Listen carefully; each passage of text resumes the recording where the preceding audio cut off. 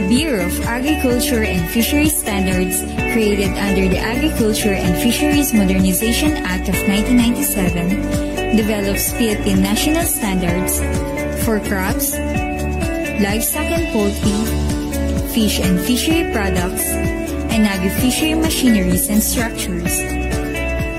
Let us first define a standard. A standard is a document established by consensus and approved by a recognized body that provides for common and repeated use, rules and guidelines, or characteristics for activities or their results aimed at the achievement of the optimum degree of order in a given context. There are two types of standards: the product standard and the code of practice. Product standards provide quality requirements such as grading and classification for specific commodities and specification for agri-fishery machineries. Code of practice, on the other hand, provide recommended practices in the production of safe and quality commodities and test protocols for agri-fishery machineries. So how do we develop a standard? The standards development process starts with the proposals received from different stakeholders, relevant regulatory agencies, other government agencies, academic and research institutions, and private sector. The proponents are requested to submit a proposal concept note, which will be used as basis for pre-assessment and prioritization. The proposal may be for the development of a new standard, revision of an existing PNS, or adoption of an international standard. Once a priority list for standardization is approved, BAFS will conduct a stakeholders consultation to gather baseline data on technical and commercial information on the concerned industry. The data and information gathered from the stakeholders consultation will be validated during the field data gathering. Additional data will be collected, which will serve as basis in the creation of the initial draft standard.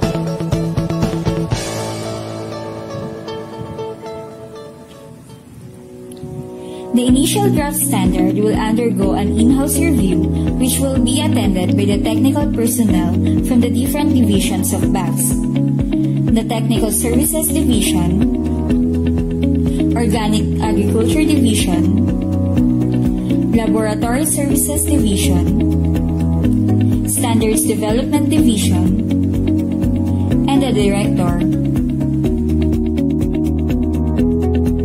The Technical Working Group, or TWG, composed of experts from relevant regulatory agencies, other government agencies, academic and research institutions, and private sector, is created to guide the standards development process. With the comments gathered from the in-house review, the TWG will convene in series of meetings to discuss and prepare the draft PNS for public consultation.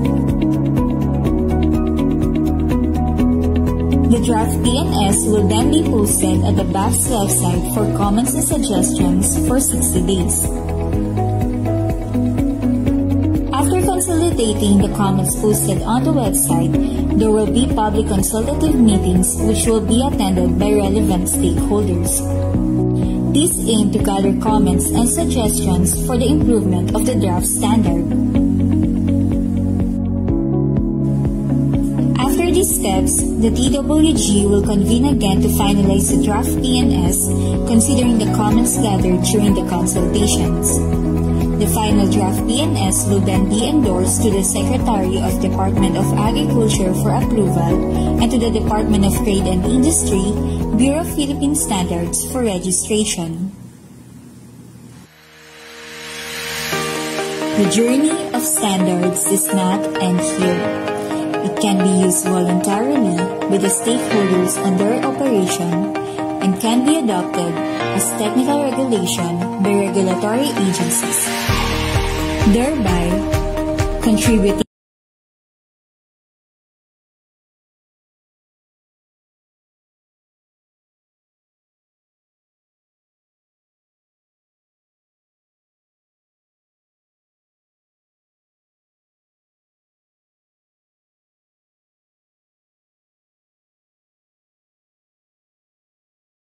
contributing in ensuring consumer safety and promote global competitiveness of Philippine agriculture and fishery products.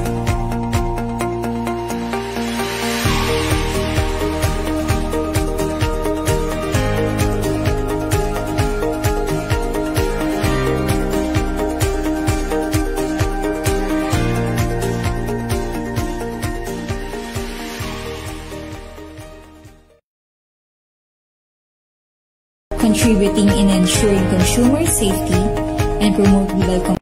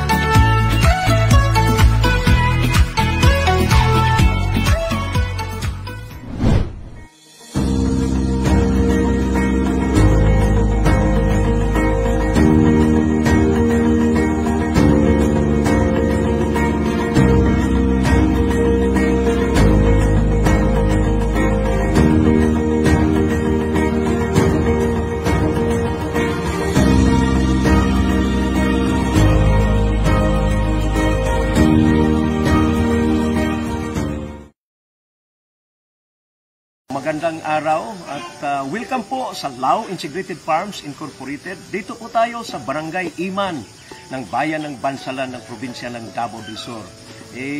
Ako po si Benjamin Lao. Ako po ang Chief Executive Officer at saka President ng Lao Integrated Farms Incorporated. Nagsimula po ako sa paggagatas po noong 2005. Nag-upisa po ako sa kambing. Meron akong kapitbahay na binita sa akin. Kasi nung na-take over ko itong property ng Lao Integrated Farms, itong property na kuha ko, 5 hectares ng aking namana, halos walang income. So una kong ginawa, kasi nung high school ako, huminto ako ng pag-aaral dahil po sa kahirapan kasi namatay ang father ko. Sabi ng mga kapatid ko, hinto ka muna ng pag-aaral, tayo magsaka muna. So ang ginawa, talagang naghinto ako ng 1 taon, nag-concentrate ako doon sa palayan namin. So nagbinta sa akin ng 7 kambing kako ito, pagkakataon na ito. So ginawa ko, na-upgrade ko yung kambing ngayon. Every time na mag-hit, punta ako doon sa MLRC kasi malapit lang sa amin, dala-dala ko. Ngayon, nagkaroon ako ng pagkataon na upgrade siya hanggang dumating ang punto na naging dairy na siya. So kasama na ako doon sa mga association sa Davao, GIDC dati, Goat Industry Development Council ng Region 11. Simula na noon, siguro nung pisa na ko noon, 2004, 2005, hanggang ngayon hindi na ako huminto. Hanggang one day, pumunta yung isang personahe ng personnel ng NDA. So tinignan yung kambing ko, kinuha yung mga data, kumuha ng blood sample. Kako, ito na naman, problema na naman ito. Bakit pumasok pa itong NDA? Okay na itong pag-ano namin. Hindi ko akalain, yun pala ang magdala ng swerte. Kasi yung personnel na yun, pabalik-balik dito at sinubukan na, talagang tinulungan ako doon sa kambing. So, na-increase yung gatas ko ng kambing simula nung tinulungan ako niya hanggang dumating ang punto na na-operan ako na pwede daw akong magbaka. Provided meron akong area na forage. Nag-umpisa na kami ng gatas ng baka kasi ang dito sa NDA, modesty aside, ang galing ng inyong technician. Kahit linggo, kahit Birnis Santo, biro mo nandito para lang tinitingnan yung baka. Kaya na-encourage ako ng gusto. Nakita namin na mataas yung yield ng baka, gatas ng baka namin. Biro mo isang baka namin, kumabot ng 25-26 liters. Dito kasi sa farm, pinakababa dito, mag-dry up na, nasa 9. 9-14, subalit yung namin, average, nasa nasa 18 to 20 liters a day, yung gatas ng baka natin. Meron tayo mga products out of gatas ng kambing, gatas ng baka. Hindi lang yun. Itong farm natin, farm tourism site na ito ng Department of Tourism. So marami kaming mga bisita rito. We have average of 1,000 visitors a month. So, ibig sabihin, lahat po ay binibigyan namin ng gatas ng baka, gatas ng kambing. Kasama doon sa package na 50 pesos ng entrance fee ng ating mga bisita. Automatic po, gatas ng baka, gatas ng kambing ang binibigay po namin. Muli, ako si Benjamin Lao, ang may-ari ng Lao Integrated Farms Incorporated. Namatagpuan po ninyo sa Iman, Bansalan, probinsya ng Davao del Sur. Para po makita po natin ang ating mga ginagawa po natin sa farm, kung saan pwede po ninyong sundin at magaya po ninyo ang mga good practices po dito sa Lao Integrated Farms. Maraming salamat po.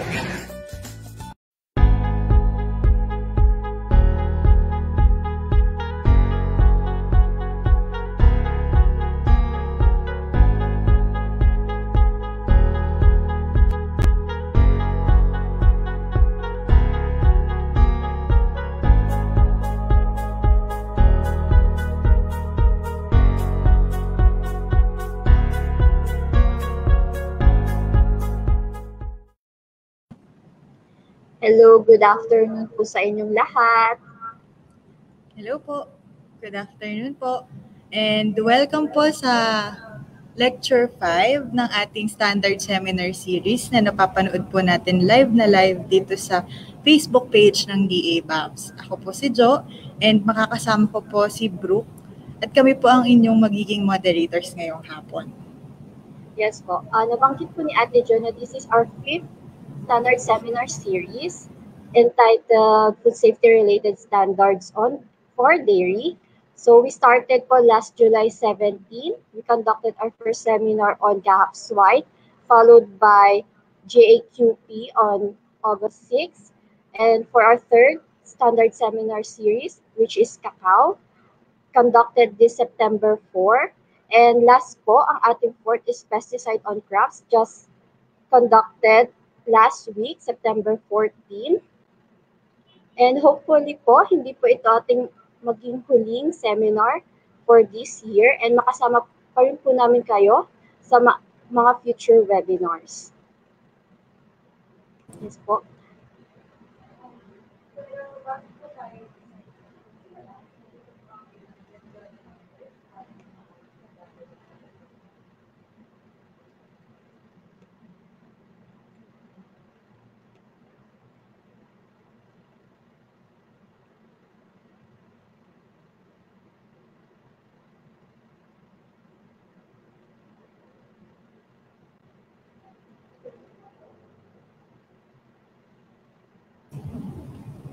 So una po, para sa ating mga questions or clarifications, mangyari lamang po na gamitin ang comment section na makikita nyo po sa baba ng ating FB Live event. Ang mga katanungan nyo po ay makikita sa screen tulad po ng nasa larawan. Yan. Pangatlo po, pwede nyo rin pong personal na ipaabot ang inyong tanong sa pamamagitan ng pagpasok sa studio gamit ang link na naka-flash po sa screen. So, bit.ly Dairy Seminar Studio. Pang-apat, 2 slots po ang maaari namin i-provide para sa mga nais na magtanong gamit ang studio. Once na nakapasok na po kayo, maaari nyo po i-check ang chat box para sa iba pang mga detalye. Paalala, pumasok lamang po sa studio kung kayo ay may katanungan at maaaring lumabas pagkatapos magbigay ng tanong. Magkakaroon po tayo ng attendance check and short quiz after every presentation. So, yung pong activity host natin mamaya, sila po yung magbibigay ng instructions kung paano sumali at yung link na gagamitin sa platform. Regarding naman po sa ating mga feedback forms, ang mga certificates at kopya ng mga presentations, ibibigay po namin ito pagkatapos ninyong magsagot ng feedback forms. Ang link po ng feedback forms ay ibibigay bago matapos ang webinar. So, ayan lamang po at simulan na po natin ang ating attendance check.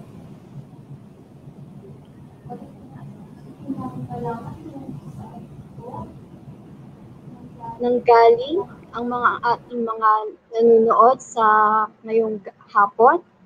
So, antayin na po natin. So, ang gagamitin po natin yung menti.com para sa ating attendance check.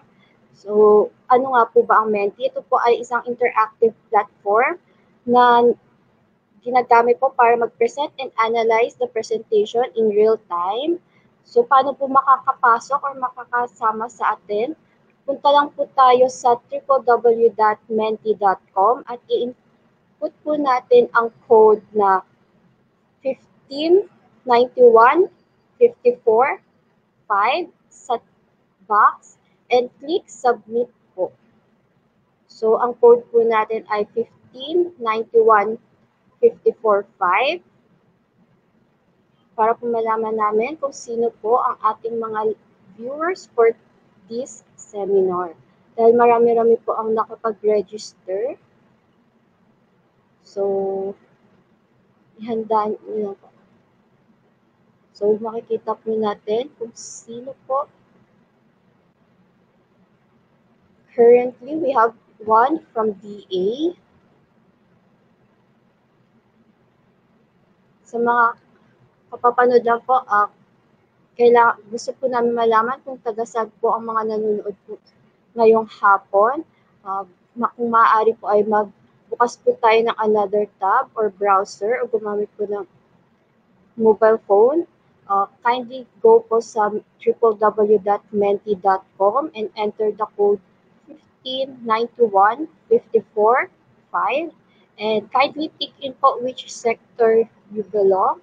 So far po, we have 12, 4 from DA, 1 from LGU, 1 from the academe, 3 from the academe, 4 students, 1 farmer, 1 dairy cattle or water buffalo raiser.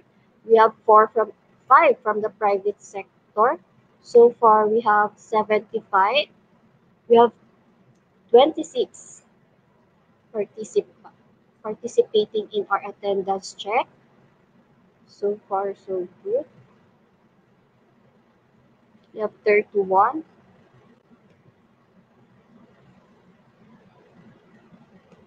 And so far po, we have 106 viewers. And out of that 44 po,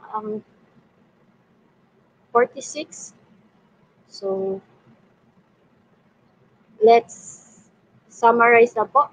So, for our 48 viewers po na nag-participate to our attendance check, we have 8 from the DA, 3 from National Government Agency, 1 from NGO, 3 from LGU, 7 from the academe. We have 13 students viewing, 7 from dairy cattle or water buffalo raiser. We have 2 farmers, and we have 11 from the private sector.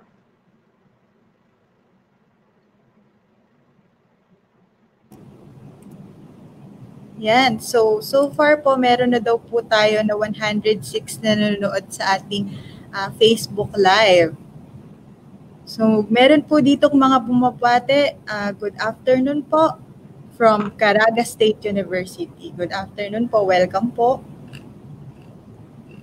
And then sana po makaabot po yung iba kasi so far, as of this morning, yung pong ating registered participants ay nasa 280 plus. So sana po makahabol pa rin po kayo.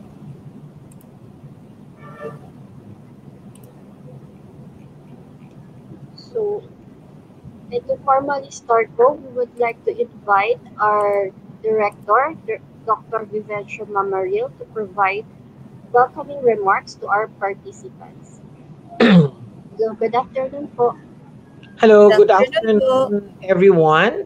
Happy Friday. Akala ko pagka Biyernes, lahat gusto nang umuwi. Pero I'm happy na meron tayong 106 na nanonood at nakikinig dito. Usaping gatas ito, tama ba? Kasama ba, sir? Okay, usapang gatas, ito ba ay ito yung meron tayong standards, no, na gatas. Pinaalam lang natin sa lahat na ang usaping ito ay ano ba yung pamantayan natin ang gatas, na ang gatas na to ay masasabing may quality.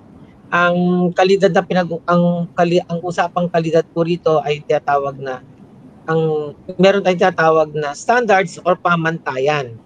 So, ang aming opisina po, ang Bureau of Agriculture and Fisheries Standards, ang siya po nag-develop ng pamantayan na ito para siyang magiging sukatan para masabi kung ang gatas ng ito ay naaayon sa pamantayang ito. Alam naman natin na ito nakaraang buwan, nagalit po si Senator Cynthia Villar sa Department of Agriculture kasi ang sabi niya, hindi tayo talagang hindi tayo sufisyente sa gatas sa Pilipinas. Ang source ng gatas natin ay gatas ng kalabaw at gatas ng baka. Pero kung di ako nagkakamali ay kung ang Pilipinas ay nangangailangan ng 100 litro ng gatas, ilan ba doon ang ini-import natin at ilan ang pinoproduce natin? Ang pagkakaalam ko, ang kaya lang nating punuan doon sa 100 yan ay 2 litro lang. At yung 98 na litro na to ay ini-import natin. So, masama ang loob ng ating mahal na senadora. Sabi niya, hindi dapat ganito. Dapat ay itaas natin ang produksyon ng gatas. Sa isang banda, ang sabi natin, oo nga naman, dapat meron na tayong sariling gatas. Meron tayong mga kalabaw, meron tayong mga baka. Kaya lang karamihan po ng kalabaw natin ay ginagamit pang araro. O kung hindi man kinakarni na kaagad, parang hindi na nanganak. Siyempre, manganganak muna ang baka bago magkaroon ng gatas o ang kalabaw. Ang mga alaga naman nating baka ay ginagawa nating karne. Kaya talagang kakaunti lamang ang hayop natin na talagang inaalagaan natin para mag-produce ng gatas. Hindi lang, ang usaping ito hindi lamang sa dami ng mapoproduce natin, kung hindi sana yung mapoproduce nating gatas na marami o dagdag pang produksyon ng gatas ay naaayon sa pamantayan na ito ay may kalidad.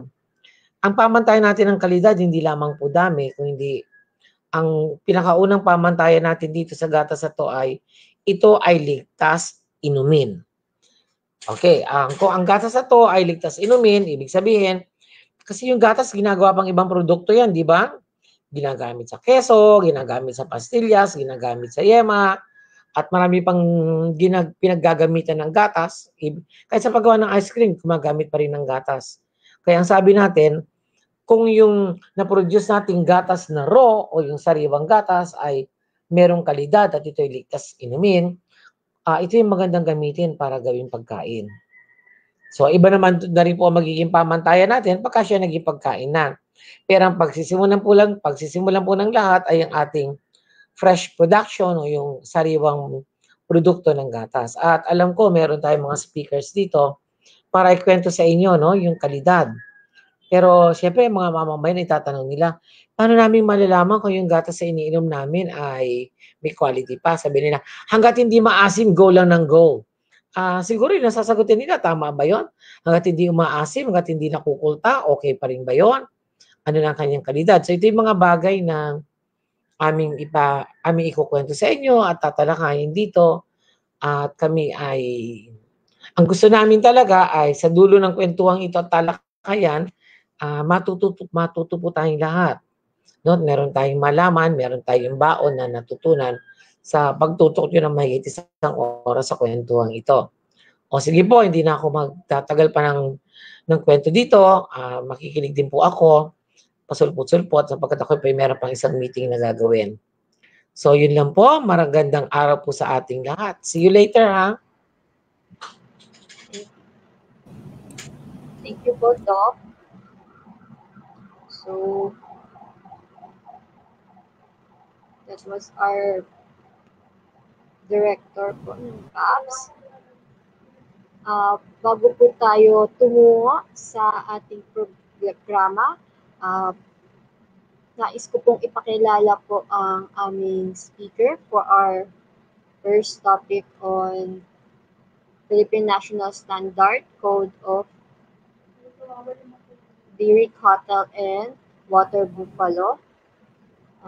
He is Dr. Gabriel L. Lagamayo. He is at the OIC Operations Department in National Dairy Authority. He graduated BS Psychology at Colegio de San Juan de Letran, Manila. He is also a Doctor of Veterinary Medicine from De La Salle Araneta University. He also has a Master in Public Management, Rural and Agricultural Development from Ateneo School of Government. So, we would like to welcome Dr. Gabriel Lagamayo. Doc?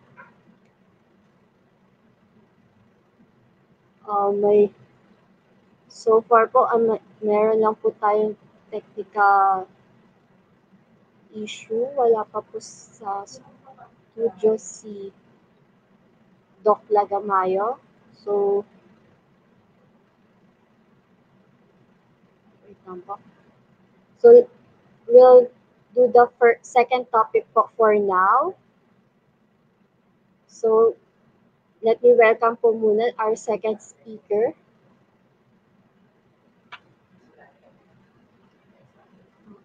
Let's start po muna for our second topic po. We apologize po for the inconsistency. Meron lang pong technical issues po on the side. So, let me introduce po our first speaker for this day, who will discuss the Code of Hygienic Practice on Milk and Milk Handling. We have Mr. Dan D. Guban.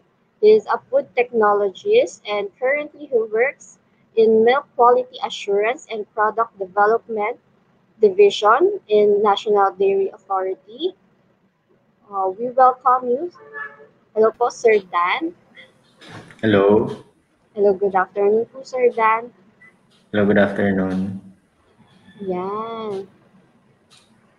So, let's proceed po. Kamusta naman Sige. po ang inyong hapon? Okay naman. Kaka-lunch lang. So, pwede ko na ba so, Yes po. kayo na ba yung ano nung presentation? Or Yes, i-share sir. screen ko na lang? Okay, sige. Sabi na po. Okay, sige. So, let's start with the first program nung hygienic practice natin. So, I will be discussing yung ating code of hygienic practice for milk. So, ako nga pala si Dan po from NDA. So, akong food tech po dito sa aming Milk Quality Assurance and Product Development Division. So, to begin with po, next slide po.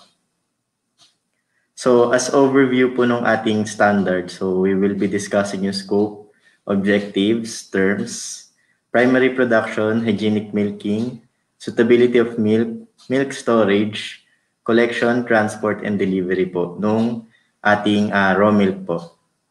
So, next po. So, ano po ba yung scope nung ating standard? So, ang scope po nito ay yung magsa-start po tayo from primary production to post-harvest handling of milk na intended po for further processing. So, ang mga commodities po na hawak natin or ang ating source ng milk ay pwedeng cow pork, cattle, then water buffalo, and goat po. So, sa ngayon po, ito yung cover ng NDA na mga hayop po. So, other sources po ay hindi po muna siya technically covered ng NDA po. So, next po. So, for the objectives po, ang goal po ng standard na ito is to guide yung ating mga stakeholders or yung mga interested po na mag-dairy farming as guidance po for hygienic milk production, collection, handling, and storage po. So, all throughout nung standard po, ito po yung ating sumasaklaw po sa buong standard. So, next po.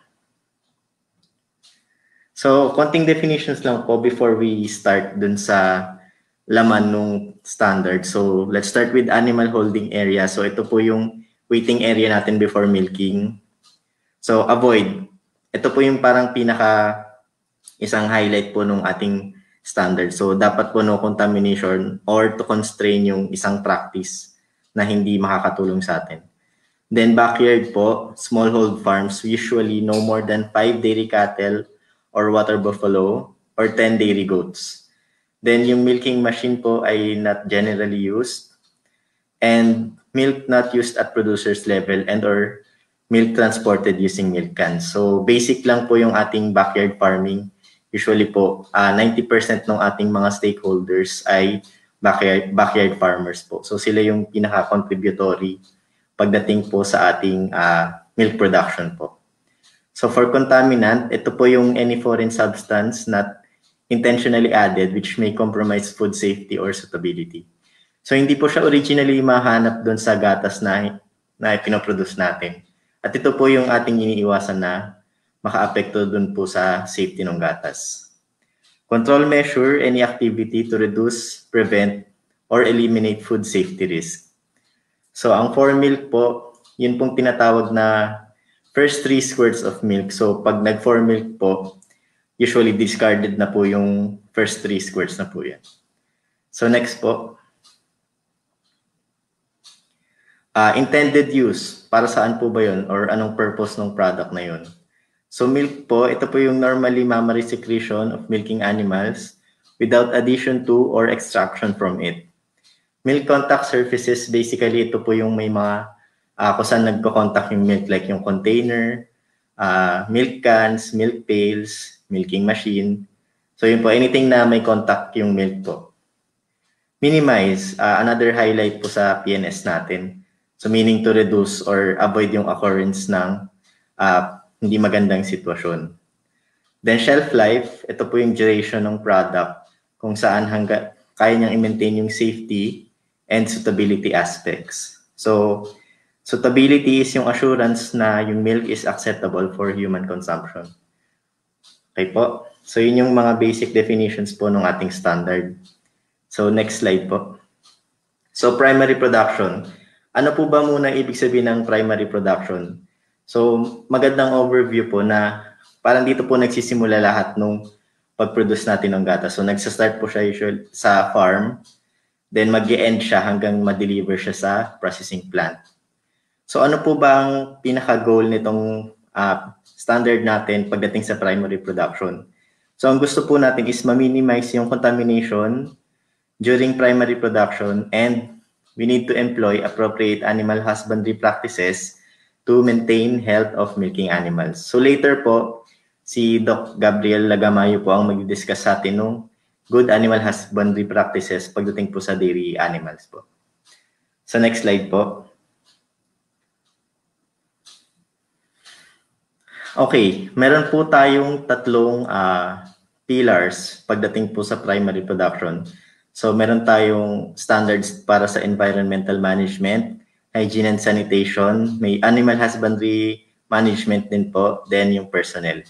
So pagdating po dun sa environment, didiscuss po natin yung standards for water, farm areas and premises, milking areas and facilities, waste management, pest control and process control.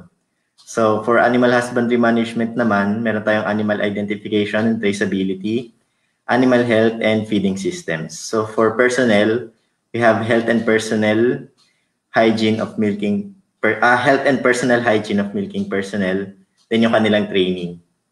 So next po. So sa environmental management, hygiene and sanitation, start po tayo dun sa water. So dapat yung tubig po natin, basically ang essence nung provision na to is dapat wala pong contamination yung water. Dapat po potable yung mga pinapainom natin sa baka. Malinis po yung panlinis na tubig natin sa mga milk contact surfaces. At iwasan po nating painumin ang baka ng hindi lang ng mga dairy animals ng maduming tubig. So wag po basta-basta magpainom sa mga kung saang sapa lang, kanal or ano. Dapat po iwasan natin yung contamination kasi makaka-apekto po yun sa product natin, which is yung raw milk po. So next po. So animal holding areas, kagaya po nung diniscuss ko kanina, ang definition po, ito po yung before milking. So before milking, dito muna po sila ipopwesto habang sineset up po yung ating mga paggagatas. So after po, itatransport po sila doon sa milking area. So during animal holding, dapat po yung areas natin maintained siya at malinis to minimize yung risk of animal infection or milk contamination. So iniwasan po natin yung pag-transfer ng sakit from one animal to another. No accumulation of manure din po or any objectionable material. So sana po malinis lang yung ating animal holding areas. And no presence po of other animals that may affect the safety of milk. So limited lang po sana sa milking animals. And separate po yung sick animals from healthy animals. Ang ating protocol is mauuna usually ang healthy animals, then followed by nung mga may sakit po or treated animals. Excuse me lang. So, yung next is litter and stabling area should be maintained to minimize risk of teeth injuries and other diseases. So again po, panitilihin lang malinis yung ating animal holding areas. So next po. So milking areas and related facilities. So nag-start po tayo sa animal holding area, then next sa milking facilities na po natin. So ano po ba ang dapat pakaingatan dito? So separate milking areas from any animal housing premises. Iba po yung animal housing parang dito po talaga nagsistay or nagpapahinga yung ating mga hayop. So, ideally, dapat separated sila kasi maaring makakontaminate po kung sakaling may mga dumiman or sakit yung baka pagdating dun sa milking area. Kaya maganda kung medyo separated po sila or situated na on a different area po. So, milking areas should be situated, constructed, and maintained in a manner that prevents or minimizes milk contamination. So, ganun lang po yun po ang laging binabanggit ng ating standard. Anything na gagawin natin should be in a manner that prevents or minimizes milk contamination. So again, remove manure immediately. Pag milking areas po kasi hindi natin maiiwasan, maaaring dumumi yung mga baka. So wag po nating hayaang labas lang yung kanilang manure. So dapat i-dispose off po natin agad. So no pigs po, poultry and other animals allowed in the milking area. Bakit po ba? Kasi yung ibang hayop din po may iba't ibang sakit din po, kagaya ng avian influenza or bird flu, or hindi natin alam na sakit na maaring ma-transfer po sa ibang hayop, which is yung ating milking animals po. So ipe-prevent po natin yung cross-contamination ng mga sakit at ibang contaminants po. Okay po. So next. Milking area, again, should be designed to facilitate ease of cleaning, particularly in areas subject to soiling or contamination. So usually sa milking areas natin, yun nga, madalas ang may manure, may dumi ng hayop, mga pakain na natapon. So dapat maayos po yung design niya or madali yung paglinis natin. So hindi tayo masyadong mahirapan tanggalin yung dumi at hindi magstay doon, which would cause contamination. So flooring po, constructed to facilitate draining of liquids and adequate waste disposal. And adequate ventilation and lighting po dapat. Kasi medyo sensitive po ang ating mga farm animals. So konting fluctuation lang or pagbabago sa environment, maaari silang magkasakit po. So yun po. Next po. So punta po tayo sa waste management. So if a farm has more than one species of dairy animal, management considerations should comply with sanitary conditions for each species. So per species po kasi may iba't ibang sila, parang waste management or management mismo nung animal. So iba po for small ruminants, which are yung ating mga goats. For large ruminants, yung ating dairy cattle and dairy water buffalo. So iba-iba po yung kanilang pagmamanage po. So farm premises should be clean and free from conditions for harborage of pests, parasites, and disease outbreak. So iwasan lang po natin na mayroong mga farm pests po, like vermin and other pests po natin. So organic materials regularly removed from all livestock contact surfaces, which is example yung ating bedding. Ginagamit po kasi yung bedding minsan mga haystack lang. So, regularly po palitan natin since organic siya at nabubulok po. Next slide po.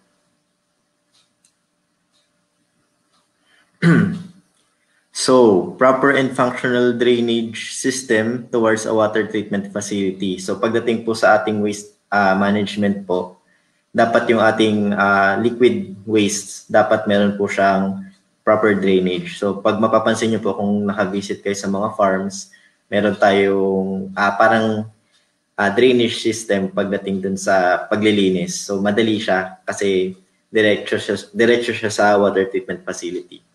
So solid and liquid waste should be disposed according to existing guidelines by competent authorities. So ang National Dairy Authority naman po ay naglabas ng guidelines pagdating sa waste disposal. So kung kayo ay dairy farmer na naturuan na po namin ng risk management plan, naka-include po doon yung waste management protocols and standards na pwede nyo pong i-follow. Yun po. And then clear instructions and visible display of waste disposal procedures. Again, may nilabas po kaming mga materials kung nakakuha na po kayo na pwede nyong i-display or pwede nyong gawing reference for your waste disposal procedures. So minimum standard lang naman po yun. Kung gusto nyo mas enhanced yung inyo or mas maganda or mas maayos, pwede nyo pong gamitin lang yun as reference. Okay, next po.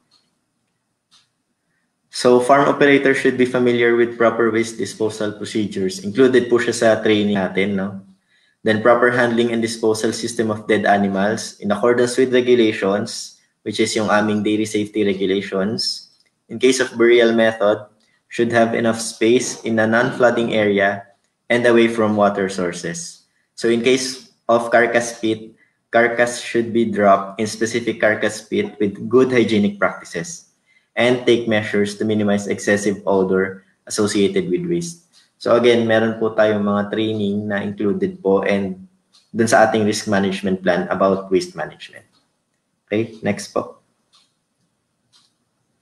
Pest control. So a routine pest control program should be in place. Pest control should not result in unacceptable levels of residues. So yung mga pesticide po kasi natin na ginagamit, minsan pag ginagamit natin siya during pest control natin, maaring makakontaminate ng ating milk. So better na hindi sabay yung ating program sa pagmi-milk and pag-conduct ng pest control. So feeds kept in containers with adequate protection against pests and located in suitable place. So yun nga po, sana po hindi makontaminate yung ating feeds ng ating mga pest control items po. So pest control products must be officially approved and stored in a manner that minimizes contamination. So to check po yung kung approved po ba yung ating fertilizers and pesticides, nandiyan naman po ang FPA or Fertilizer and Pesticide Authority na merong provisions pagdating po kung ano yung banned and approved fertilizers and pesticides po. Next po. So sa process control, a routine program verifying adequate cleaning and pest control should be in place, and we should keep records to verify effectiveness of control systems. So for every process naman po, maganda kung may record tayo para ma-check natin kung tama ba yung ginagawa natin. And in cases na may mali, madali nating ma-pinpoint kung saan nagka-problema since meron tayong record. Okay po. Next po. Pakisabi lang po kung medyo mabilis kasi mabilis po talaga magsalita. Anyway, let's go to animal husbandry management. May deeper discussion later with Doc Gab pagdating po dito sa GAHP. So ito medyo introductory lang yung aking gagawin, no? So dairy animals should be raised according to GAHP to reduce likelihood of introduction of food safety standards. So GAHP should involve the following: yung health and hygiene of animals, treatment records, feed and feed ingredients, and relevant environmental factors. So holistic po kasi yung approach ng GAHP, parang lahat ng kailangang necessary actions pagdating po sa animal health and animal husbandry po, covered niya na po. Okay, next po. So animal identification and traceability. So ang pinaka-essence lang po ng provision na to is dapat traceable po yung ating animals. Hindi po yung hindi natin kilala yung ating mga hayop. Kasi once na magkasakit po yan or magkaroon ng ibang condition at mapahalo siya sa ibang hayop, baka hindi natin siya matrace at makahawa po ng iba. So kung ano, kagaya ng nangyayari po ngayon sa pandemic na to, so meron tayong contact tracing, no? So maganda kung alam natin at kilala natin yung hayop natin. Yung picture po pala sa tabi, actual po yan na ginagawa ng ibang countries like India. So meron silang parang animal passport in cases na may movement ng animal from one place to another. So ma-identify mo kung sinong hayop yon, ano yung physical conditions niya, mga treatment, lahat po ng pinagdaanan niya. So makikita niyo po yung record. So yun po. Next po. So introduction of new animals. Minsan po kasi syempre minsan binibenta natin yung ating mga animals sa ibang farms. So maganda kung lahat ng papers niya is maibigay or endorse po natin dun sa bagong tatanggap. Or kung tayo naman ay bibili, sana kumpleto yung ating documents, no? So for introduction of new animals, separate new animals until health status has been established. During quarantine period, milk from quarantined animals should not be used for manufacture of milk and milk products. So yun po, meron po tayong usual na quarantine period na 30 days. And kailangan po kasi talagang gatasan ng hayop. Pero hindi po lahat ng gatas na nakuha natin from quarantined animals ay pwede po for manufacture. So meron din po tayong waste management or kung paano i-discard yung ating mga waste milk po. So owner or farm operator should keep records of relevant information. So kagaya po nung sinabi ko kanina, vaccination, animal health test, and animal movement. So next po. So management of milking herd. So ito na po yung buong kahayupan natin sa farm. So dapat po may proper management of health status of milking animals, and it should be implemented to address hazards of concern for human health. So programs and procedures include eradication and control of risk of transmission of zoonotic diseases, segregation of diseased from healthy animals, and animal movement management. So magkakatugma lang po sila, no?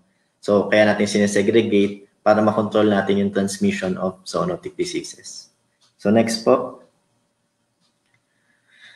Milk should come from animals in good health lang po. So generally, these are animals that do not show visible impairment of general health, not suffering from infection of other and genital tract, no evidence of infectious disease transmissible to humans through milk, including but not limited to those diseases governed by the OIE Terrestrial Animal Health Code. So meron po tayong fina-follow na international code po pagdating dun sa mga diseases, which is yung OIE po.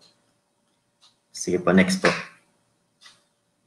So practice proper withdrawal period for treated animals. Ano po ba yung withdrawal period? So meron po tayong mga veterinary drugs na ina-administer dun sa ating animals na merong nakaakibat na withdrawal period. Meaning, kailangan po magtagal yung from start ng administration ng drug up to the end ng withdrawal period. Bawal po nating kunin yung gatas for consumption. Pwede po natin siyang gatasan pero i-discard din po natin yung gatas until such time na matapos po yung withdrawal period.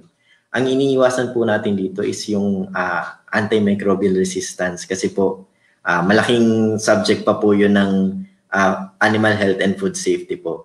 May malaking concern po yun pagdating sa health ng human po. So, technically, ang concept nun is hindi na tumatalab yung ating mga antibiotics dahil masyado na tayong madaming na intake. So, kung may source pa from milk, so hindi na talaga tatalab yung mga yung ating mga antibiotics. So, milk should come from animals tested and are not positive for TB or brucellosis and other diseases prescribed by competent authority. So, ang NDA po may nilabas din na yung dairy safety regulations, naka-indicate po doon kung ano yung mga diseases na prescribed po namin.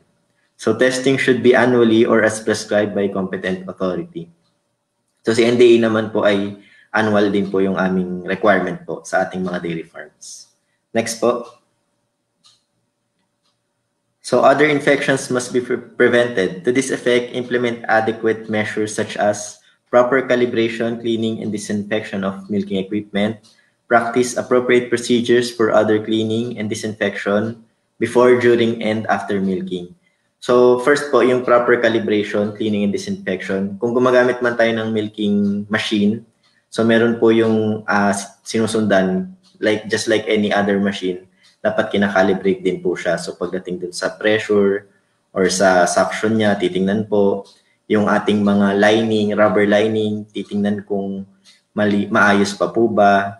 Titingnan din po kung merong milk deposits dun sa internal or sa ating milking machine. So check po natin yun and susundan po natin yung proper cleaning and maintenance po based dun sa manufacturer's instructions. Mamaya i-discuss po natin further.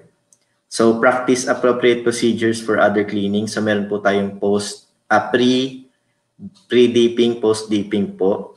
So, yun po yung parang practices to prevent po yung infection ng ating udder. So, ginagawa po siya before milking and after milking po. So, proper animal holding area management, like I discussed a while ago. So, dapat maayos po yung ating holding area. And proper management of dry and lactation periods. So, ito po yung panahon na magpo-produce pa ng gatas yung baka at hindi na po. So, yung lactation periods, yung nagpo-produce siya ng gatas, then dry, hindi pa po siya nagpo-produce ng gatas until such time na bumalik siya dun sa cycle ng lactation. So, next po. So, again, relevant records should be kept like test results, animal movement, treatment, identification, veterinary products used, and included po dun yung quantity, date administered, and animal identity. So, pagdating po dun sa test results, included po yung milk analysis natin and yung animal health tests po. So sana itago po natin yung mga resulta or any visit man nung veterinaryo, parang hingi natin ang kopya ng report nila para alam natin yung kondisyon ng ating farm at ng farm animals para ma-monitor po natin. And anytime na mayroong magka-problema, pwede nating balikan yung records and makita natin yung bakit ba nagkaganon yung ating operations sa farm. Okay po, next. Use of veterinary drugs. So again, use GAHP to reduce likelihood of animal disease and do not use banned veterinary drugs. So ang essence po, ang objective po kasi ng GAHP is to limit din yung mga paggamit ng vet drugs kasi nga dahil ang issue natin is yung antimicrobial resistance and other contaminants pagdating po sa na pwedeng matransfer po sa gatas. So ang GAHP po merong practices na makakatulong sa atin para hindi na magkasakit yung hayop at hindi na tayo gagamit ng veterinary drugs. Hindi gagamit pero limited na, parang minimize natin yung paggamit kasi healthy naman yung ating mga hayop. Okay po. Next po. So feeding systems. So apply PNS code of GAHP feeding management aspect to minimize contamination. So mamaya meron pong aspect doon ng PNS na i-discuss po pagdating sa GAHP on feeding management. So forage and feed for lactating animals should not introduce contaminants into milk. So meron po tayong forage and feeds na minsan nagkakos po ng contamination sa ating milk, like yung copra meal, may level po siya ng aflatoxin na dapat, aflatoxin is that type of toxin po na hindi maganda sa katawan kasi cancerous. So may limit lang po yun. So dapat yung feed na ibibigay natin pasok dun sa limit ng contaminant level para hindi matransfer po dun sa ating gatas at hindi mag-cause ng sakit po sa atin pag tayo nag-consume. So for preserved feeding, minimize contamination by complying with good practices in the following aspects. So yung design ng silos natin, good production practices of haylage, and quality monitoring of preserved feed. So check natin yung pH or yung kung acidic ba siya or basic, and yung sensory properties po ng ating mga feeds. Kung baka hindi na maganda yung quality, pangit na yung itsura or mabaho. So we have to keep track or monitor yung mga ganong aspects po. So next po.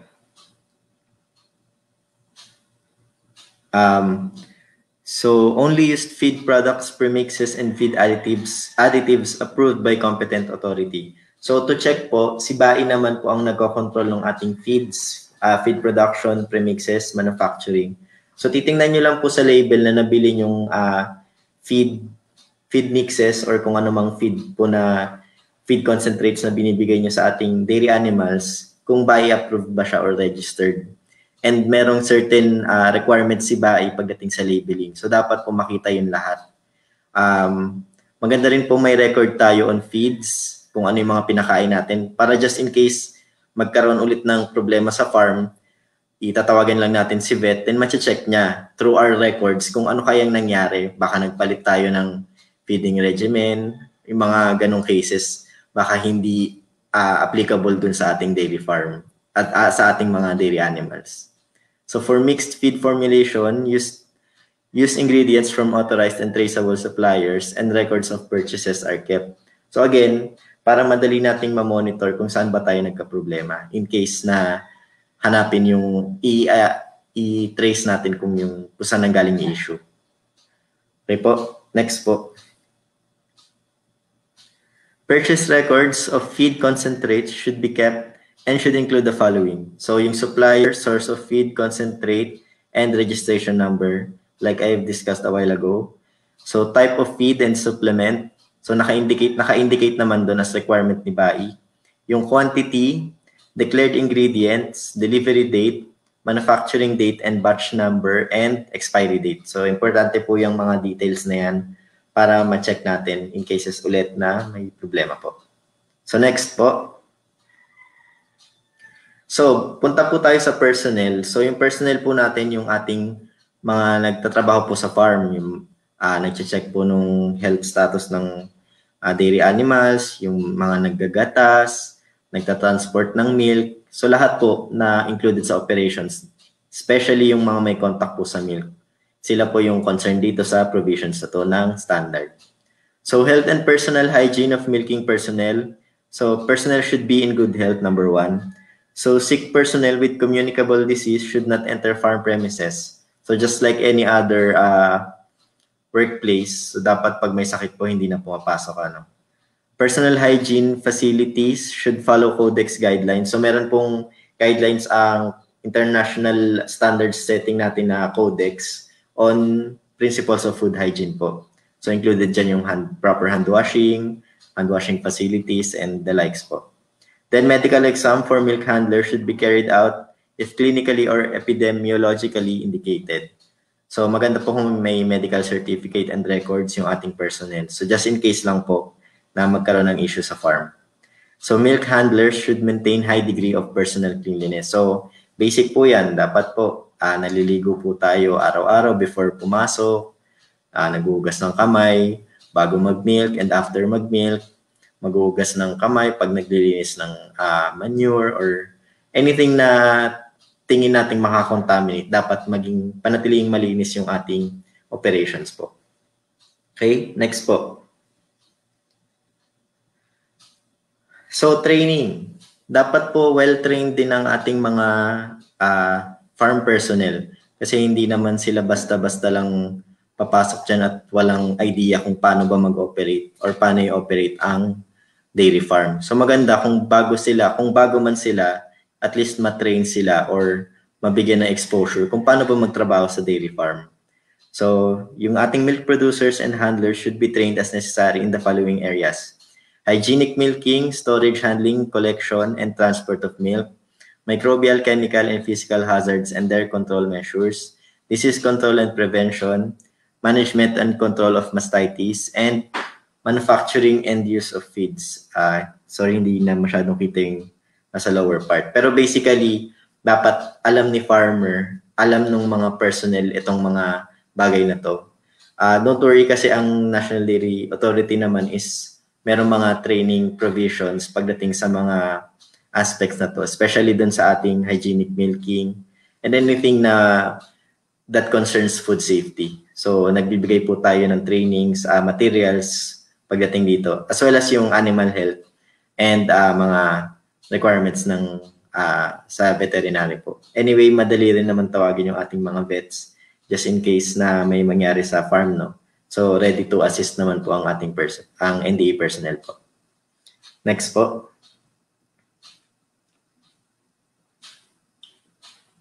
So, okay, tapos na po tayo dun sa primary production part. So, punta po tayo sa hygienic milking. So, ito na yung core or yung mismong operations po pagdating sa paggagatas. So, ano po bang involved na aspects dun? So, meron po tayo ng milkers and milk handlers, milking procedures, and milk contact surfaces and related paraphernalia. So, let's start with milkers and milk handlers po. So, dapat ang milkers and milk handlers should perform duties in an hygienic manner to minimize contamination. Again, yun po yung pinakasumasaklaw sa ating standard. Anything na gagawin natin should be in a manner to minimize contamination. So, wear clean clothing at all times and no sick person should perform milking.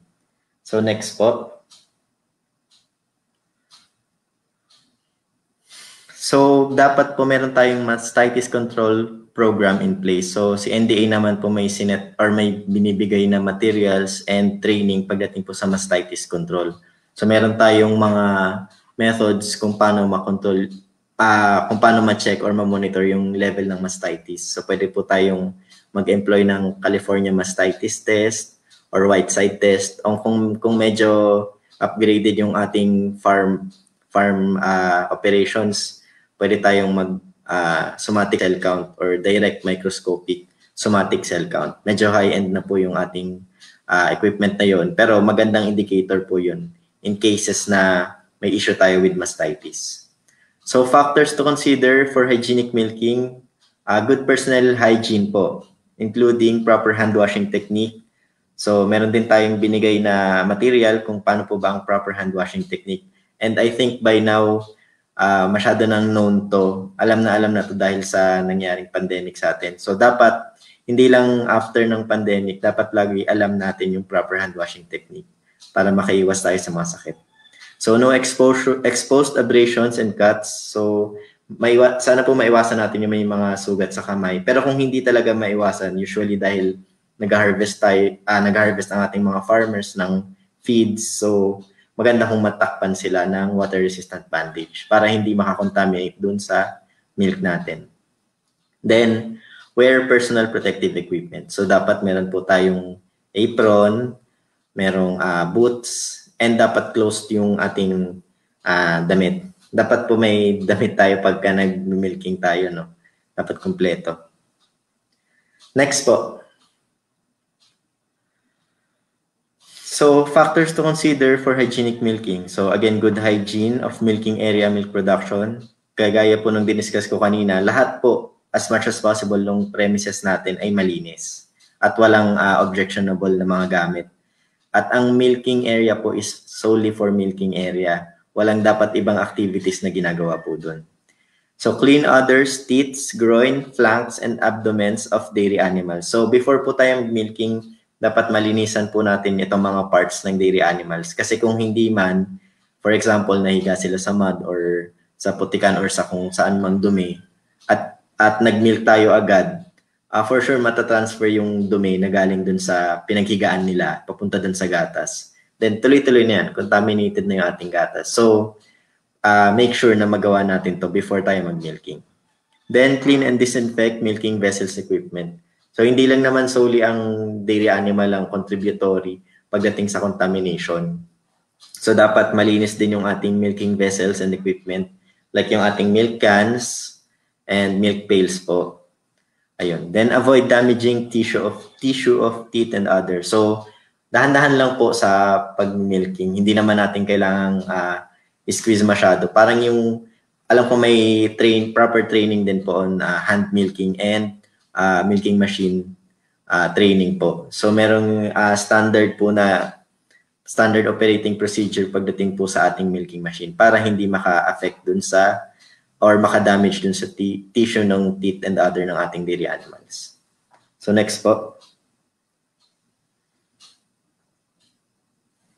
So, milking procedures again. Milking should be done in a manner that minimizes contamination of milk. So, again, narinig na naman natin yung statement na yon. All actions natin or any activities dapat in a manner that minimizes contamination. Then, sick and or treated animals should be segregated and or milkless. So, depende naman po yan sa inyong pag-e-employ. Kung uunahin nyo man yung sick animals, kailangan linisin yung mabuti yung milking area kasi maaring mag-cause yun ng contamination. At ang recommended naman talaga is mauna yung mga healthy animals, then later na yung sick animals, then linis po ng buong milking area. So milk from sick treated animals should be disposed of properly and not used for human consumption or be given to other animals. So may ibang practice po kasi na dahil tinitreat yung animal at nanghihinayang sa gatas, binibigay nila dun sa ibang hayop kasi sayang daw. Pero hindi po maganda yun kasi maring matransfer po yung sakit nung hayop, nung dairy animal natin, papunta dun sa iba pang hayop at magkakos na po ng problema sa ating farm yun. Okay po? Next po. So milkers should check if milk and milking animals appear normal through observation of milking animal conditions, check organoleptic or physicochemical indicators of milk, and use records and identification of treated animals. So, frequent monitoring lang po ng ating dairy farm operations and milking animals. Malaking tulong po yun sa atin para wag tayo masyado maging lax na dahil nagpo-produce pa rin sila ng gatas or nagtutuloy yung operations natin is walang nangyari. Parang continuous monitoring po tayo just in case may issues sa ating dairy farm. So yan po yung mga pwede nating i-employ na procedures para ma-check yung health status ng ating animals. Okay po? Next po. So, discard for milk. Again, yung diniscuss po, yung for milk, yung first 3 squirts po ng milk natin before mag-start yung proper milking natin. So, i-dispose po yun kasi maaaring contaminated nga po siya. Then, apply appropriate precautions to minimize the risk of infections to teats and others. So, meron po tayong ginagamit na teat dips. So, ginagamit siya before mag-milk. So, ang tawag po doon ay pre-dip. So, iodine solution siya. Tapos, ididip nyo po yung teat nung dairy animal dun sa solution. Yung 4 teats po nung ating dairy animal. So, para ma-disinfect yung kanyang teats. Kasi prone sa bacterial growth talaga yung teats ng animals po. Then, after ng milking naman, post-dip naman, same lang din, ididip nyo after nung milking procedure nyo po. So, next po.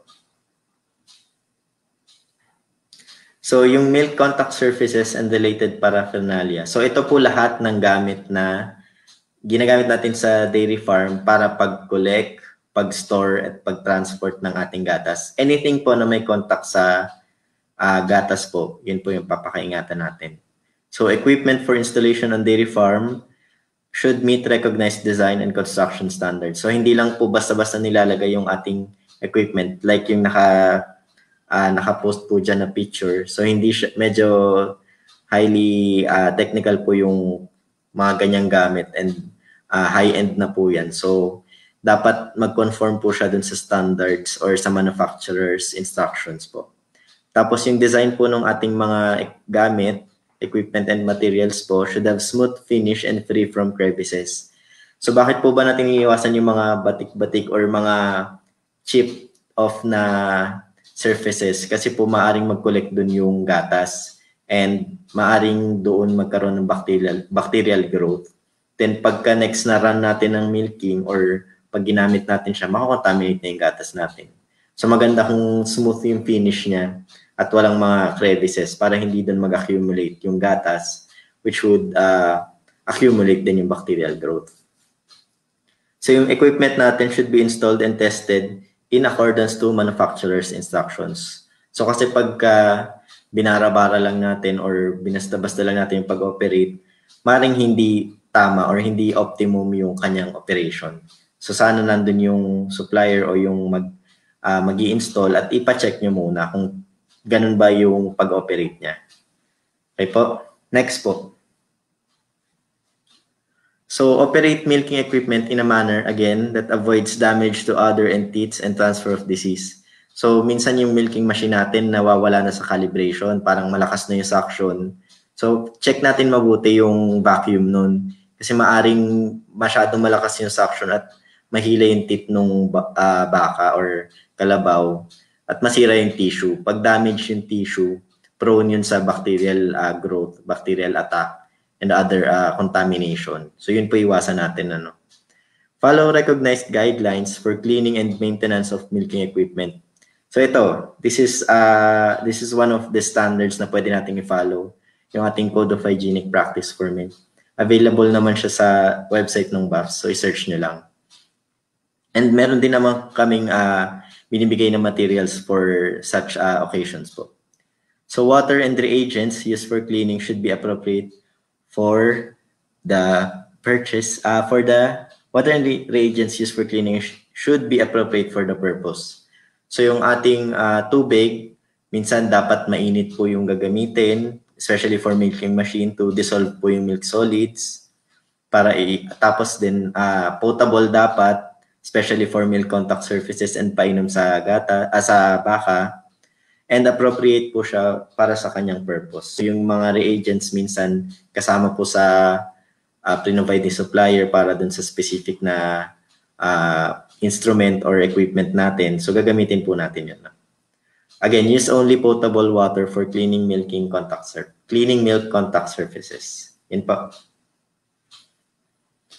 Clean and disinfect milking equipment and all milk contact surfaces thoroughly. So maraming methods to clean yung ating milking equipment. So syempre yung basic na pagtanggal ng dumi, paggamit ng detergent, or yung ating chlorine solution. So yun yung pag-sterilize po ng ating mga milking equipment. So rinse properly equipment and storage tanks to remove detergents and disinfectants, except where manufacturer's instructions indicate that rinsing is not required. Kasi meron ding mga manufacturers na parang pinapaiwan nila yung huling solution or kung anumang reagent yon para mapatay talaga yung mga bacteria or any naiwan na contaminants. So implement periodic maintenance and calibration. So yun, again, yung ating equipment dapat properly calibrated at laging maintained. Especially yung rubber linings natin, dapat hindi na siya marupok kasi maaring pasukan yon ng ating milk solids or milk, tapos magkakaroon na ng bacterial growth. Okay, next po. So suitability of the milk. So milk should not contain any contaminant that make it unsafe for human consumption. Milk not appearing normal should not be used for consumption, and the microbial load and somatic cell count of milk should be within limits set by recognized standards. So we have to check in pwedeng sensory evaluation, titingnan natin kung okay pa ba yung milk. Minsan mapapansin mo naman just by observing kung tama ba normal ba yung milk. Kunyari, syempre hindi nyo nakukunin yung gatas na pula ang kulay. Maring meron yung dugo na ng baka. So medyo objectionable na yun. Or mabaho na yung amoy, parang panis na. So hindi nyo na pwede yung gamitin. Spoiled na yung gatas na yun. Meron din naman nilabas si NDA pagdating sa pag-detect ng mga problems using organoleptic test or sensory evaluation. So madedetect nyo kung ano kayang probable cause nung amoy na yun or ng itsurang yun ng gatas. Okay, so next po. Milk may not be suitable if damaged, deteriorated, or perished to an extent that makes it unfit for its intended use. So, unfit for its intended use, hindi na siya pwede inumin kasi hindi na maganda or spoiled na. Contains any damaged, deteriorated, or spoiled substances. So, ayun, again, maring may or kunyari maasim na yung gatas, hindi na maganda, so hindi na po siya pwedeng inumin. Contains biological or chemical agent or other foreign matter that makes it unfit for its reasonable intended use. So meron naman tayong mga tests to detect kung pwede ba yung gatas na na-produce natin, like microbial test and chemical test na ginagawa natin. Okay po. Next po. So doon tayo sa milk storage. So upon pagkalabas na po ng gatas natin, dapat filter po natin and store immediately after milking. So ano bang pine-prevent natin pag nag-filter? Of course, yung foreign matters or physical contaminants natin or physical hazards para masala po yung gatas natin just in case merong mga nakasamang hindi naman dapat part ng gatas. Store in properly designed and maintained tanks or cans. Again, yung diniscuss kanina, dapat smooth yung surfaces ng ating tanks and cans and walang crevices. Then avoid milk come in contact with unsanitary equipment and foreign materials. So, yan po, iwasan natin na madumihan yung gatas kasi nga madaling ma-spoil ang gatas. If milk cannot be cooled or processed at the farm, deliver immediately to the milk collection center or processing plant within a certain time limit. So, ang recommended po ni NDA, upon milking, dapat 2 hours kung hindi nyo naman ipiprocess. Dapat 2 hours ma-deliver na sa processing plant or sa milk collection center para mapalamig siya agad at a certain temperature. Mamaya po ipapakita natin yung temperature na yan. Okay po? Next po. So ayun po. Sa milk storage, meron tayong mga considerations which are yung time and temperature, milk storage equipment, and yung lugar, yung storage area natin para sa milk collected po. Okay, next po. So sa time and temperature considerations, dapat milk temperature should be maintained at levels sustaining suitability of milk. So dapat nakastore siya at a temperature na hindi madaling makasira or makadeteriorate ng ating gatas. So time and temperature conditions for storage should account the following: effective control system in place during and after processing, hygienic condition of milk, and the intended duration of storage. So dapat check po natin tong mga factors na to para masabi nating suitable pa ba yung ating gatas. Okay? Next po. Ayan po. Milk should be chilled at 4 degrees Celsius or less at fastest time possible upon collection unless for immediate processing. So, meron pong provision sa aming daily safety regulations na kung i-deliver nyo within the day, dapat i-chill nyo po siya ng 2 to 6 degrees Celsius. Kung hindi nyo naman po i-deliver within the day, kung nyari, the next day, dapat cooled po siya from 2 to 4 degrees Celsius. At kung hindi nyo naman po i-deliver agad lahat, dapat po hindi siya mag-result in a problematic way. Kunwari, magkakaroon ng contaminants or tataas yung microbial load. Dapat po ma-prove nyo yun na kaya nyo hindi stinor or hindi chinil agad at that temperature kasi sure kayo na hindi tataas yung microbial load. Or kung in-accept naman nung ating processing plant, walang problema kasi ipaprocess naman po niya yun. Pero nasa sa processing plant po yun kung i-accept niya or hindi. Or depende po sa competent authority which is yung NDA po. I-check din namin yung quality ng gatas nyo kung pwede pa po ba siya or not.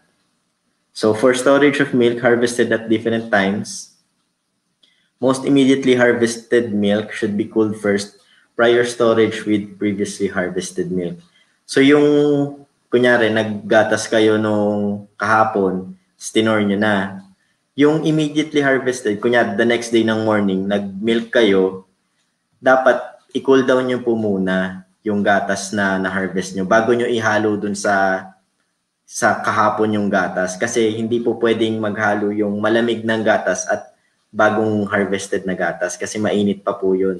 Body temperature po nung baka yung temperature ng gatas. So, around 30 to 34 degrees Celsius po yun. Bawal po yun ihalo sa malamig na gatas kasi pagka hinalo nyo po, tataas po yung microbial load, masisira yung gatas nyo. So maganda, malamig yung kahapon, malamig din yung ngayon, tsaka nyo ihalo. Yun po. Okay po. Next.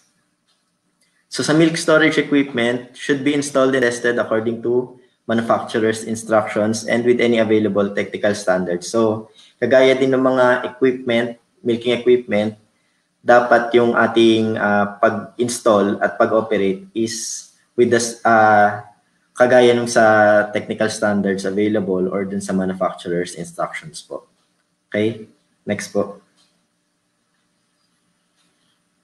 So, yung storage area natin, dapat yung storage area situated, designed, constructed, maintained, and used in a manner that avoids contamination. So, premises should have, kung available, suitable refrigeration when appropriate, supply of potable water for milking and cleaning, protection against pests, and easily cleanable floors if applicable. So, maganda po kung meron yung ating premises ng ganyan po. Okay po? Next po. So, dito na tayo sa 8, which is the second to the last part, sa collection, transport, and delivery of milk. So, sa general provisions po nitong section, areas without chilling facilities should deliver milk immediately to the nearest chilling center without introducing contaminants into milk. Transport vehicles should be adequate for the suitable hygienic handling of milk. Personnel should practice hygienic milk handling, and access to the collection center should be clear of manure, silage, and etc. Wala pong nire-recommend na vehicle ang aming agency, ang National Dairy Authority. So as long as ma-deliver nyo po yung gatas appropriately at walang contamination po, wala pong problema. So minsan kasi yung ating ibang farmers, bike lang ang dala, nagpapasabay lang sa tricycle, okay lang po yun as long as hindi po mag-i-introduce ng contaminants po yun sa gatas natin. Yun po. Next po. So ito po yung tatlong pinaka-main topic ng ating collection, transport, and delivery of milk. So yung transport and delivery procedures, collection and transport equipment, and yung time and temperature ng transport po. So to start, yung ating transport and delivery procedures po.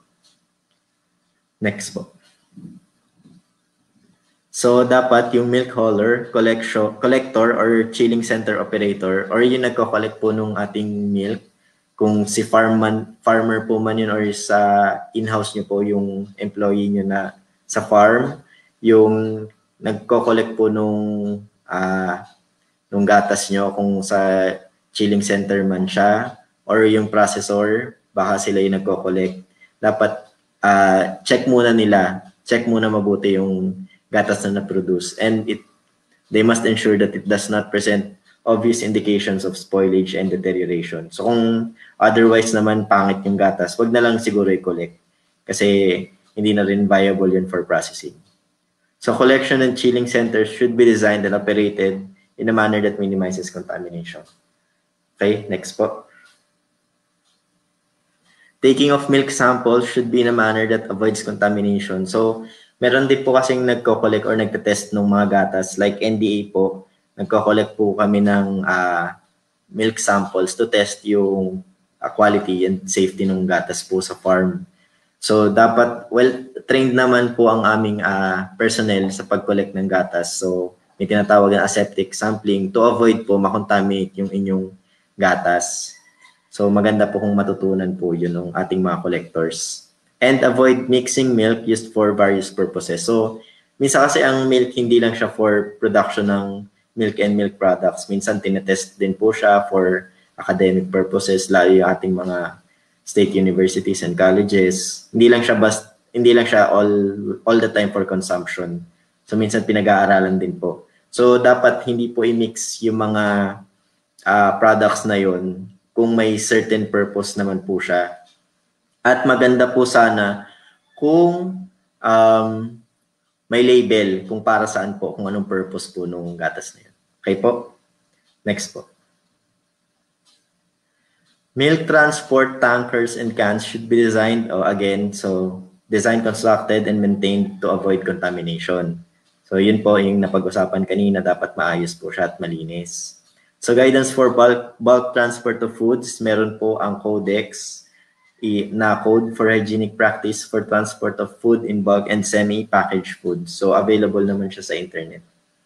So yun po, reference po siya nung ating code of hygienic practice po. So next po.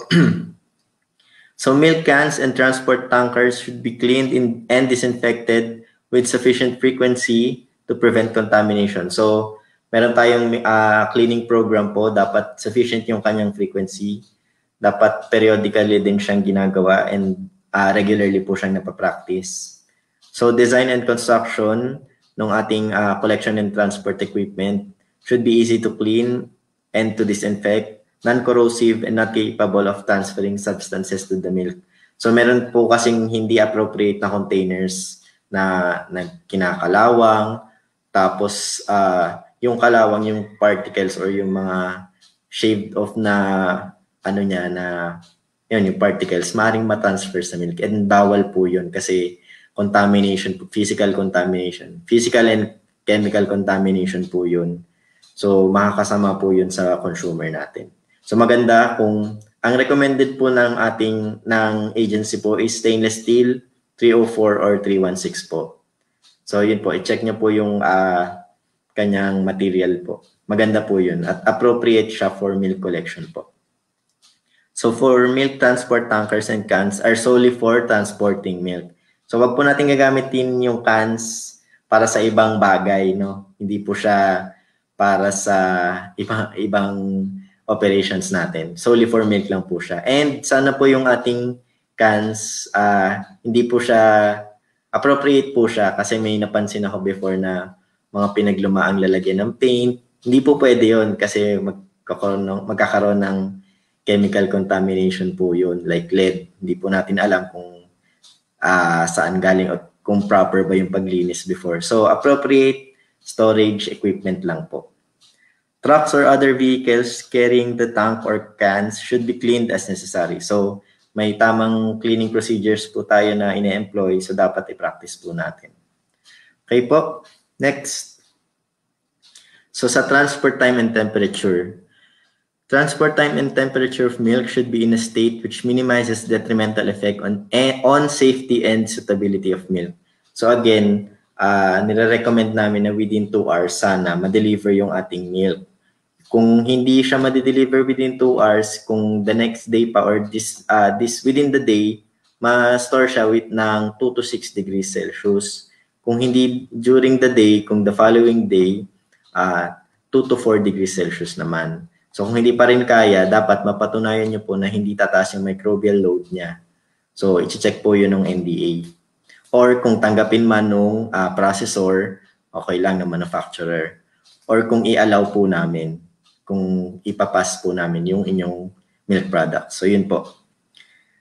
So time and temperature conditions should be established taking into account the effectiveness of control system in place, hygienic condition of milk, and intended duration of storage. So, gaya ng nabanggit ko po, kung may copy man kayo ng dairy safety regulations, nandun po yung specific standards po natin. Based din po yun sa international standards na codex po. Ayun po. Next po. So, last part, ang isa sa mga pinaka-importante sa dairy farm is documentation and record keeping. So, with respect to food safety and where necessary, the following records are kept. So animal treatment and vaccination records na might be available sa ating mga roving vets or tumutulong sa ating mga veterinarians. Results of analysis carried out on samples taken from animals. Pwedeng yung milk tests or yung animal health tests. So itago po natin yun kasi requirement din po nung National Dairy Authority pagdating sa regulations po. Animal identification and movement. So kung merong mga ear tags, yung ating hayop, kung may mga certain papers man, itago po natin or hingi tayo ng kopya. Then other health management, yung mastitis control program po natin, kung nagagawa po natin. Yung nature and source of feed, and dapat appropriate yung feed para sa purpose niya. Dapat approved ng BAI yung feed ng Bureau of Animal Industry. Walang contaminants at na-test po. Proper labeling ng ating feeds. Okay po? Next po. So use of pest control chemicals, again, bawal po ang banned chemicals or banned drugs or banned pesticides. So cleaning reagents and chemicals and concentration used. So ano po ba yung cleaning reagents na ginamit natin? Kung pang manufacturer yun, paki-indicate na lang din or dapat available po siya pag hinanap. Chemicals and concentration kasi minsan maaaring masobrahan yung gamit natin. Bawal na po yun kasi maaaring makakontaminate sa gatas natin once na nilinis natin yung ating milking equipment and humalo yung gatas dun sa residues na hindi natin properly na rinse. So, titingnan natin yung concentration kung tama ba. Use of agricultural chemicals, so yung ating mga pataba, fertilizer, and pesticides, monitor lang din po yung paggamit. Milk storage, equipment cleaning, and maintenance. So, dapat regularly nililinis po yung ating storage equipment, milk cans, milk pails, and other paraphernalia, any milk contact surface po. And sana merong record po yun na nalinis natin ng gantong oras or nalinis natin ng gantong araw, anong ginamit natin chemicals, mga ganong bagay po. Milk quality evaluation, so kung meron mang test na kinonduct si farmer doon sa gatas niya, kunwari mastitis test siya or any platform test, dapat magandang may record po tayo, no? Then milk transport condition, which is yung temperature and time po. So maganda kung i-deliver na yung gatas, alam natin kung ano yung temperature niya, anong oras na-deliver, anong oras natanggap ng processing plant or collection center, tapos ano yung temperature at that pagka-receive. So kung wala man tayong record, pero maganda po, we recommend po na may record tayo. Kung hindi man makasecure, maganda kung may record yung mag-a-accept ng ating milk, which is yung plant processors or collection centers. Secure po tayo ng record nila, no? Then, itagma natin sa record natin. So yun po. Next po. So yun, thank you very much po sa pakikinig at ready na po for questions po. Thank you. Ayan. Thank you po, Sir Dan, sa napaka-comprehensive and informative na presentation. So, ngayon po, dumako na po tayo sa Q&A. So, kung may mga questions po kayo, comment nyo lang po dun sa comment section para po masagot ni Sir Dan ang inyong mga katanungan. So, ready ka na po ba, Sir Dan? Wala naman akong choice. Sige. So, ang una pong question mula kay Dana Gabriel Antonio. So, sabi po niya, do we have any equipment to check or calibrate our machines? Maybe you're pertaining to milk suction or yung ating kung gaano kalakas mag-vacuum. Meron naman pong mga engineers or milk equipment engineers na nagche-check po nung nagka-calibrate po nung ating mga kung gaano kalakas yung vacuum. So maganda ko ipa-check nyo po siya. And pinakamaganda dyan is kung kanino galing yung gamit, kung kanino galing yung milking machine. Kasi minsan si manufacturer may sariling method na ine-employ for calibration ng ating milking machines po. So sila yung makakaalam kung ano yung proper equipment to check kung calibrated ba or not. Yun po. Okay po. Thank you po, Sir Dan. So, from Renz Arrogante. So, sabi po na, ano pong sakit ang makukuha sa pag-inom ng gatas na galing sa baka na may mastitis? Kasi ang mastitis ay indication na merong infection ng baka. So, hindi natin mapipinpoint agad kung ano yung sakit ng baka. Pero alam natin na may sakit. So, may dalawang klase po ng mastitis. May tinatawag na subclinical at clinical. Yung subclinical mastitis po ay parang mababang level pa lang pero alarming na po sa health ng baka. Ang clinical naman po is acute na po yung sakit ng baka. So dapat ma-check na po siya agad.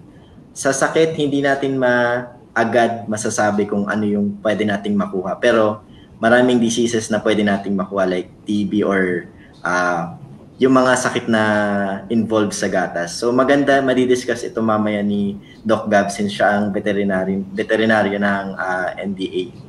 And siya yung operations manager.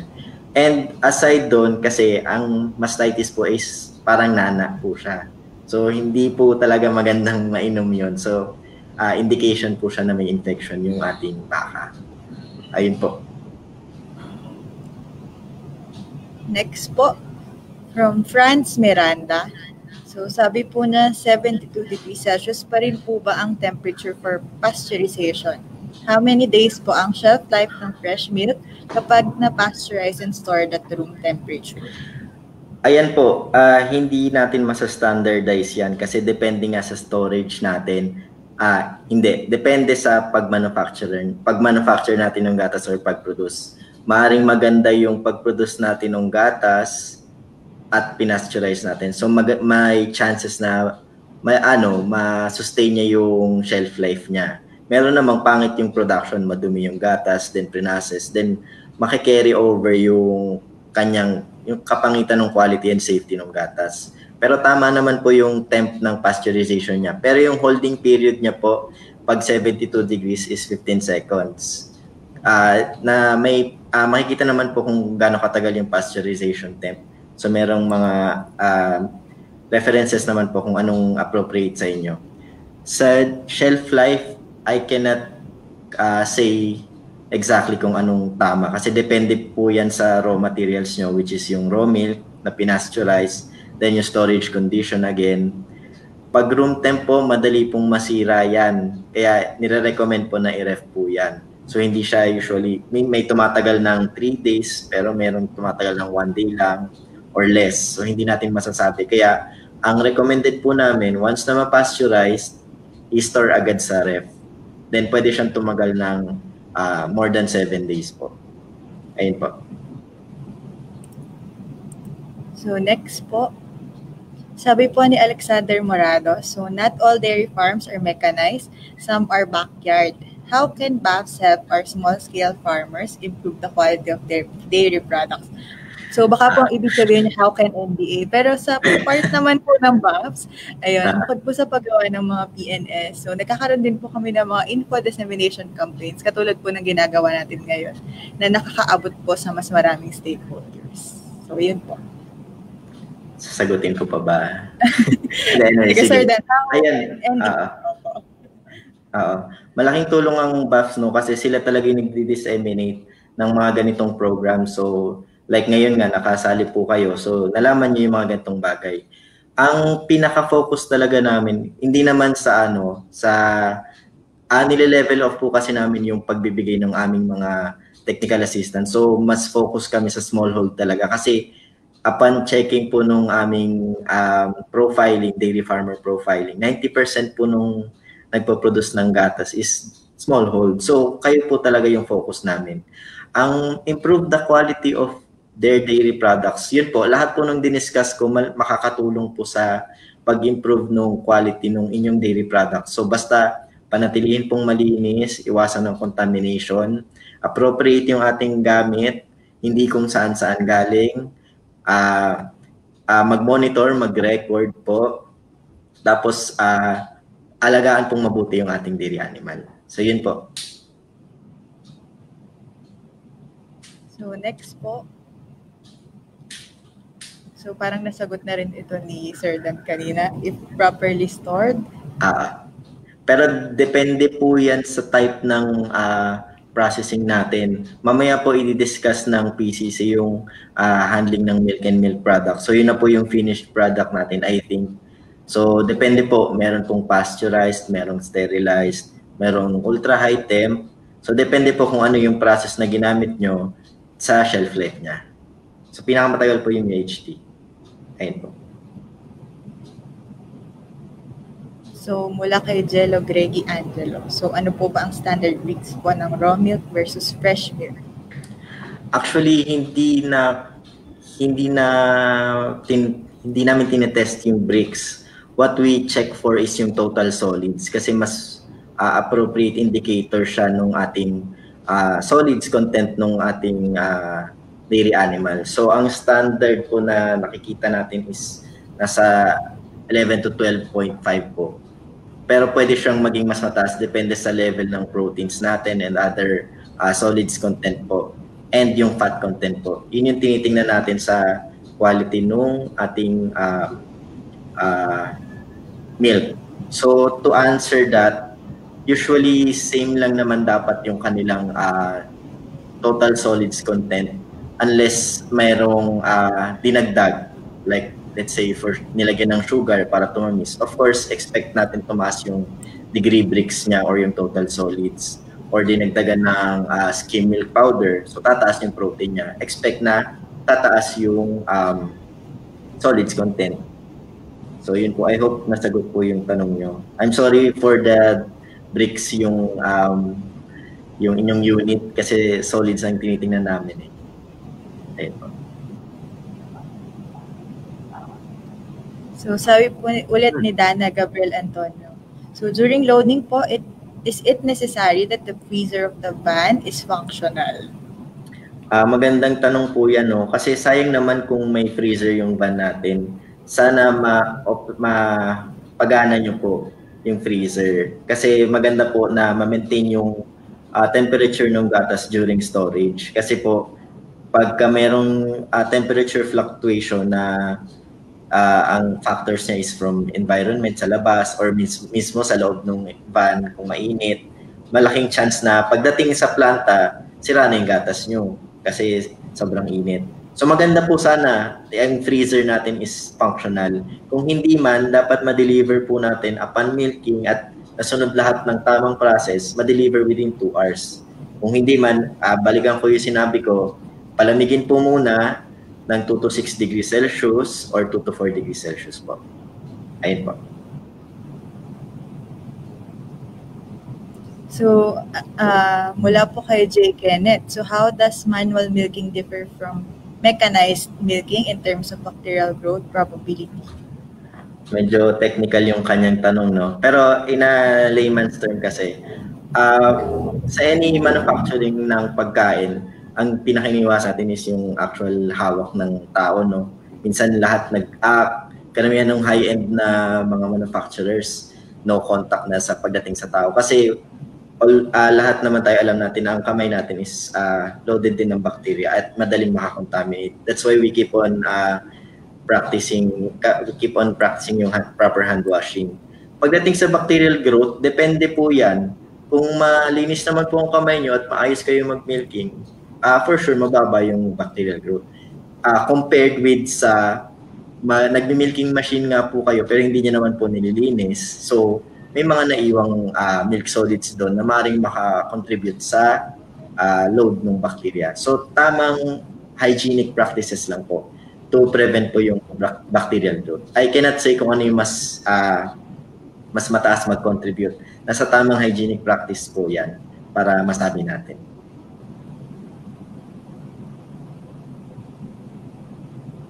So, tungkol po ulit sa mastitis. So, ayon kay Ms. Perla, ano po bang karaniwang dahilan kung bakit nagkakaroon ng mastitis ng isang baka o kalabaw?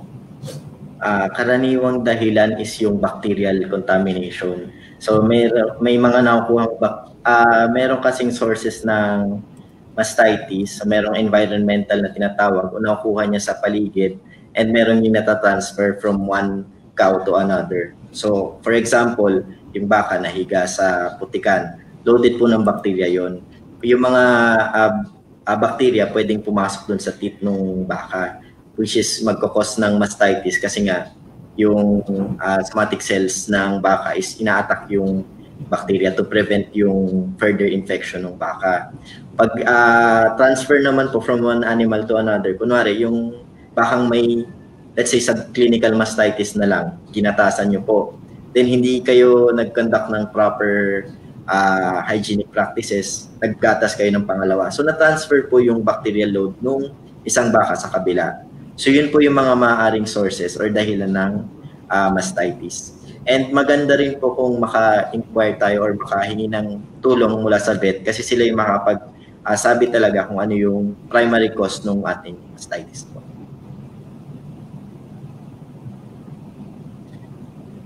So, si Jello Greggy Angelo, siya po ata yung nagtanong tungkol dun sa bricks.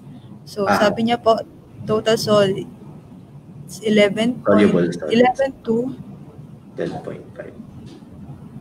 12.5. Salamat po. How about if low fat na siya na kinuhanan na po ng cream? Nag-separate na ng cream. Wala namang problema. Si FDA naman po ang may cover ng ating Food and Drug Administration po ang may cover ng mga processed products. So, depende po kung anong product yung gusto nyong i-produce. Meron pong standard si FDA na, kunyari, sterilized milk. Ano po bang content ng fat? Anong content ng solids? So, meron po siyang standards po doon. Available naman po yung kanyang parang milk standards po. Depende po kung anong product yung gusto nyong i-achieve. So, may levels lang po na ina-accept para masabing kung anong product siya. Kunyari, UHT, ice cream, butter, cheese. So, pakicheck na lang po with FDA kung ano yung requirement nila. Ayun po. Thank you, Sir Dan. So, mag-entertain na lang po kami ng 2 more questions.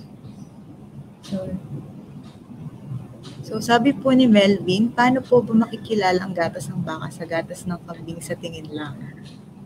Medyo mahirap yan. Siguro tingnan mo muna kung saang hayop ba pinagkuhaan. Yun yung pinaka-indicator natin eh. Kung sa baka ba, talagang masasabi natin galing sa baka yun. Pero kung pagdating sa gatas kasi, hindi natin madaling makita. Mas madali kung gatas ng baka at kalabaw. Kasi mas maputi ang sa kalabaw kaysa sa baka. Pero hindi natin talaga pwedeng isabihin na for sure na yun. Ang maaari lang nating tingnan is yung kanyang physicochemical parameters o yung mga qualities ng product mo. Kunwari, si kalabaw ay si baka, mas mataas ang fat, mas mataas ang protein, si kambing, baba or mataas. Doon mo po siya makikita. Pag directly, hindi ko po masagot yan. Next po. So sabi po ni Grand Mark, mas accurate po ba kung magpapa-analyze kami sa DOST para sa shelf life ng fresh milk po? Thank you. Processing is pasteurized and homogenized. Yes po, si DOST ay napakagandang government institution pagdating po sa pag-analyze ng ating mga pre-packaged and processed products po. Marami po siyang recognition pagdating sa international standards. So ISO standardized po ang, hindi naman po sa pinopromote ko ang DOST, pero from experience po maganda ang facilities ng DOST pagdating po sa mga ganyang processes. So I think maganda po magpa-analyze sa kanila. Sige po, isa pa pong question mula po kay Cam Vermoog. So sabi po niya, how can farmers from distant areas or provinces acquire these types of information sans internet accessibility? Yun ang pinaka-common ang pinaka-common dilemma namin kasi nga most of our farmers ay smallhold, so wala silang access sa internet. Usually, pinaka-okay na is mobile. So, ang ginagawa namin is we employ ang aming personnel or we try to tap yung mga personnel namin to reach out dun sa ating farmers. And hindi lang limited dun, nagpo-produce din kami ng mga materials and mga brochures to help yung ating farmers just in case na hindi sila maka-acquire ng ganitong information. So just like yung goal ng DepEd ngayon to provide materials sa mga students, ganon din po yung ating mga programa pagdating sa food safety po sa ating dairy farmers. Yan. So, dyan na po nagtatapos ang ating Q&A. So, maraming salamat po, Sir Dan. Sana po ay ma-invite po ulit namin kayo sa mga susunod pa namin mga webinars. Sige. Maraming salamat sa pakikinig po. Thank you. Thank you po. Hello, good afternoon po ulit. So, tapos na po ang ating Q&A. We'll proceed po to our next part of our program. We'll be having our short quiz po about the topic discussed by Sir Dan Cuban on the Code of Hygienic Practice on milk and milk handling. So, kindly open a tab po or get another gadget and open a browser. Kindly enter or go to www.menti.com and kindly use the code 32 47 90 and 8 to join. So our code is 32 47 98. So we'll start po in a few seconds. So before joining the quiz, kindly edit your name with the following format of full name dash the name of your organization. For example, Juan Cruz of DA-BAFS. So kindly enter po again the code of 324798 to join our brief quiz po about the topic discussed by Sir Dan on COHP, milk, and milk handling. So I think marami-rami na po. So guys, are you ready? Kindly tune in po sa devices kung saan po ninyo in-enter ang Menti. So we have 3 sets of questions. Each question have 45 seconds to answer po. The faster you answer, the more points you will receive. So far, we have 34 and counting participants. So sa mga bago lang po, if you wanna join our short quiz, kindly go to www.menti.com and input the code of 324790 and 8 and kindly edit your name to your full name dash the name of your organization or sector. So far we have 46. So we'll proceed po to our first question.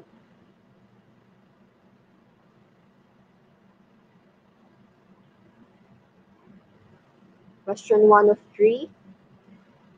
In management of milking herds, milk should come to animals with good health. The following are signs of good health except Is it A, not suffering from infection of other and genital tract with discharge? Is it visible impairment? C, no evidence of infectious disease? Or D, not suffering from enteritis with diarrhea and fever? So which of the following is not sign, is not one of the signs of good health? So we have 5 seconds left. 3, 2, 1, time's up. So answers in. So the correct answer is visible impairment. So one of the signs po ng good health ay there shouldn't be, wala po dapat nakikita na impairment. So let's proceed po to our leaderboard. So sino po kaya ang nangunguna? We have points. We have, is it Sir Maverick, followed by Earthman, and third by Sir Ronald. So mababago pa naman po ang ating leaderboard. We have 2 more questions left. So for our second question, we have 45 seconds to answer. Which of the following is part of the primary production pillar? Is not part of primary production pillar. Is it A, environmental management, hygiene and sanitation? Is it B, animal husbandry management? C, feeding system? Or D, personnel? Which of the following is not part of primary production pillar? Is it A, environmental and management, hygiene and sanitation? B, animal husbandry management? C, feeding system? Or D, personnel?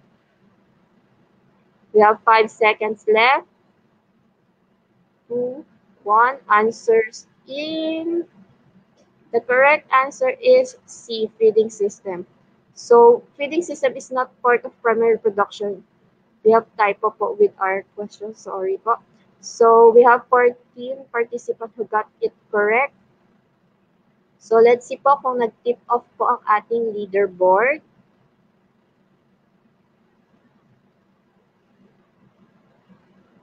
We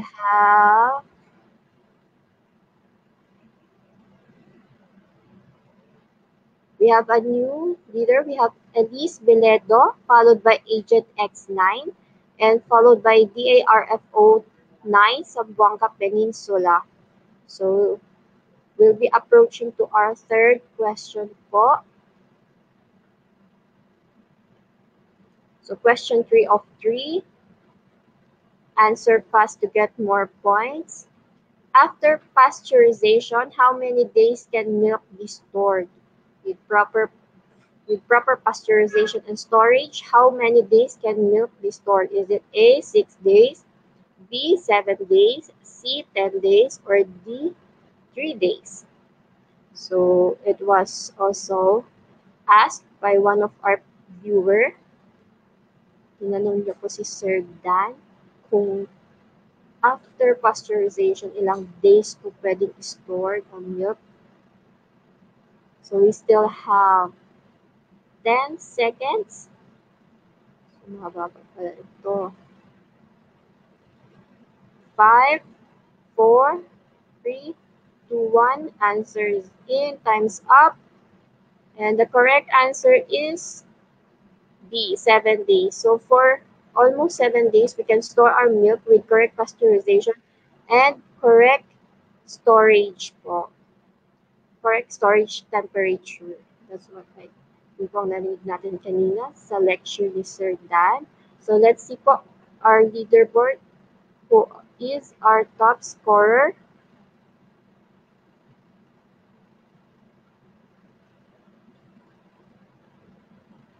We still have Elise Belido as our top scorer. Congratulations po.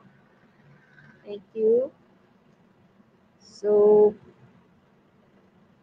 we are proceeding to our second topic, which is on the Code of good animal husbandry for dairy cattle and water buffalo, which will be presented by our next speaker, Dr.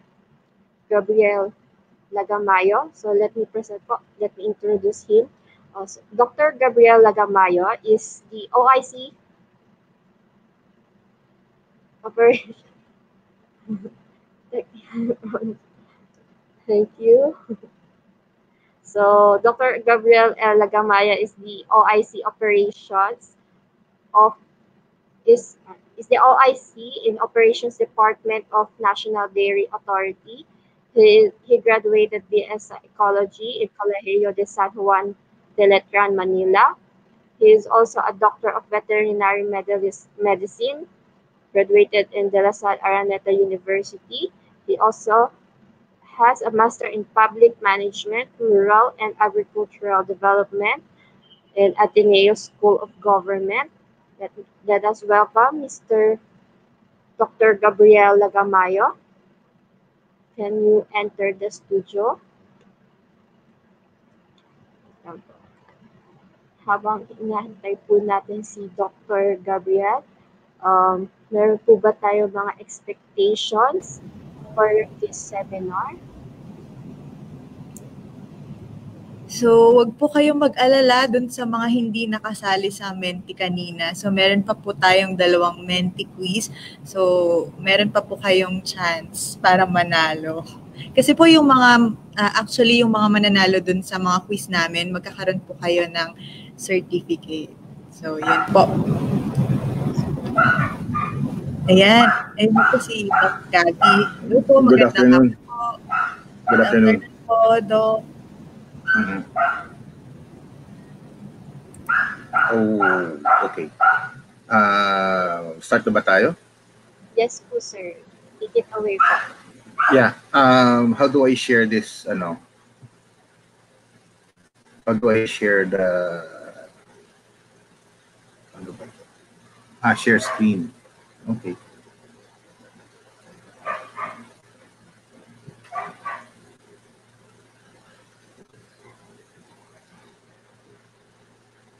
Nakikita niyo po ba ang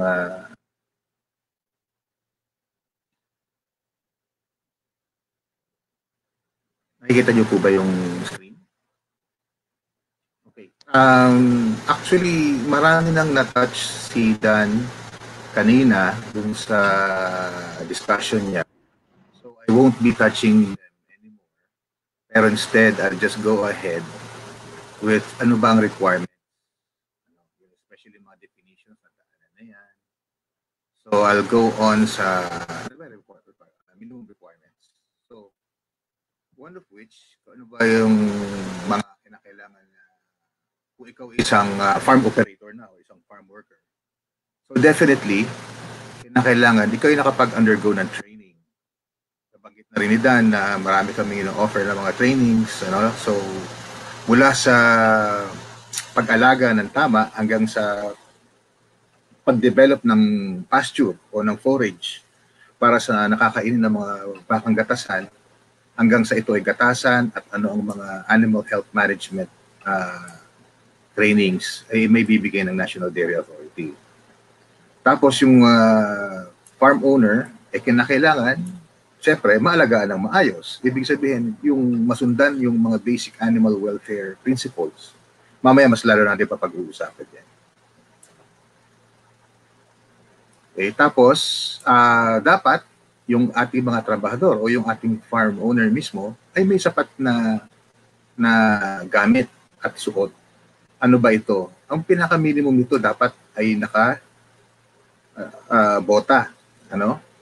Tapos, may malinis na damit at bag at siguro mas importante, mas lalong dapat makapaghugas man lang ng kamay, nakapaghilamos ng muka, at least, the very least, bago magsimula ng trabaho lalo na sa during milking. At kung may mga trabahador naman, ay siyempre, dapat maibigay natin yung medyo dissenting matitirhan ng ating mga trabahador. Yung ating farm owner naman, operator, should always promote a safe and healthy working condition in the farm. So, unang-una, dahil ito ay isang dairy farm, hindi po dito pwede yung mga nagsisigawan. Dahil natatakot yung baka. Okay?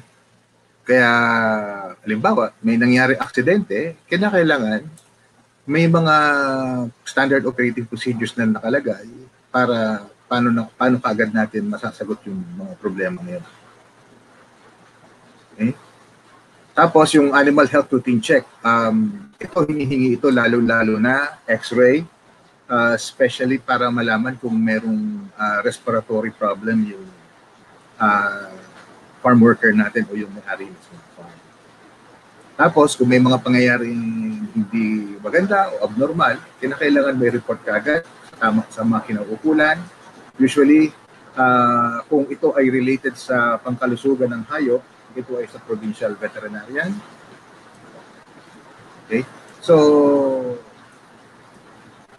in terms of legal responsibilities naman, kinakailangan nga mag-conform sa mga existing animal farming and welfare legislation. Mamaya itong mga kasunod na pag-uusapan natin, siyempre kung ano yung mga alituntunin ng Department of Labor and Employment pagdating sa ating mga trabaho, kailangan po may-apply natin. Pero specifically para sa animal welfare, okay, kailangan sunod yung Animal Welfare Act, yung our Republic Act 8485 at yung yung kanyang amyenda. Yan po yung Republic Act 10631. So, basically ito, ang sinusunod ng animal welfare, na hindi maltrato yung mga animals, mapakain ng tama, hindi makaranas ng sakit. Okay? Tapos hindi pwede yung binabawasan. Although, sabihin ko lang, sa mundo ng dairy, sa mundo ng dairy, kasama po dito yung tinatawag na dehorning, lalo na po sa mga guya, sa baka. Bakit po? Hindi po kasi kinakailangan, pag lumaki yan, haba ang sungay, posibleng maging sagabal sa pang-araw-araw na takbo or management ng isang dairy farm. Kaya ang ginagawa naman, mayroon namang maayos na paraan, mamaya may papaliwanag ko sa inyo ng mas malawig, yung paano pa ginagawa yung tinatawag na dehorning o yung disbudding. Okay? Tapos, putting to sleep, yung pag-euthanize, kasama yan. Okay? Tapos, keeping an animal alive, kung hanggat maaari, kung kinakailangan buhay. Although, lalong-lalo na sa mga smallhold, kinakailangan may mga, paano may mga magagawang pasilidad para dyan. Okay? At kung ito naman ay halimbawa, lalo na yung mga lalaki, yung mga lalaking baka, kung ito ay gagamitin sa gagawin patabain, pangkatay, pangkarne, dapat masunod kung ano yung requirements ng National Meat Inspection. So, freedom from physical discomfort, pain, injury, disease, and fear and distress. So, site location. Siyempre, dapat alam natin, ano ba ang balak ng munisipyo sa area na yan? Baka yung area na yan, after 1 to 2 years, na yan, sabi ito? Subdivision na yan. Okay? Baka kayo mapaalis. Yan lang. Tapos, syempre, may adequate supply of power, potable water, access sa major facilities. Kasama na dyan, kanina narinig ko sa mga questions yung para sa smallhold. Tama po kayo, napakarami po naming tinutulungang smallhold mga farmers, pero mas gugustuhin po namin kung kayo po ay naka-cluster sa ngayon. Hindi lang po kayo mag-isang naroon. Bakit? May mga facilities po na mas maganda kung ito po ay inyong kung ito ay tinatawag na shared facility. Halimbawa, tulad po ng milk collection center, hindi po biro ang magiging investment kung isang tao lamang ang sasalo ng pagbabayad ng milk collection. Ano ba naroon? Siyempre yung palamigan ng gatas, yung tinatawag na cooling tank. Okay? Although pwede naman natin may utang ito sa pamamagitan siguro ng DOST, kahit sa National Dairy Authority. Pero the thing is, ito ay kinakailangan pa rin may magbabayad pa rin ito at magme-maintain. So mas maganda kung yung pooling facility ay isang shared facility na kung saan sama-samang naipundar ng local government. Hello po, Hello? Gabi. Yes po. Hindi po yata nababasa ng ating mga viewers yung PDF. Meron po kaming PowerPoint na version po nitong PNS. Gusto niyo po ba yun na lang ang ating i-flash po? Sige, please, yun na lang. Sige po. Para makita po nila. Parang hindi yata na-share. Opo, eto po. Ayan po. Okay, siguro nandun na ako sa may parting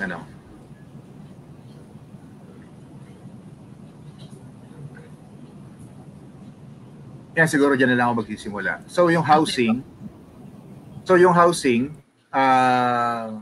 wait lang, laking ko lang. So, yung housing, ang purpose nito ay unang-una, yung baka ay kinakailangan secure. Ano bang hinahanap natin sa housing? Number one, may sapat na pakainan. Binibilang usually namin yung laki ng housing kung gaano karaming ulo. Pero kasunod dito kung lahat ba ng bakang ilalagay natin sa housing na ito ay mapapakain ba natin ng sabay-sabay. Kaya nga isa yung sa mga number one consideration, yung laki. So kasama rito syempre yung ventilation. Hindi dito pwede, dapat sa mga ganitong mga disenyo, kung smallhold man, siguro mas maganda rito, medyo mataas ng kaunti ang bubong. Okay? Tapos, yung tinatawag nito na orientation, ito yung tinatawag na east-west orientation. Ano ibig sabihin to? Kasi dito karamihan nagkakaroon ng kalituhan. Pag sinabing east-west orientation, kung ang iyong housing ay pahaba ang iyong housing. Dahil halimbawa, ikaw ay sa housing niyan, nandiyan na rin yung gatasan, nandiyan na rin, diyan ka na rin nagpuputol ng damo na nakuha. Usually, yung magkabilang dulo ng bahay ng baka ay naka-orient sa east and west. Bakit? Unang-una kasi, ang iniiwasan mo rito na hindi masyadong papasok yung sikat ng araw. Okay? Sa bahay ng baka, sa housing na to. Kung yan ay naka north and south orientation, may imagine niyo kasi pahaba nga yung struktura. May imagine niyo sa umaga papasok yung sinag ng araw. Pagdating naman sa hapon papasok uli yan. Parang wala nang wala na masilungan yung baka. Kaya nga kinakailangan nito, east and west ang orientation ng inyong housing. Para doon lang sa magkabilang dulo na nasisinagan ng araw. Okay? So, ano yung mga dapat nating tandaan pag tayo gumawa ng housing? Number one, hindi dapat to nakakasakit. So, wala mga nakausli. Tapos, nakakapagbigay ng komportable yung hayop.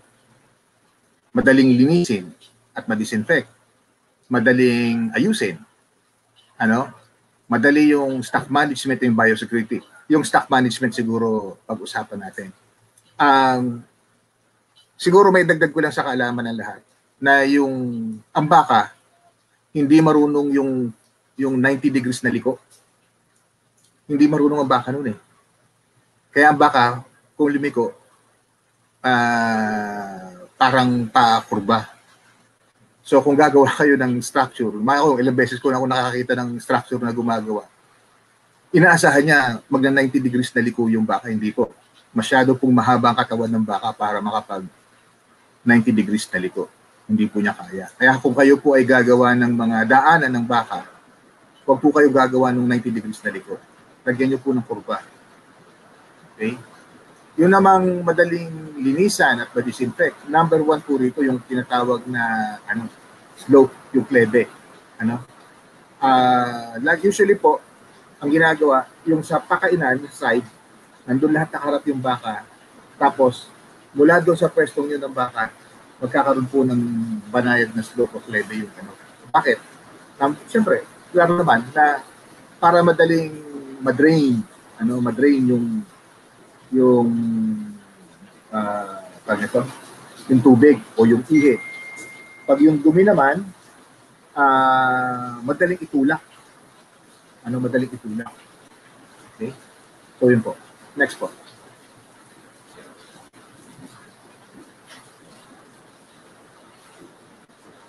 Okay, yan. Drainage system. Ito yung sinasabi ko. Kasama rin pala sa yung flooring na nagsago. Usually po, nilalagyan po namin ng groove. Usually yung groove, mga isa kalahating pulgada o inches ang pinaka gap. Okay? Para meron tinatawag na traction. Merong pag-aanuhan yung kuko ng baka, pagbubungguan para hindi siya madulas. Tapos, floor space, yes. Ang floor space na pinag-uusapan natin usually, syempre, alam nyo ba ugali ng baka? Ugali ng baka is kakain, So, nandun siya sa, tinatawag yan, labangan, nagkakain siya. Yung baka, minsan may ugali yung iba. Kung saan sila tumayo, dun sila uupo. Meron namang iba, lalayo, maghahanap nito yung lugar, dun uupo. Kasi dun pa lang niya ngunguyain yung kanyang kinain. So, hanggat maaari, ang maibigay nating espasyo sa mga inaalagaan nating baka ay halos doble ng katawan bawat isang ulo ang ating maibibigay. Kasi talagang naghahanap ng mahihigaan yan. At dapat tayo matuwa pag yung mga baka natin ay nakahiga. Bakit? Ibig sabihin nun, tapos na silang kumain. Lalo na pag nakita mo yung baka nakahiga tapos ngumunguya.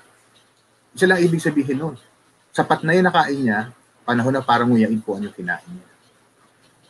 Okay? So, dapat may sapat na espasyo para makahiga yung baka later. Normal po yun sa baka na pag gumunguya, kailangan nakahiga.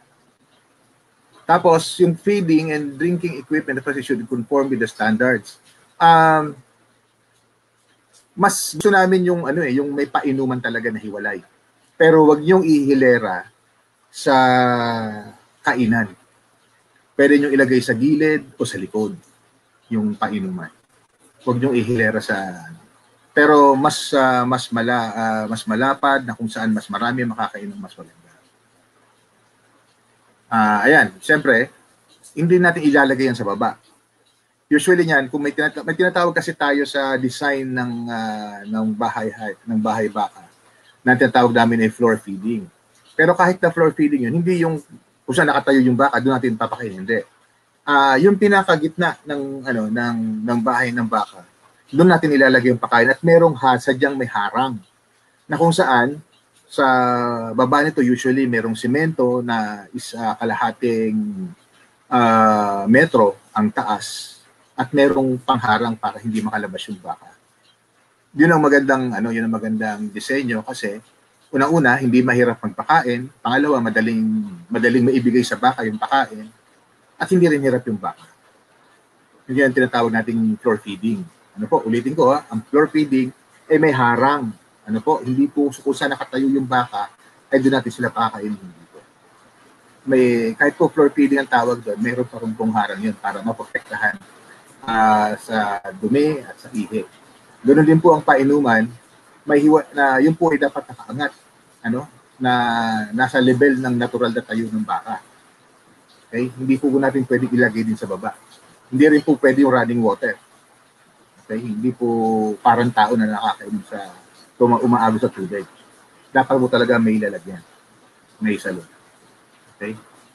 Next po. Yan, designed and constructed to prevent animals from escaping. Siyempre, dapat patibay. Naroon tayo, may mga farmers kami na gumagamit ng kawayan, ng coco lumber. As long as malinis ito, at walang mga nakausling pako, alambre, o kaya kahit yung, ano yun, yung pinaka-splinter, no? Ano yun, importante yun. Kasi unang-una, yung mga bakang yan, hindi pa yan, lalo sa simula, ano, hindi pa yan sanay lapitan ng tao. Hindi naman sila wild, pero ibig sabihin, yung kanilang flight zone ay napakalaki pa na pag nilapitan mo, iiwas yan sa iyo. At sa pag-iwas, baka doon siya ma-injury, magkaroon ng injury kasi dahil may nakausling pako, tornilyo, alambre, o kaya kahit na putol ng kahoy, yan. Okay.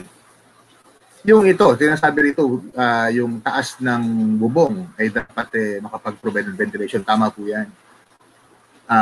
Hindi po nakukuha sa laki. Nakukuha po yan sa tamang taas ng bubong. Okay? So, kung saan meron kayong lugar na kung saan medyo mapresko, mahangin, mas maganda po doon maglagay. Pero usually po, tinataasan ng bubong yan. Okay? Next po. Yan, ulitin ko, yung floor na ginagamit natin, usually may mga groove po yan, may mga gap na mga 1 hanggang 1.5 pulgada ang pagitan. Yung tinatawag na parang gutter na maliliit lang. Para sa traction. At usually nilalagyan ng klebe para madaling ma-drain yung tubig o ihi o dumi. So, ano ba ang tamang height ng railing, yung daanan ng baka? Ano ang tamang height ng railing? Usually yan, kung asa ng balikat ng baka, dapat ang ganun siya kataas. So, adequate lighting, kailangan ba, sino bang may kailangan ng ilaw? Diba? Ang may kailangan ng ilaw is yung tao, hindi yung baka. Okay? So, yeah, kailangan talaga ng, lalo na pag na-inspect natin, sa gabi, kung alam natin may mga anak, yan, kailangan syempre may maliwanag doon. Next po.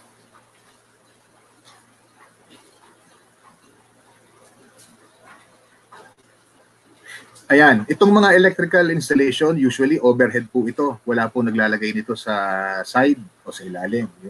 So usually overhead po ito. Yung mga installation ng kuryente, lalo na yung papunta sa inyong milking parlor, mas maganda po ito kung overhead. Ang installation nito. Pero huwag yun ang itago. Mas maganda nga kung nakalitaw sila for easy maintenance. Pero yung nakalitaw sila in the sense na madaling maabot pag mag-maintenance. Okay? Tapos yung floor and pathways ng slippery material. Wala tayong choice kundi semento, di ba, usually. Pero yun nga, ang number one namin na naranasan is lalo na yung mga, yung bago ang semento, matalim ang mga edges dito. Kaya be very observant.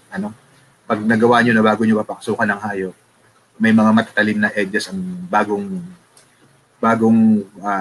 paved na flooring. Okay? Next po.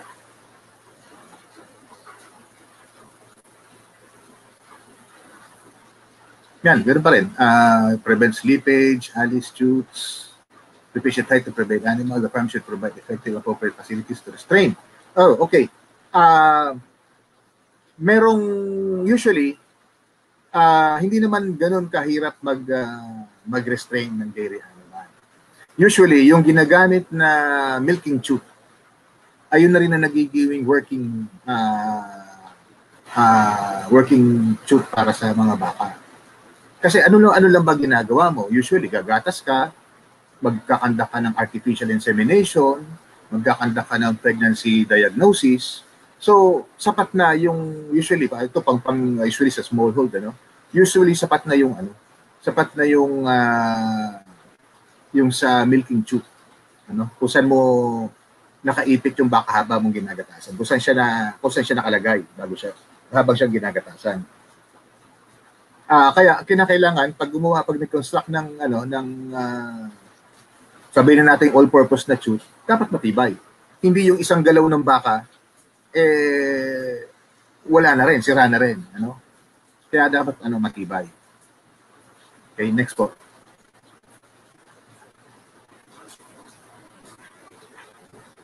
Yan, dapat malinis. Okay? Kanina pag-usapan yung pag-dispose ng dumi, imumungkahi ko talaga po na ang idugtong nyo pong negosyo dito kung kayo naisipan nyo mag-alaga ng baka, lalo kung balasan. Mag-vermiculture po kayo. Yan po ay dagdag na kita. At the same time, nagagamit nyo pa ng maayos yung dumi ng hayop. Okay. Paborito po nung bulate na nag-aano ng vermiculture, produce ng mga vermicast, dumi ng mga ruminants, baka, kalabaw, kambing.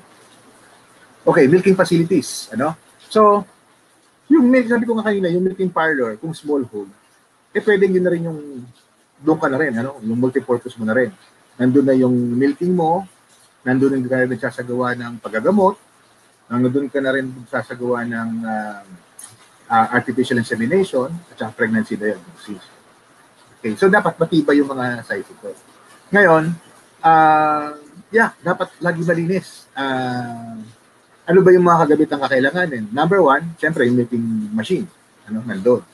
O kung hindi mo pa kaya magpundar ng milking machine, pwede naman po hand milking na tinatawag.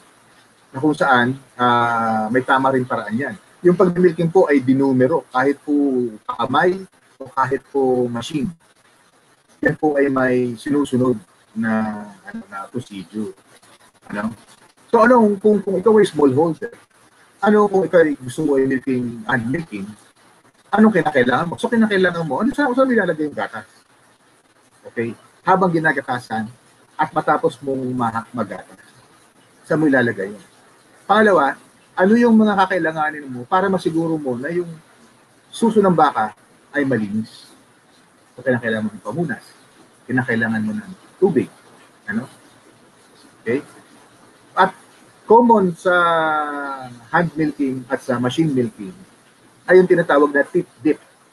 Ito po yung chemical, usually po ito po ay iodine based, na kung saan pagkatapos mong gatasan yung baka, doon nyo po isasawsaw usually yung utong. Para sa kung gano'n, parang maselyuhan siya. Yan po kasi pagkatapos gumatas, hindi po yan agad-agad sumasara. Bukas na bukas po yan. So, isang paraan para makaiwas po ng mastitis, at yun din po talaga ang panuntunan ng isang tamang paggagata, ay yung tinatawag na post-dipping ng mga susunong baka. Yun po. Ano pa ba? Siyempre, milk cans, milk pails, pinakamalinis, yung katsa na malinis. Yan. Sabon, sanitizer, may tubig. Yan ang mga kailangan natin. Kasi kahit na hand milking ka, kailangan mo pa rin siguraduhin na malinis ang iyong paggamitan. Yan po. Okay? So, yun po. Next po. Yan, yung working yard or corral. So, sabi ko nga kanina, yung sa small hold, yung milking parlor, yung milking chute, can also be your working chute. Para hindi masyado maraming ini-invest. Okay? Segregation, yes. Usually naman, pag nagsagawa ka ng artificial insemination, siyempre kinakailangan may hiwalay mo kagad. Sino ba sa mga baka ito ang naglalandi? Yan. So, yung naglalandi baka lang ang ihiwalay mo para siya yung masumpitan. Yun namang pag nag-pregnancy diagnosis ka naman, after 3 months, matapos ma-breed, masumpitan, yun naman ang dudukutin mo para malaman mo kung nagtuloy ba, buntis ba, o hindi. Okay? Yung naman, yung breeding, sabi ko nga, ang kinakailangan lang nito, maayos na, matibay na pagkakagawa ng chute. Yun lang po. Malaking bagay na po. Okay? Basta, ang ito lang naman, pag sa tuwing inyong pinapapasok ang baka, para gatasan, para gamutin, para magsagawa ng artificial insemination, pagsagawa ng pregnancy diagnosis, hindi po ito yung hinahampas-hampas niyo yung baka, May tamang paraan po 'yan. Usually po, nasa likod lang kayo ng baka, hayaan yung siya yung lumalayo sa inyo. Pero basta inaano niyo sila papunta rin sa higitan. Okay? Next po. Ito naman, para naman sa mga, sabi natin pag nakaligaw o kaya nakapastol. So, usually yan, ang talagang binibilang natin dyan, may paraan ng pagsukat ng pastulan. At pag nalaman natin yon, yung tamang sukat ng inyong pastulan, pag alam natin kung ilang kilo ng sariwang damo ang makukuha sa isang metro kubiko or metro kwadado, pwede na natin i-compute gano ba kalaking area ang kinakailangan i-develop or gano kalaking area ng aking pastulan ang bubuksan ko ngayon para doon kakain yung mga ilaga natin hayop. Okay? So may paraan po yan ng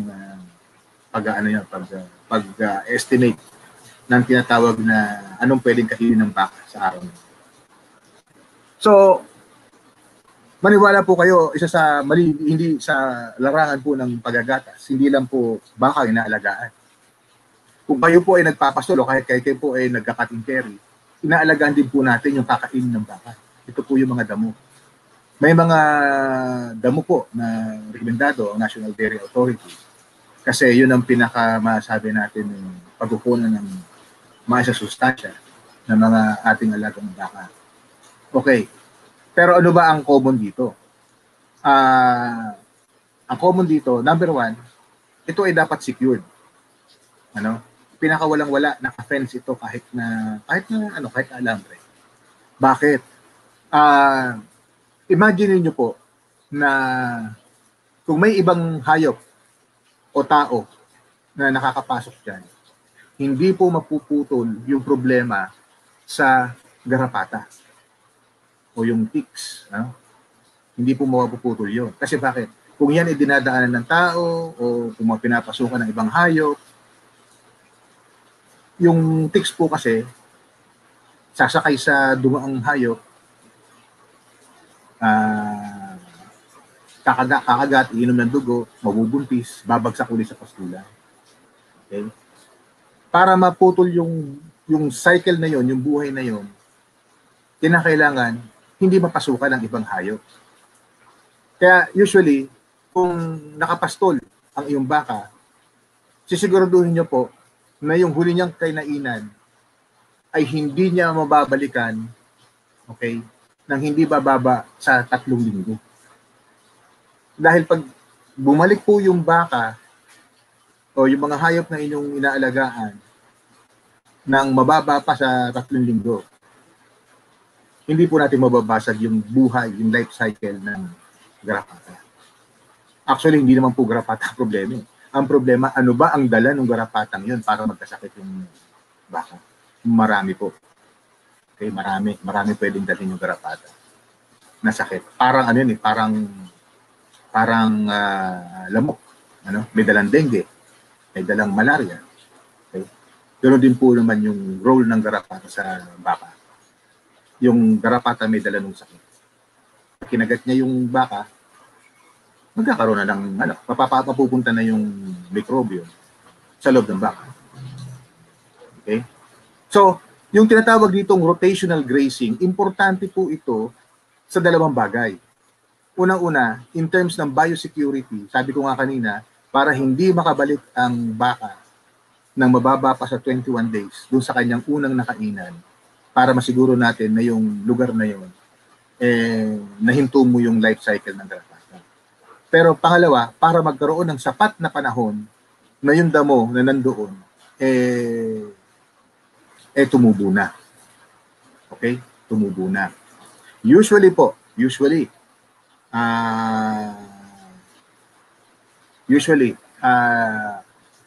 ang ating itinitira, kung halimbawa tayo ay grazing, halimbawa, ang itinanim natin ay mulato o kaya Mombasa, usually, nagtitira po tayo na kasing taas ng 2 bote ng gin.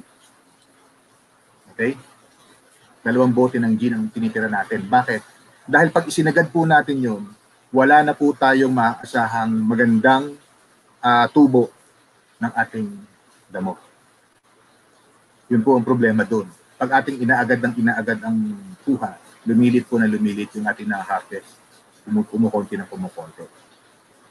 Okay? So, next po.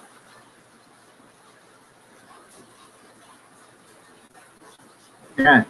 So, ganoon pa rin. Ano? Na hindi nyo pwedeng sagadin ng sagadin, kahit kayo ay cutting carry, hindi nyo pwedeng sagad ng sagad ang putol ng damo. Kahit ito po ay napier, kahit ito po ay Mombasa, o Mulato, o signal grass, hindi po pwedeng ibang ang itinitira nyo ganyan na lamang. Dapat ang tinitira nyo mataas. Sabi ko nga, kung yan napier o Mombasa, mas maganda siguro.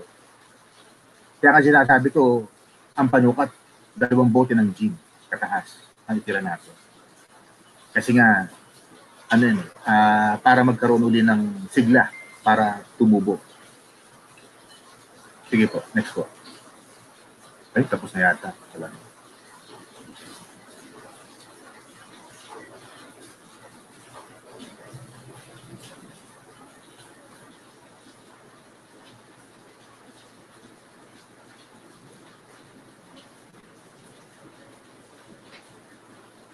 Okay, feeding, So, ito pa lang, sinasabi natin, hindi lang damo ang pagkain ng baka. Kasi, pwede tayong bumili ng concentrates, commercial na concentrate. O kaya, pwede tayong maghalo ng sarili natin.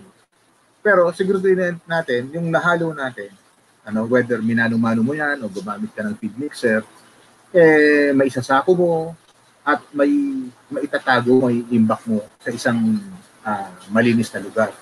The same time, hindi dapat siya napapasukan ng tulad ng daga, para manginain doon sa pinalo mong pakain o yung nabili mong pakain. Unang-una, hindi dapat tuyo, number 1, Kasi bakit? Pag ito ay lagi nababasa, nandun yung tumataas yung tsansa na tutubuan ito ng amag, wala na tayong, hindi din natin yan, mapapakinabangan. Tapos, usually, kung ano yung una mong inventaryo, kung ano yung una mong nabili o nagawa, yun yung una mo ring ilalabas. Okay? Yun ang una mo ring gagamitin pakain. Pero, advice ko lang, sa tuwing kayo maglalabas ng pakain, lagi nyo obserbahan, hindi yung lagay kagad sa pakainan ng baka. Obserbahan nyo kung ano ba itsura ng pakain na yun. May amag ba? Basa ba? Iba ba ang kulay? Iba ang amoy? Kaya dapat na malaman. Okay po. Next po. Pabalik tayo sa mga kagabitan. Okay. Yan. Sa training, sabi ko nga, kahit ito ay hand milking o machine milking, dapat kayo ay nakapagsanay kung paano ito tamang ginagawa. Sabi ko nga, dinumero po ito, may procedure po ito. Hindi po ito basta-basta pagising nyo sa umaga, hihilahin nyo yung baka o kalabaw, tapos gagatasan na. Hindi po. May procedure po ito. Bakit may procedure?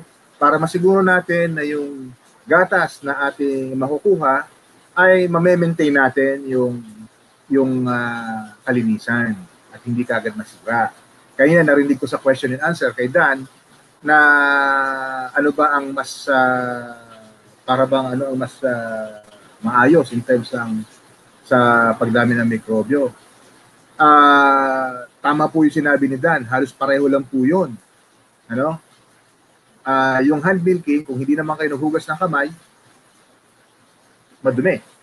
Kasi nga, nandiyan, may mga palad natin, madaling kapitan ng mikrobyo, maraming mikrobyo yan. Kaya kinakailangan lagi naghuhugas. Yun namang machine milking, kung hindi naman natin ito na-maintain, kung hindi naman natin ito nalilinis, talagang pamamahayan ng mikrobyo. Yung sinasabi ni Dan kaya na yung laman ng gatas, pag yun nabubuo sa loob, doon namamahay yung mikrobyo. Gusto nito kasi masustansya yung na yun, yung naipon na yun. Kaya gustong pamahayan ng mikrobyo. Okay? So, may paraan kahit sa paglinis ng kagamitan. Kahit ikaw ay hand milking, kahit ikaw ay machine milking, may dinumerong paraan ng paglinis ng kagamitan. Usually, kung sa mga stainless na kagamitan, makikita mo yan. Kung yan ay nagre-rainbow. Anong ibig sabihin nun? Diba? Pag tumingin ka sa stainless mo, dati mo nang ginamit yan sa gatas, at parang may nagre-rainbow sa loob na kulay, ibig sabihin yan, may mga minerals pang naiwan dyan. So, hindi naging sapat ang linis, ibig sabihin. Okay? Next po. So, number 1, dapat bang gatasan natin ang bakang merong clinical signs ng mastitis? Ang kasagutan po dyan, opo. Kasi, para makatulong, maginhawaan yung bakang yun. Kasi, isipin nyo po kung hindi natin tatanggalin yan, tapos nilalagnat, mainit, masakit, makikita yung mapula, tapos kung pag hinawakan mo, umaalma yung baka. Dapat po matanggalan natin ng mahilisan. Hindi na po natin, kung kayo nagmamachine milking, hindi niya po isasalang sa milking machine. Pwede na pong kamayin. Kung kayo naman po ay hand milking ng dati, siya po ang pinakahuli ninyong bakang gagatasan, tatanggalan. At hindi po ang intensyon ninyo para ibenta yung gatas na yan. Hindi po. Para lang siya ay maginhawaan. Matanggal natin yung, kasi yung gatas na yun, punong-puno na ng mikrobyo. Kaya pinakalitanggalin natin yun. At wala tayong ibang paggagamitan ng gatas na yun, tatapon na po natin. Okay? Ngayon, kung halimbawa nag-test ang National Dairy Authority, taon-taon po ay naggumagawa po ng test ang National Dairy Authority sa kanyang mga assisted farms, smallhold at commercial. Taon-taon po, ano po tinitest namin? Number 1 po is brucellosis, pangalawa is tuberculosis. Yung po yung dalawang sakit mo.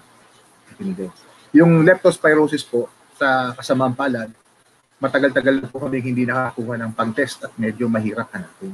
Yun po katotohanan doon. Pero lagi namin natitest yung brucellosis at saka yung tuberculosis. Lalo-lalo pag binabiyahe namin yung baka, lagi po namin tinitest yan. So, annual po ang testing namin dyan. Okay? So, dapat, syempre, walang sakit na, itong mga sakit na to, ang mga baka niya, pag ilatasan natin. Pero yung mastitis, kung mastitis lang, yes, dapat gatasan, para lang maginawaan yung baka. Next po.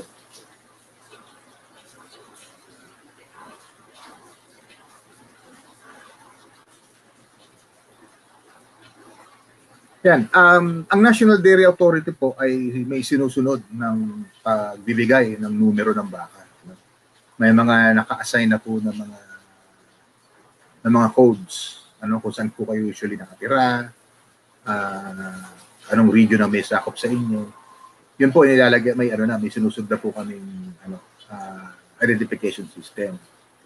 Ang hindi po namin nabibigyan ng identification system, ayun pong mga tinatawag nating imported animals. Kasi kung ano yung dala-dala nilang irtal kung sila dumating sa Pilipinas, hanggang sa mamatay po yung bakang, yun na po yung irtal. At lahat po yan ay, yun nga, may mga records po tayo. Sa ngayon, pinipilit po ng National Dairy Authority na makuha ang lahat ng datos patungkol sa inyong dairy farm. Ano po yun? Siyempre, gatas. Sinong gumatas ito? Hindi po pwede yung bulto. Halimbawa, galing kay farmer Juan de la Cruz, ang gatas niya 30 litros. 30 litros, hindi. Dapat malaman namin ano ba ang binigay na gatas ng bawat isang baka. So, kay farmer Juan de la Cruz, ang baka niya is 143. Okay, si 143 ang binigay na gatas sa araw na ito 12 litro. Ayan. Ganun po ang record na kinukuha namin. At importante po yun kasi gusto po kasi natin malaman ano po ang performance ng ating mga alaga. Yan po. Next po.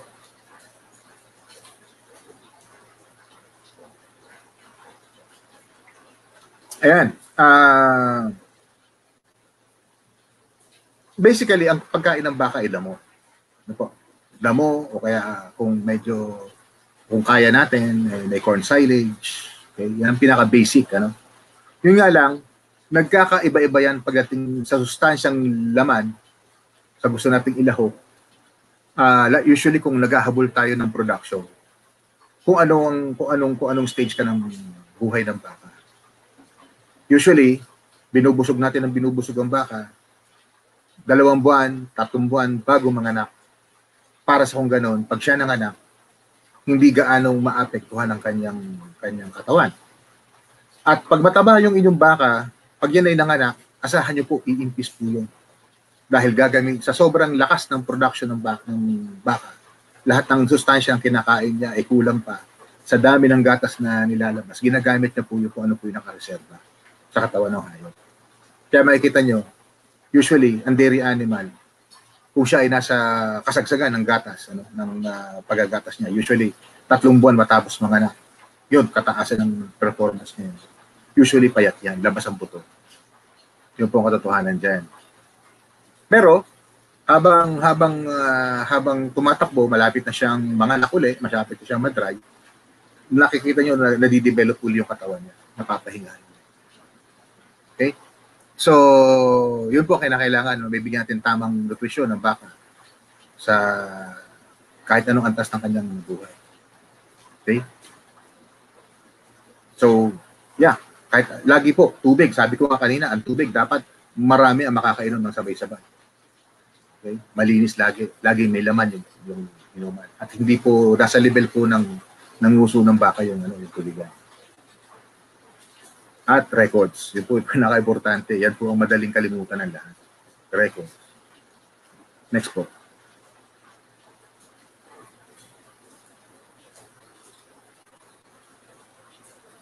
Okay. Siyempre, hindi pwedeng gumamit ng mga banned chemicals. So, we have to refer to kung ano po yung advisory ng Food and Pesticides Authority. Bagay na to. Tapos yung paggagamot, lagi meron kayong instruction galing sa isang veterinary. Okay? Ang usually pong ginagawa rito ay yung aming veterinary, magbibigay ko sa inyo ng health program. So, kung sumusunod po kasi programang yun, ayos lang po yun. Okay? So, yun nga lang, pag kayo ng gamot, bigay kayo ng antibiotic, dahil usually nagbibigay antibiotic, usually pag medyo hindi maganda yung panganganak, so nagbibigay ng antibiotic. Anyway, dahil antibiotic naman yon, usually 1 to 2 weeks ang tinatawag na withdrawal period bago mo magamit ang gatas. Okay lang yon kasi usually ang gatas niya, colostrum pa. Hindi mo rin naman maipoprocess yon. Tapos sa mga feed mixing equipment, dapat lagi malinis. Walang tulad ng milking equipment. Dapat lagi malinis kasi pagkain yan doon mananahan yung mga microbe. Gustong-gusto nila doon kasi libre pagkain. Next po.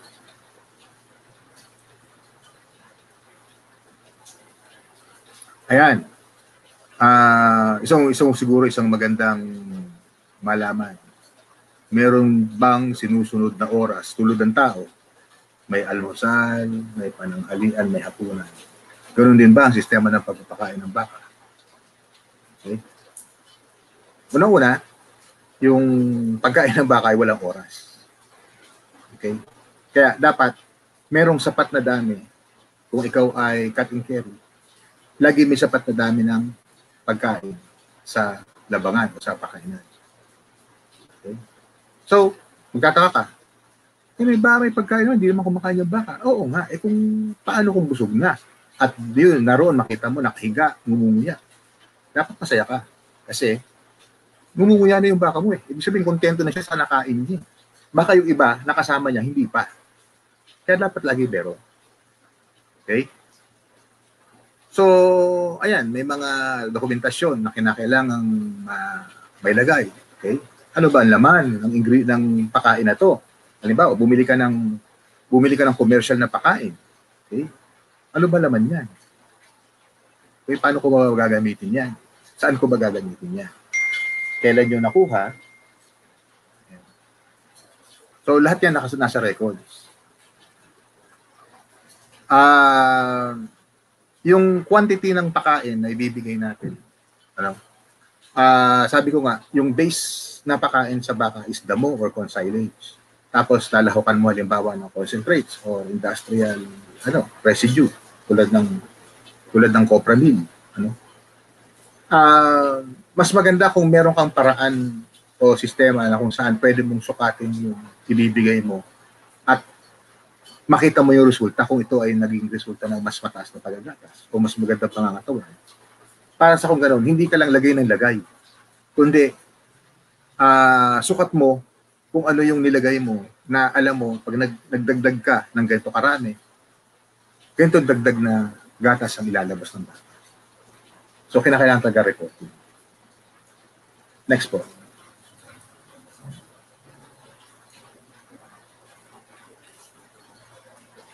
Yan, hoof trimming.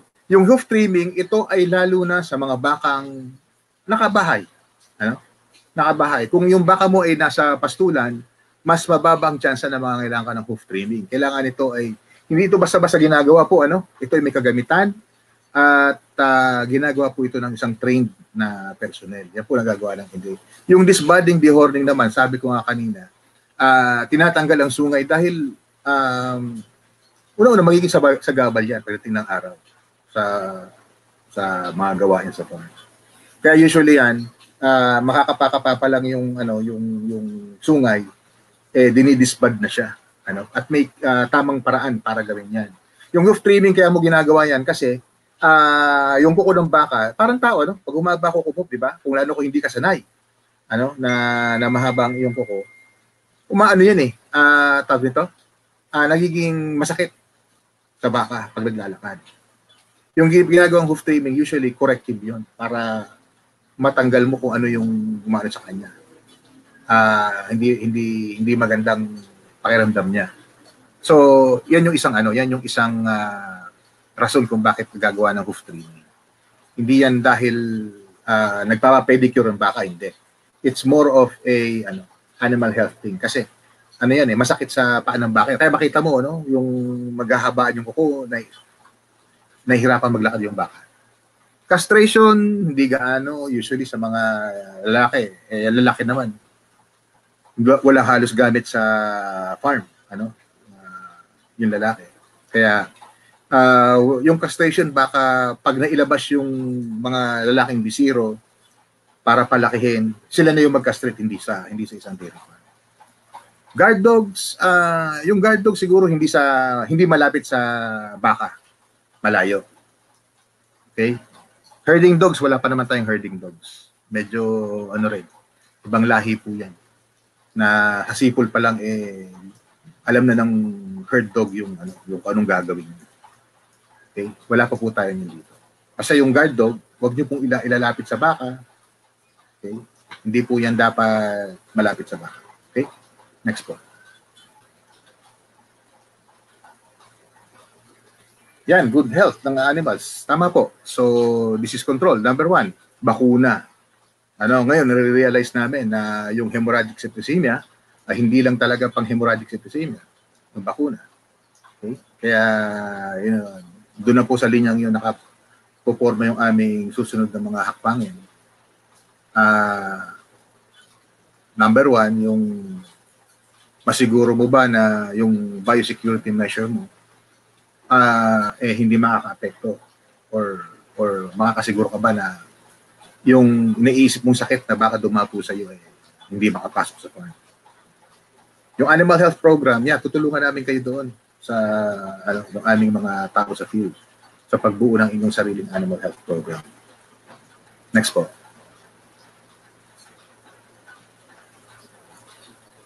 Okay. Usually po, minumungkahin namin na magkaroon ng hiwalay na kulungan yung mga bakang for treatment o baka may sakit o yung malapit na mga anak. Usually po ito, malambot po yung higaan. Baka paano po malambot? Tuyo pero malambot. Usually po, gumagamit kami ng mga, for example, rice hull, tuyo na rice hull. medyo makapal, na doon natin nilalagay yung may mga sakit na baka o yung baka malapit na mga anak. Okay? Para hindi masyadong masakit sa kanilang paa. Okay? Lalo na kung ang mga nito, yung mga baka na may problema sa kuko, sa paa. Yan, doon natin nilalagay. Usually yan, sapat lang siya para mapakain, humiga, at yung madali natin siyang maidala sa ipitan kung saan natin siya pwedeng gamutin. So, yan, bawal yung stick at saka yung mga mga pamukpok. Bawal po yun. Kahit sabihin na tubo lang yan o insulation foam, hindi po yan tamang practice na gumamit ng mga ganyan. Susunod po yung mga baka. Actually, ang biru-biruan nga namin, mas madaling kausapin ng baka kaysa tao. Okay po. Next po.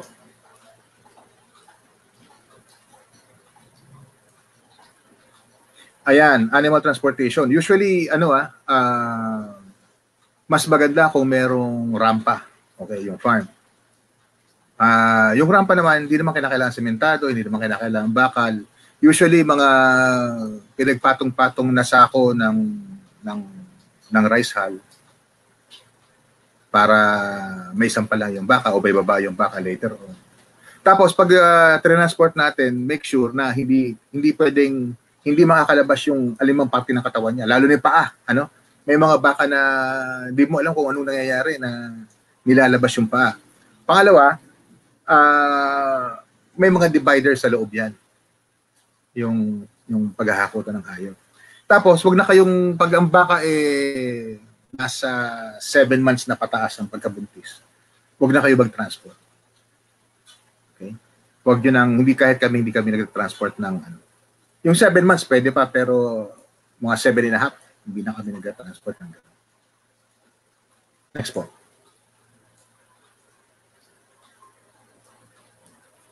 Yan, allow easy loading and unloading, first aid kit.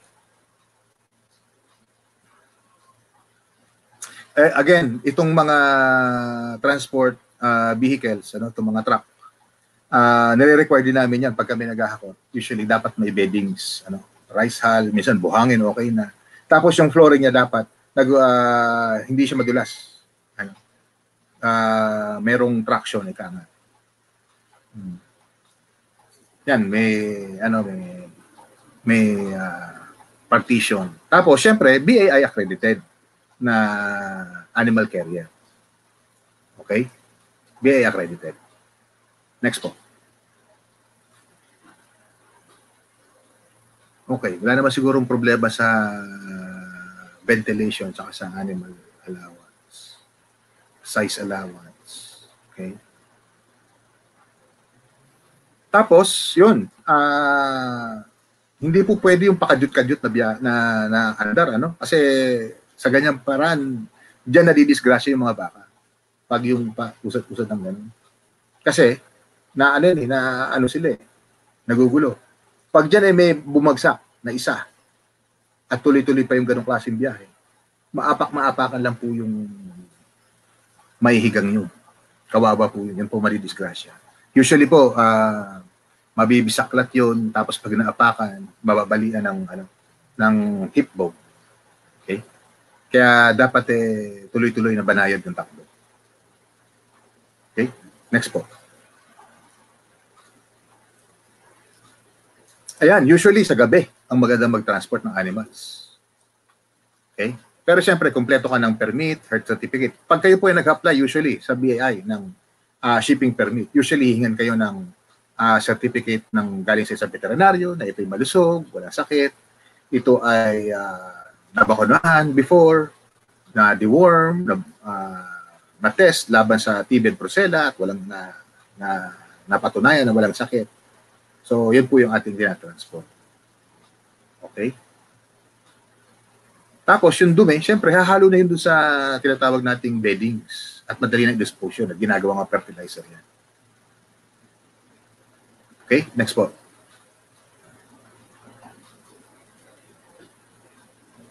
Biosecurity measure, yan medyo malaki-laking usapin. Kasi laging pinag-uusapan natin, ano ba ang mga sakit na posibleng magkaroon tayo ng problema.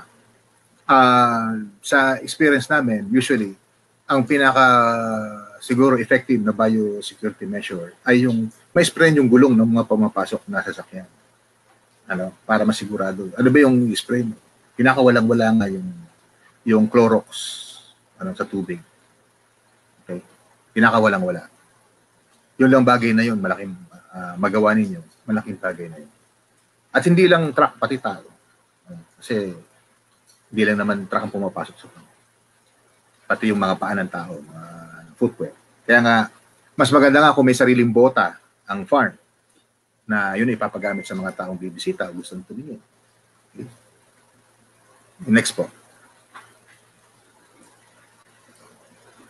Yan, in terms of quarantine measures, siyempre ang magsasabi niya sa atin ng patakaran ay Bureau of Animal Industry. May mga quarantine measure na between regions at may mga quarantine measure naman kung yan ay imported animals. Yung mga imported animals naman bago na i-distribute ng National Dairy Authority, ito naman ay tapos na ang quarantine measure bago yan may distribute. Next po.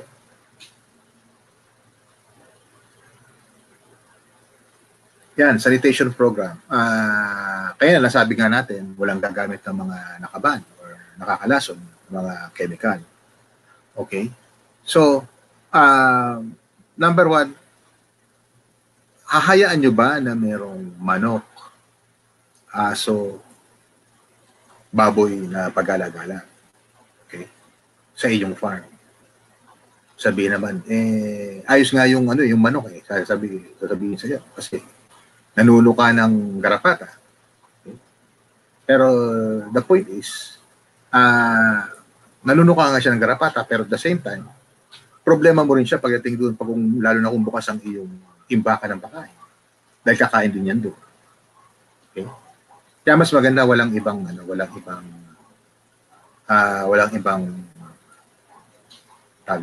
animals sa iyong farm. Organic materials naman, yan dapat well kept dapat ang yung number one yung bodega ng pagkain. Kung ikaw man gumawa ng sarili mong bunker silo, dapat yan isarado. Hindi yung huwag mong hayaan na kusang nakalabas yung pagkain. May masisira din yan. Tapos lagi malinis ang farm. Yung dumi, sabi ko nga, mas maganda nga kung part ng negosyo ninyo ay maidugtong ninyo ay vermicomposting. Okay? Para lalo masikaso ninyo yung inyong farm. Lalo na sa manure disposal, manure treatment. Okay? Siyempre, ang gagandahan doon dahil dagdag na pagkakitaan. Yung drainage naman, ang suggestion ko lagi dyan, kung meron kayong magagawang parang kanal na sementado, kung kaya nyo, lahat ay iisa lang ang daloy, iisa lang ang tapunan, na medyo may distansya galing sa bahay ng hayop. Okay? At may paraan kayo, dahil kung sabi ko nga, idudugtong nyo dyan ang vermicomposting, may paraan kayo para makuha yung solid manure. Yung solid part ng manure para yun ang gawin yung sa inyong vermicomposting. Okay. Next po. Uy, tapos na sa laro.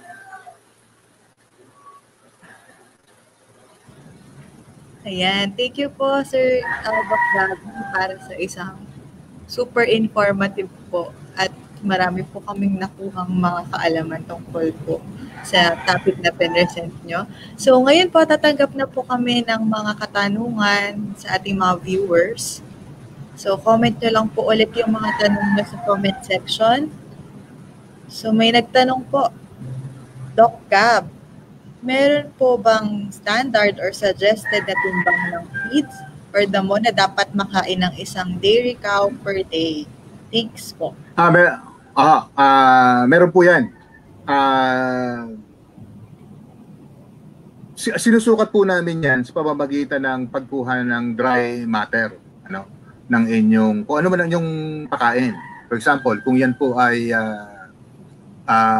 napier, kung yan po ay mombasa, kung yan po ay signal grass, hindi po pare-pareho ang sustansyang laman.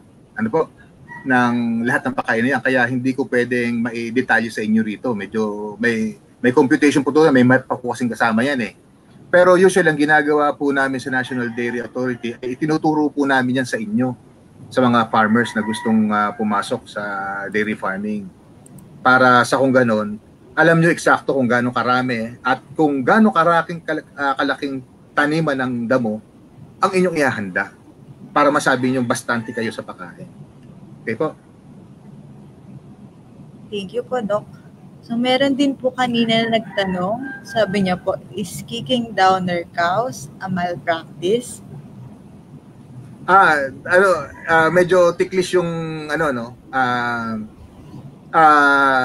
usually kasi, pag hindi mo alam na downer, ang ginagawa ng iba, parang parang binubuyo nilang tumayo. Okay, isa yon. Kaya siguro sinisipa.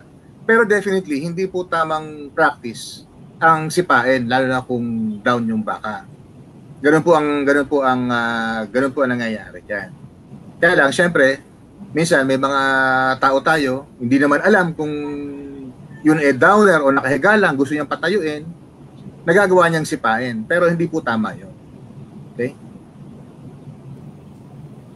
Meron din po nagtanong, Doc Gab, sabi niya po, magkaugali po ba yung baka at kalabaw? Baka po hindi. Malamang po hindi. May mga practices na nagagawa. Number one, sa pagkakaalam ko, ang kalabaw naghahanap ng wallowing, yung paglulubluban. Dahil mainit yung katawan. Naghahanap ng paglulubluban. Ang baka hindi. Hindi niya kailangan. Yun po. Pagkakaiba. So, meron po nagtanong mula kay Grand Mark. So, sabi niya po, good afternoon, Doc Gab. Ano po cost of one dairy cattle from calves to lactating na po? Okay. Ang suggestion ko, at pasensya na, at yun kasi naalala ko lang, yung may sarili kasing pricing ang National Dairy Authority. At ang pinakamahal na baka ay yung dumalagang buntis, pregnant heifer. Bakit yun ang pinakamahal? Number one, sigurado ka na siya ay nakakapanganak dahil buntis na nga siya. Pangalawa, dahil siya ay dumalaga, ibig sabihin nun, maraming taon mo pa siya na pwedeng magamit. Kaya siya ang pinakamahal. Ang presyo niya po ngayon ay naglalaro po sa pagitan ng 88 hanggang 92,000 pesos. Hindi ko na po maalala yung yung presyo ng iba dahil may kodigo po kasi kami diyan eh. Hindi ko na po maalala yung presyo ng isang lactating o kaya ng mas bata pa. Pero ang siguro ko po, yun pong dumalagang buntis na siyang pinakamahal sa lahat ay nagkakahalaga between 88 to 92,000 pesos. Pero kung ito po ay idadaan nyo sa National Dairy Authority, kung ito ay uutangin ninyo, utang lang po ito. Hindi nyo po babayaran ng pera to. Babayaran nyo lang po ito ng isang ulo din ng, kung halimbawa, binigyan kayo ng dumalagang buntis. Yun ang ipinautang sa inyo. Sa loob ng 4 na taon, ito rin po yung klase ng hayop na ibabayad ninyo sa National Dairy Authority. At ito rin po ipapautang namin sa susunod na farmer. Kaya, kung balak nyo pong mag-dairy, kung nasa naman kayo, kung kayo ay especially nasa within sa isang dairy zone, na pag sinabi nating dairy zone, yung lugar na yon, meron na nag-aalaga ng baka, may nagpo-process, may nagma-marketing, kumbaga kompleto na, wala ka nang hahanapin, mas madali para sa iyo ang mag-request na lang ng baka sa National Dairy Authority. Again, sabi ko mas maganda kung clustered para maraming kayong hindi na kinakailang invest ng kayo lang. Tulad ng halimbawa ng cooling tank, mahal po yun.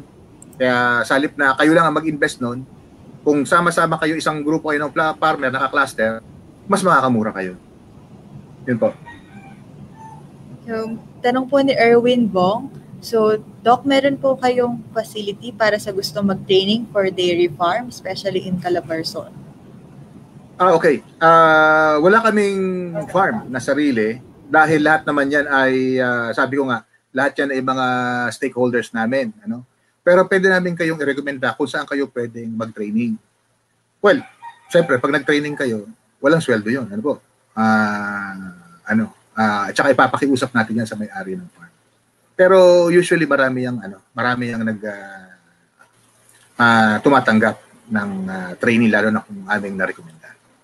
Yan po. Sabi naman po ni Justin Pastrano, so hi Doc, how can I start a goat dairy farm? Tama po yung tanong ninyo dahil meron kami tinatawag na PL 480 Dairy Goat Project. Ano po? Kung gusto niyo po, pwede kayong sumulat sa aming ahensya na gusto nyong makasama sa Dairy Goat Project na yan. Pero linawin ko lang po, dahil nakausad na po yung project na yan, meron na po yan tinatawag na first line na pagbibigyan ng kambing. Ang maasahan po natin dito ay yung mga second line. Ibig sabihin, pag nakabayad po yan ng kambing sa amin, sabi ko nga, ang pautang namin ay walang labas na pera, yan po usually kung pinautang namin ng isang doling o empty dough, usually yun din ang ibabayad sa amin. Ano? This time yata sa loob ng 2 taon, naiaano namin yan. Kaya ang nangyayari, hinahanap namin ngayon kung sino yung second line, sino yung kasunod na pagbibigyan.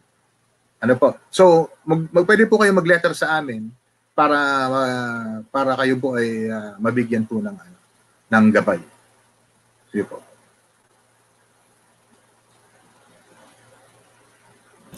So ayan, yun na po ang ating last question. Okay, maraming salamat po, Doc Gabby, sa pagpapa-unlock nyo po at bibigay ng oras sa amin. So sana po ay makita pa po namin kayo sa mga susunod pang webinar. Imbitahan lang nila ako.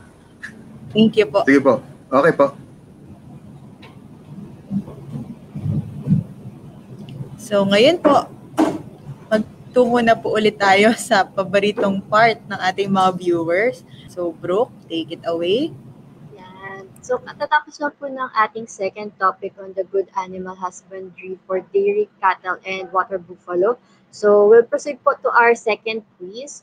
So kindly proceed po to www.menti.com and use the code 6270540. So kindly open a browser po or tab and kindly go to www.menti.com to join our quiz po for this topic. We have 3 questions po.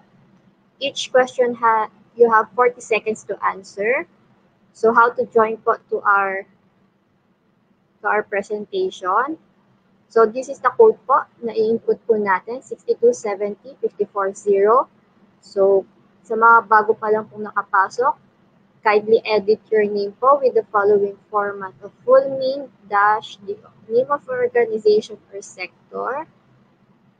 For example po, Juan Cruz of DA-BAFS.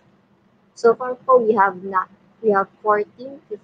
participants who are joining for this brief quiz. So for our top scorer po, we prepared po a certificate at the end of the seminar. So we have 33 and counting. So are you ready po? So kindly tune in po sa inyong mga devices. So ulitin ko po, we have 3 questions and each question you have 40 seconds to answer.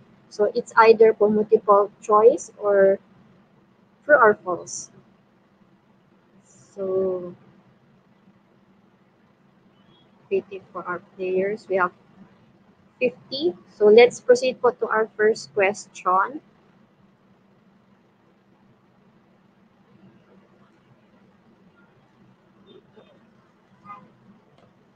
So for our first, in what part of the day should animals be transported? Is it A, hottest, B, coolest, C, warm, or D, none of the above?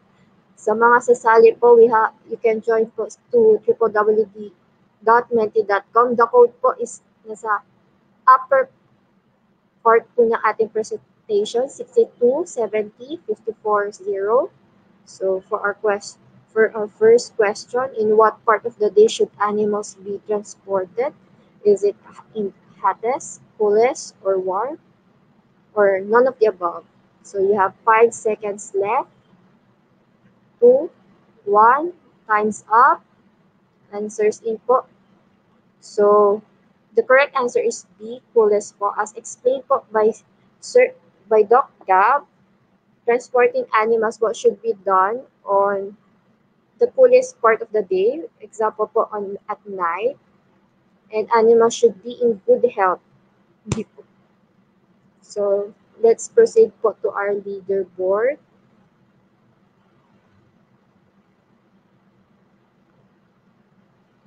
And scores in, we have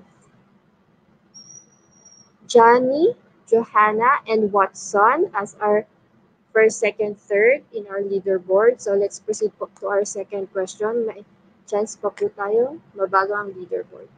So our second question is, the building intended to keeping animals should be constructed in what orientation? Is it A, north-south orientation, B, west-south, C, east-west, or D, none of the above? The building intended to keeping animals should be constructed in what orientation? Is it A, north-south, B, west-south, C, east-west, or D, none of the above? It was also explained at the earlier part po of the presentation of Sir Gab. It was emphasized. You have 5 seconds left. 1, time's up. And the correct answer is C, east-west orientation po. The building should be constructed in this way po to prevent or minimize adverse effects on animal performance and eliminates possible hazards to its surroundings. So we have 56 participants who got it correct. So to our leaderboard. So tingnan po natin kung nabago po. We have Venture, followed by Enrilo Salas and J. Kenneth Cernal as our leaderboard for this round. So let's proceed po to our last question. So the faster you answer, the higher points you will get. So click lang po. True or false, when giving commercial feed, farm operators should use feeds which is not registered or with an identified origin. So true or false, when giving commercial feed, farm operators should use feeds which is not registered or with an identified origin. So you have 20 seconds to tick in your answer, true or false. You have 10, 9, 8. We have 5 seconds left. Time's up, and the correct answer is false. So, kung magpapakain po tayo ng feeds, it should be registered and dapat po nasa label po iyon. So, let's proceed po kung sino po ang ating top scorer for this topic. We have Enrilo Salas. Congratulations po. You've garnered 2,126 points. Thank you po for participating in our second Menti quiz. So we are proceeding po to our third topic, which is on hygienic practices on milk and milk products. So let me introduce po our third speaker for this seminar. We have Miss Nina Abelia.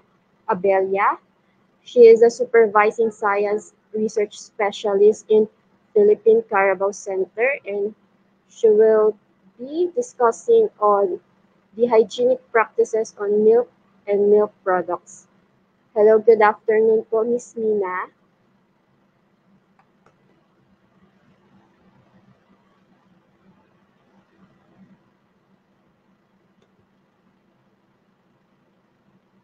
Nakamute pa po ata kayo, Miss Nina.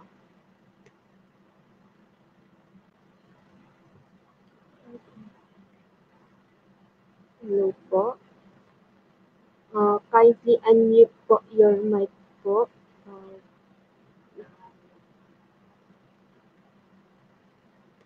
Cannot hear po.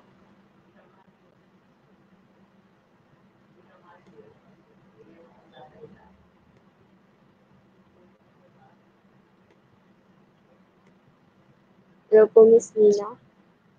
Kindly unmute po your mic. We cannot hear you po. Hello po. So there is a technicality po.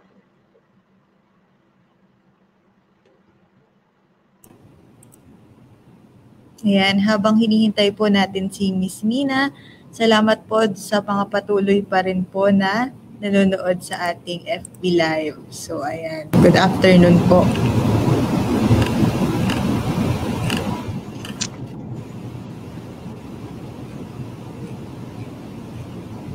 So sa mga nagtatanong po ng certificate para sa webinar na to, mamaya po ibibigay ni Brooke ang link para po makasagot kayo ng feedback forms. After that po kasi, makakatanggap po kayo ng email containing yung link kung saan nandun yung mga presentations and copy po ng inyong certificates.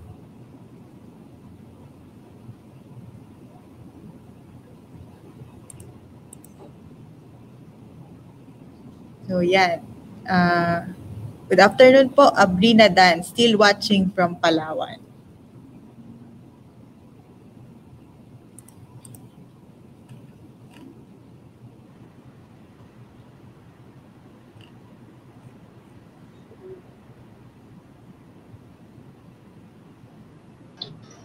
Yes.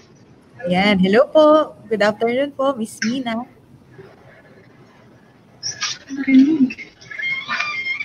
Ayan po, rinig na po namin kayo, ma'am. Ito. Tapos yung development ng designs, ay suggestion na ilagay natin. Ito nakalagay naman dito ng mga file.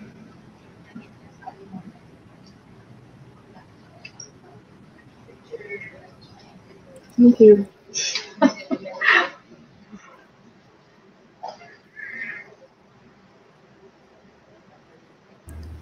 Good afternoon po, Miss Mina. Yes, good afternoon. Yes po. So, proceed na po tayo sa presentation niyo po. Okay. Kala ko sir, okay na saan. Okay, so good afternoon, everyone. Ang topic ko po ngayon ay hygienic practices in the processing of milk and milk products. So milk and milk products are rich and convenient sources of nutrients for humans. So milk is an ideal medium for the growth and multiplication of microorganisms, resulting in milk spoilage. So given all the factors for the growth of microorganisms, so mabilis po siyang dumami at mag-grow in the milk.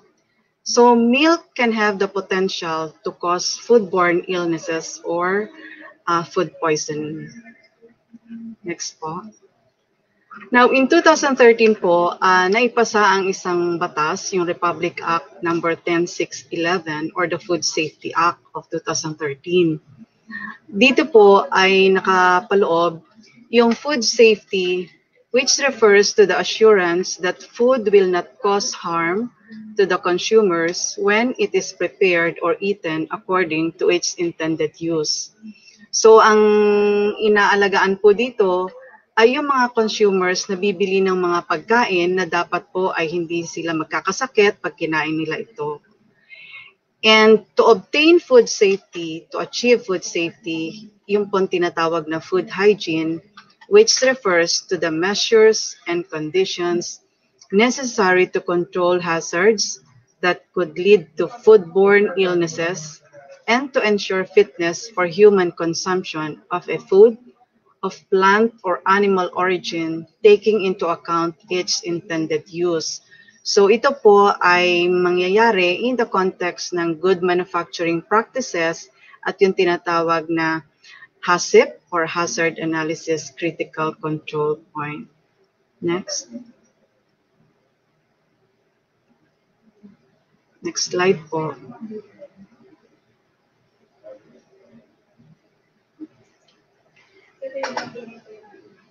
Next slide. Okay. So, ito po yung milk chain na tinatawag. Previous slide, please. Yung milk chain. So, sa milk chain po, quality and safety must be ensured at every stage of the milk chain.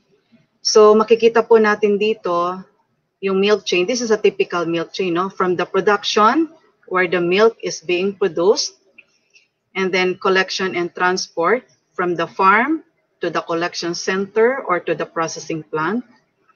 And then the processing plant is where the products are being produced from the milk. And then after that will be the marketing and distribution of the milk products up until makarating po ito sa consumers. So our first two speakers discussed hygienic practices at the farm and during collection and transport. So my topic will be discussing from the processing up until makarating sa consumers. Okay. Now, a typical process flow in the processing of milk and milk products is this. First, receiving of the milk. After the milk is received, milk is tested for some platform test to determine yung mga milk quality parameters.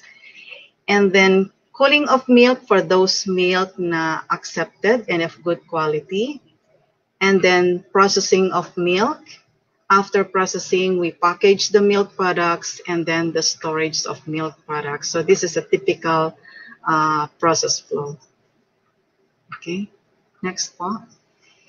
Now, in the receiving of milk, we usually receive the milk from the dairy farmers and dairy cooperatives.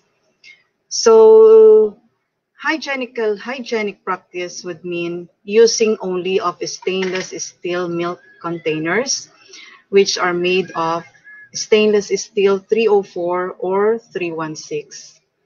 And also, milk must be cooled during transport to minimize the growth of microorganisms. However, if not cooled, the milk must be delivered immediately to the milk collection center or processing plant na kung saan ay merong mga milk cooling facilities.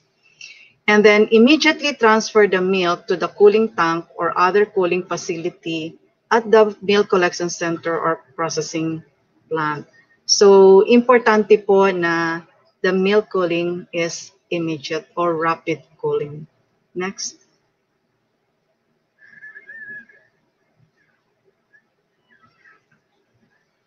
Next slide. Okay. Now, after we receive the milk, testing of milk is being done. So, meron pong tinatawag na platform tests, no? So, ito yung test na simple and rapid and can be used as basis for rejection or acceptance of the milk. So, meron po yung organoleptic tests. Ito yung gamit lang yung mga senses. Clot on boiling test or COB. A measure of the heat stability. Alcohol test, which is a measure of protein instability using equal amounts of milk and alcohol. The sediment test, where we test the contaminants in milk. Lactometer test is a test for water adulteration using the lactometer. And acidity test is a test for developed acidity in milk. And antibiotic test is a test for any trace of antibiotic in the milk. So these are just rapid tests, no, at the collection center or at the processing plant. Now, other tests that can be conducted or for confirmatory, no, meron tayo tinatawag na compositional analysis. So ito pong test na to ay ina-analyze yung kanyang fat content, protein content, lactose content, solids not fat, total solids. So yung pong equipment na nasa picture is a milk analyzer that can determine the compositional components of the milk, no? The compositional quality. And then meron din po tayo yung tawag na microbiological test. Ito naman po ay binibilang yung mikrobyo. So meron po tawag na aerobic plate count or total plate count, yung coliform count or ito yung fecal matter, no? Or E. coli and the psychotrophic count. Ito po yung mga mikrobyo na kahit ilagay mo ang gatas sa malamig na lugar, ay dumadami pa rin. And then, yun din pong somatic cell count or yung SCC, this is an indirect measure of the mastitis infection in animals. Okay, next slide.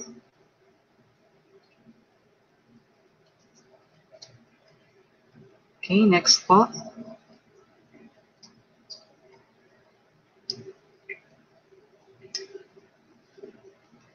Next slide, please. Okay. So, for the platform test, no, yung clot on boiling test na, as I've said, it detects heat stability of milk. So, simple lang po ito, yung milk, lagay lang sa isang test tube and then ilagay sa boiling water. After 5 minutes, makikita na po natin kung magiging COB positive ba siya, yung merong coagulation, no? So, nakikita po natin sa picture, yung right side test tube ay tawag doon COB positive. Nagkulta yung gatas, nag-coagulate. So, ang causes po ng COB positive, develop acidity in milk due to increased microbial count. Now, increase in microbial count can be due to delayed cooling or inadequate cooling of milk. So, yan po yung isang test na pwede nating magawa sa milk. And pagka po naging COB positive na yung milk na nadadala po sa planta or sa collection center, we outright reject the milk. Because in the processing plant, yung heat treatment po ay isa sa basic na treatments na ginagawa. So pag pinainit po at nagkaroon ng COB positive, we outright reject the milk. Next po. Okay. Now, ito namang another test na to ay yung alcohol test or yung it detects yung protein instability. So ito naman po, pinaghahalo lang yung equal amount ng milk at ng alcohol, no, ethyl alcohol. Now, ang causes ng APT positive also is developed acidity in milk due to increase in microbial count, delayed cooling or inadequate cooling of milk, or mineral imbalance that can be due to milk coming from mastitis-infected animal, if there is presence of colostrum milk, or milk from animals in late lactation. So, yan po yung mga causes ng APT positive milk. So, meron din po siyang coagulation na nangyayari dun sa test tube. Next slide.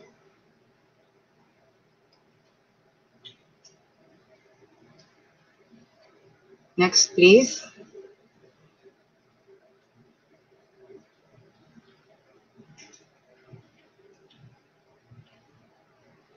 Okay.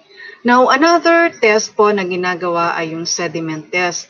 Ito naman po ay para malaman kung may presence po ng contaminant sa gatas katulad ng soil or putik, no? Yung dirt, manure, blood, no? Now, ito pong picture na nasa baba yung red, ito po ay tawag yung centrifuge. So, naglalagay lang din po yung milk sa isang test tube. And then, iraran po ito, no? Iikot ng ikot yan, mabilis na ikot. And then, after po nun, magsasettle po sa test tube kung ano man meron na contaminants yung milk. So, dun sa next photo po, makikita ninyo yung leftmost na test tube, ito po yung clean, no? Malinis yung gatas. Wala pong sediment na nangyari. Yung gitna naman po, makikita ninyo, meron siyang brownish sediment. So, ibig po ng brownies or black sediment, meron po siyang presence of soil. Yun naman pong rightmost test tube, ito po ay merong reddish sediment. So, nag-indicate lang po ito na mayroong presence of blood yung milk. Now, makikita niyo po dito sa next photo, ito po ay milk na nasa milk bottle na. Kung makita ninyo, meron po siyang brown ring sa ilalim ng bottle. And this brown ring is soil. Soil po na nandun sa gatas as contaminant. Now, pag ang soil po ay naging contaminant or dirt or manure, ibig lang sabihin, milk is collected unhygienically. Hindi po malinis. It could be hindi malinis yung animal, bago gatasan, hindi nalinis mabuti, no? Kaya meron pa siyang mga dirt or soil sediment. Ang hindi po maganda sa soil as sediment, kahit po ang gatas ay sasalain, even using very fine mess, lulusot lang po siya. Kaya, kahit na-filter na ang milk, ay makikita pa rin yan dun sa pasteurized milk, just like itong third photo na nandun na sa milk bottle. So, using this test, importante po na ma-feedback natin sa supplier ng milk itong resulta ng test na to. Or else, the supplier of milk will think na okay yung gatas nila. So pag nag-feedback tayo, they will have to improve yung kanilang hygiene practices at the farm para po ma-improve itong cleanliness ng kanilang animals or yung areas na kanilang ginagawa. Okay? Now, pagka naman po presence ng blood, it could be na mayroong problema yung animal. Baka mayroong mastitis infection.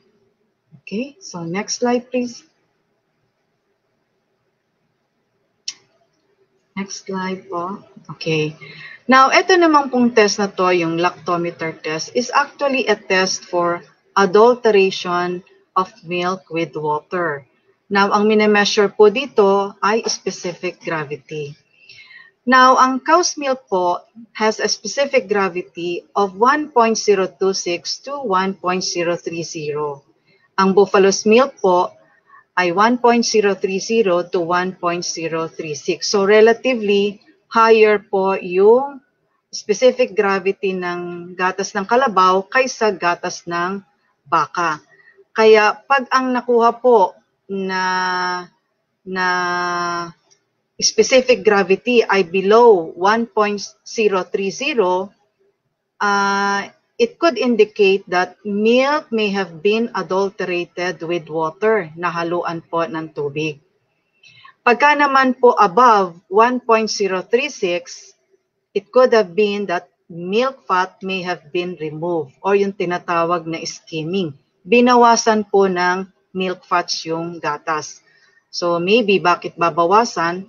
Baka gagawa sila, kasi po ang milk fat pwede siya gamitin for ice cream, pwede po siya gamitin for cream cheese. So yun po, no? So very important din po itong test na to for adulteration ng milk with water or skimming. Okay? Next po. Now, another test po ay yung acidity, no? Milk in its, pag na meron na po siya mga developed acidity due to microbial contamination, ay pwede po natin siyang matest using pH meter. So, determine po ang pH kung ito ay acidic or alkaline. Now, another way of testing acidity is through titration. Ang tawag po dito ay titratable acidity, na dina-determine din po yung level of acidity in milk and usually expressed as percentage of lactic acid. Now, ang lactic acid po, ito yung acid na nade-develop from microbial degradation, no? So, yung gatas po, meron po siyang nutrient na tawag ay lactose. Pagka po marami na yung presence ng mikrobyo, nako-convert na po siya sa lactic acid. Kaya mataas ang lactic acid po pag marami ng mikrobyo yung gatas. Lalo na pag yung gatas po ay papasira na, no? Now, for buffalo's milk po, ang pH ay nagre-range po ng 6.6 to 6.8 for normal fresh milk. At ang kanya pong titratable acidity ay 0.13% to 0.16% as lactic acid. Pagka po sumobra na yung percentage ng lactic acid, naging 0.2%, 0.2 na percent, ibig lang po sabihin nun, marami na pong mikrobyo yung gatas. So, malapit na rin po siyang masisira. Oh, okay. So, next po.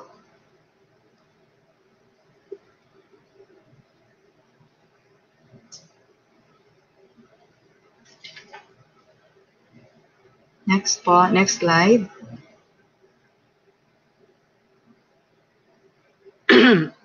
Next slide po.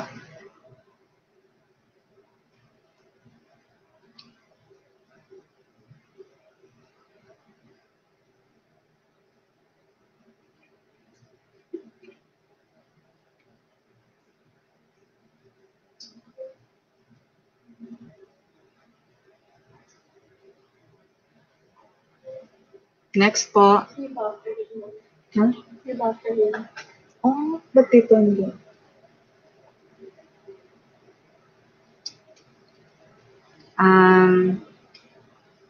My slide here is still on the testing of milk acidity.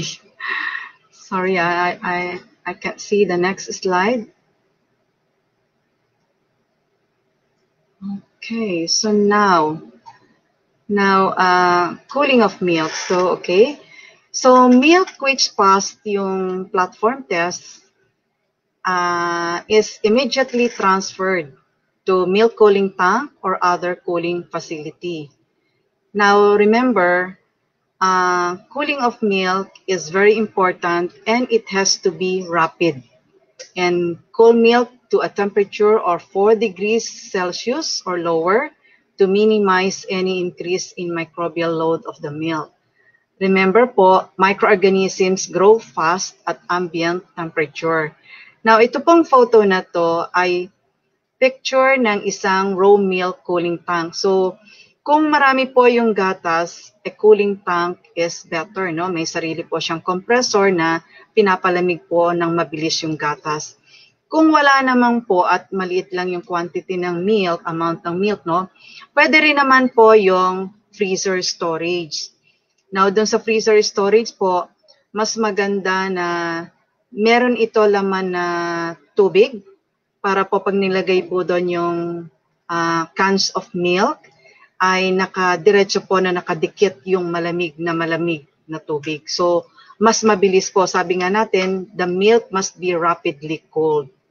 So, yun po yung cooling of milk. Kahit po gaano kalinis yung gatas, like if hygienic milking practices ay nagawa na, wala pong sakit yung mga animals, malinis po yung paggagatas. Pag wala pong pagpapalamig sa gatas, magkakaroon din po ng reduction ng milk quality, no? Kaya ito pong cooling ng milk ay isang napakahalagang proseso na ginagawa po doon sa raw milk. Okay, so next slide.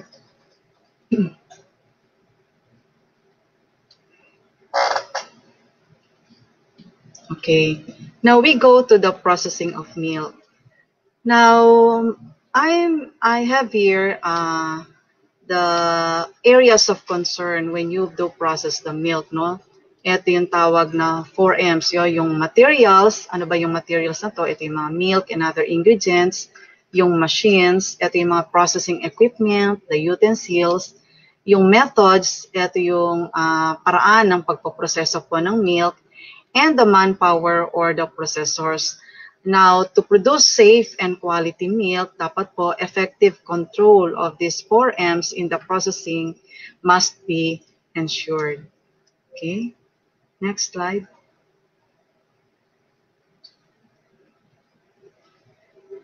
Okay, now some materials po, the basic material in processing is the milk, the raw milk. Now, be it cow's milk, carabao's milk, or goat's milk. Now, ang milk po na dapat ipoprocess natin must be pure, must be fresh and compliant to the specifications of the dairy plant. Remember po, no, poor quality milk will never produce good quality dairy products. So, ito po ay isang requirement sa pagpoproseso po ng milk. And also, pag poor quality milk ang ating gagamitin, yung pong shelf life po niya ay maaapektuhan. Then you will have a short shelf life for the finished products na mapoproduce. Now, other materials po na kailangan sa processing ay like for example, you want to produce pastillas or chocolate milk or ice cream or yogurt, you will be needing other ingredients like sugar, milk powder, or stabilizers, no? So also, yung specifications po, dapat these ingredients are pure, clean, and free from dirt or impurities. And dapat po, may specifications po kayo sa pagtanggap po nitong ingredients nito, no? Be it physico-chemical properties or microbiological qualities ng ingredients. And for the additives, dapat po ito ay approved for food use and in an amount na permissible. Now, yung processed water po, ginagamit din po for other products, so dapat po ito ay potable and in adequate supply. Okay, next slide.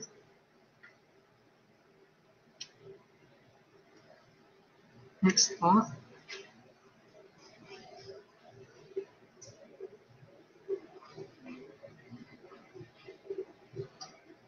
Next po. Yan, okay. Now we go to the machines, no? Now these refer to the facilities, the equipment, and the utensils. Now they should be hygienically designed and easy to clean. Now those floors, they must be well drained, smooth and clean with no open cracks, holes, or broken areas. So dapat po, usually pagka sa processing plant, naka-slope po, no? Sloping yung floors. And then, makinis po siya, no? Para mas madali po malinis, madali makikita yung dumi. At wala pong mga open cracks kasi this could harbor microorganisms at magkakaroon po ng contamination inside the processing plant. Now, yung drains po, no, makita niyo dito sa second photo sa baba, yung drains po shall have traps, no, may drain covers, and should be maintained in clean condition. So, every after processing po, dapat nililinis yan. The walls of the processing area must be free from cracks and holes para po hindi siya mag-harbor ng pests and other microorganisms and to reduce cleaning efficiencies. The windows, this shall be in good repair with no broken panes of glasses, no? So makikita po ninyo dito sa baba yung photos. Now ito po yung the processing plant doon sa Milka Creme, and well designed po yung mga processing equipment, no? From the milk cooling tank up until po makarating doon sa packaging equipment. Okay, next slide. Now, okay, also yung mga equipment po must be cleaned and sanitized, and also with the utensils to protect against contamination. Now, pagka sinabi po na cleaning, ito ay complete removal of milk residues and other dirt using appropriate detergent chemicals. Now, usually po, caustic soda yung ginagamit because this removes the fat, no? Alam naman po natin na yung gatas po ay mataas yung fat content, so caustic soda is a very good cleaning materials for the milk.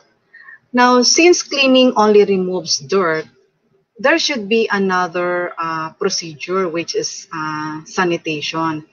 Now, adequate disinfection of cleaned surfaces to destroy the vegetative cells of the pathogens and in substantially reducing numbers of other undesirable microorganisms. Now, yung pong mga disinfectants or sanitizers, ito po ang magde-destroy or magtatanggal ng microorganisms na hindi natatanggal with simple cleaning lang. So, ito pong dalawa na to ay dapat laging magkasama. You cannot have a sanitized equipment pagka-cleaning lang, or hindi naman pwede na i-sanitize lang without cleaning. So, dapat po lagi silang partner. Okay, now as you can see, dito po sa taas, sa baba na photos, yung pong hose, no, dapat maganda yung pagkakaayos after using, and the milk cans, mas maganda po na well-drained po siya after cleaning and sanitizing. Okay, next slide. Next po.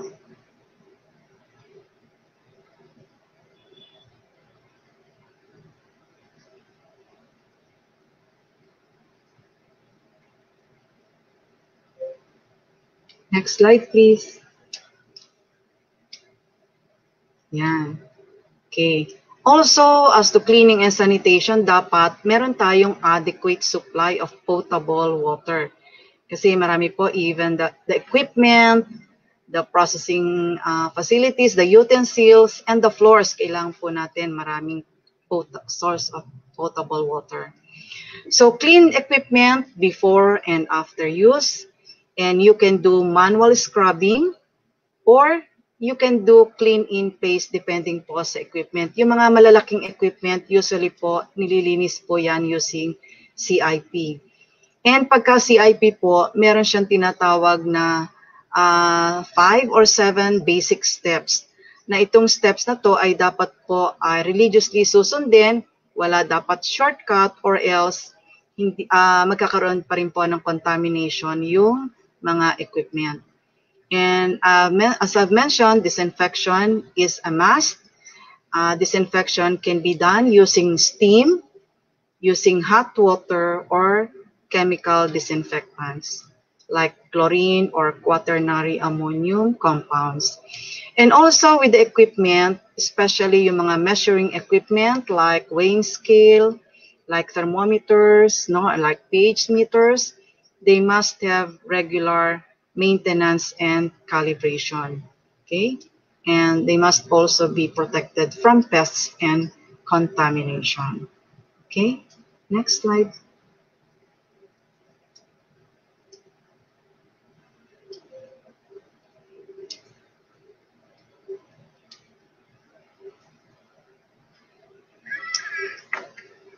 Next slide po.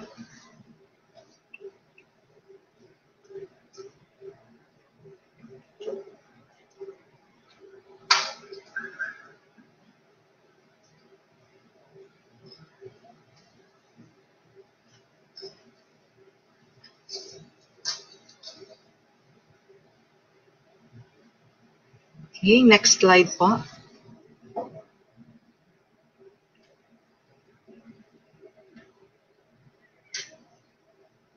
Okay, now we go to the manpower, the next M. Now this refers to the processors. Now, proper hygiene is very important for the processors. They must be healthy and certified free from contagious diseases, no, like yung TB. So dapat medically fit po sila and physically fit to work. Now, they must observe clean habits, so wearing of clean clothes, and they must be properly groomed. And properly attired, no, with head caps or hair nets. They must be wearing aprons or lab gowns, and rubber boots or any footwear intended for the plant only, wearing gloves and face masks. Now, these PPEs must be removed before leaving the production area or before entering the toilet or restroom. So ito po, this is a typical example of a properly attired, properly groomed processor. Okay, next po.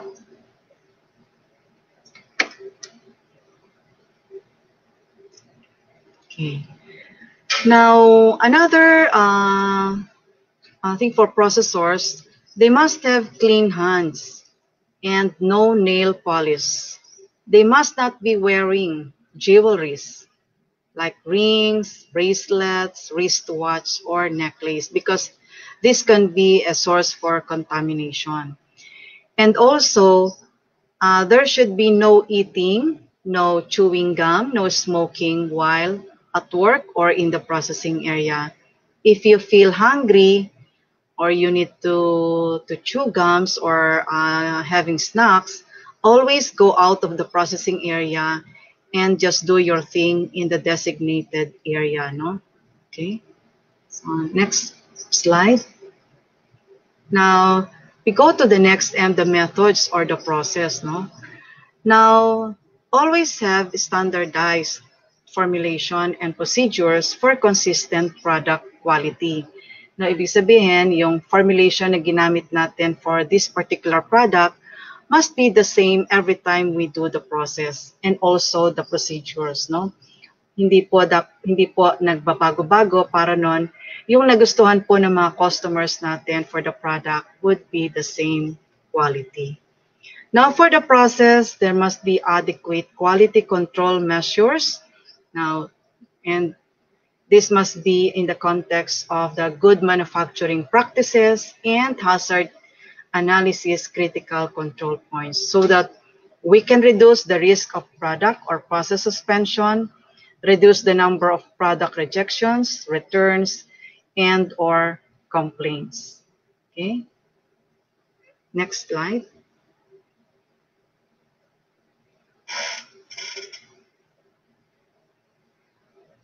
Okay. Now, in the processing of milk po, marami siyang heat treatments. No? Marami siyang treatments. Merong thermal processing or yung heat treatment. Meron siyang homogenization. Meron siyang standardization. No? So, I will be discussing the heat treatments because ito po yung pinaka-basic. Every process na ginagawa po sa processing plant, dairy processing plant, ay mayroong heat treatment. So, ano ba yung objectives natin for the heat treatment? We want to destroy the enzymes and relatively heat-sensitive microorganisms. Now, these are the non-spore-forming bacteria, the yeast, and the molds. Now, usually po, we destroy the pathogenic bacteria, yung mga bacteria po na nagiging sanhi ng pagkakasakit. Kung sino man yung magtitake nung gatas or milk product na i-produce. Now, heat treatment is also a way of extending the shelf life of milk. So, ito po yung gusto natin sa heat treatment na ginagawa sa dairy processing plant. Next slide. Okay. Now, sa heat treatment po, dalawa yung very common, no? Yung pasteurization and the sterilization. Ang pasteurization po is a relatively mild heat treatment. So, as I've said, we destroy the enzymes and the non-spore-forming bacteria, the yeast, and the molds. Now, it is widely used po sa milk industry and frequently employed as a critical control point in various HACCP plants. So, sa pasteurization po, meron yung dalawang methods. Now, yung isa po, yung tawag ay low temperature, long time method or the LTLT. Ito po ay yung the milk is heated to a temperature of 63 degrees Celsius and maintaining that temperature for 30 minutes. Yung isa naman po, ang tawag doon ay HTST or the high temperature short time, na kung saan the milk is heated to a temperature of 72 degrees Celsius and maintaining that temperature for 15 seconds. Now, ito pong dalawa na to ay equivalent lang in terms of destroying the pathogenic bacteria. Okay, meron pa rin po na mas mataas dyan. You can have also like 89 degrees Celsius for about 1 second. No? So, parang the higher the temperature, the shorter the time. No? So, yun lang po, wag lang, pag ginamit natin yung 72 degrees Celsius, wag natin siyang i-maintain ng more than 15 seconds or else, we also destroy yung some of the nutrients. No? But 15 seconds is enough for 72 degrees C to kill or inactivate the pathogenic bacteria. Okay, next slide. Okay. Now, this is another way of heat treatment, no? Very common din, yung sterilization. Now, ito naman po ay more severe heat treatment that inactivates or kill the most heat-resistant bacterial microorganisms, which are the spores of Bacillus and Clostridium. Now, kung kanina po sa pasteurization, hindi po nade-destroy yung mga spores. So, dito po sa sterilization, lahat po ito nade-destroy. And heating of milk is done to a temperature greater than 100 degrees Celsius for a specified period of time. Now, usually po, pag sterilization, mga 110 to 121 degrees Celsius, no? For a specified period of time, depende po kung ano yung gusto natin na bacteria na gusto mamatay. Now, ito pong photo sa baba, ito po ay mga retorts, no? Usually po, sterilization is done in pressurized container. So, yung mga retorts or mga autoclaves po, ito po ay ginagamit sa sterilization. And ito pong right photos, ito po ay baskets na kung saan nilalagay po doon yung mga packaging, no, yung container. Now, in the sterilization po, ang usually ginagamit po ay mga retortable pouches, pwede rin po aluminum cans, or pwede rin po ay bottles, which can withstand the very high temperature na gamit po sa sterilization. And usually po, pag sterilized milk, pwede po siya it can be stored at ambient temperature because these are considered commercially sterile. Kahit po hindi siya nasa refrigerator or sa cold storage. Okay, next slide. Okay, now sa packaging of milk po, usually depende po sa product, no? Like for the liquid milk products, you can use bottles or you can use high density polyethylene, no, milk bottles. Now, these bottles must be rinsed and sanitized with ultra-filtered water or chlorinated water around 50 ppm for about 5 to 10 minutes na nakababad.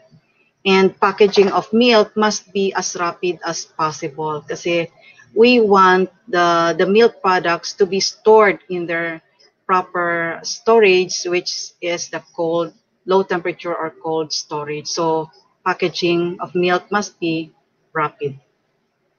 Okay, next slide.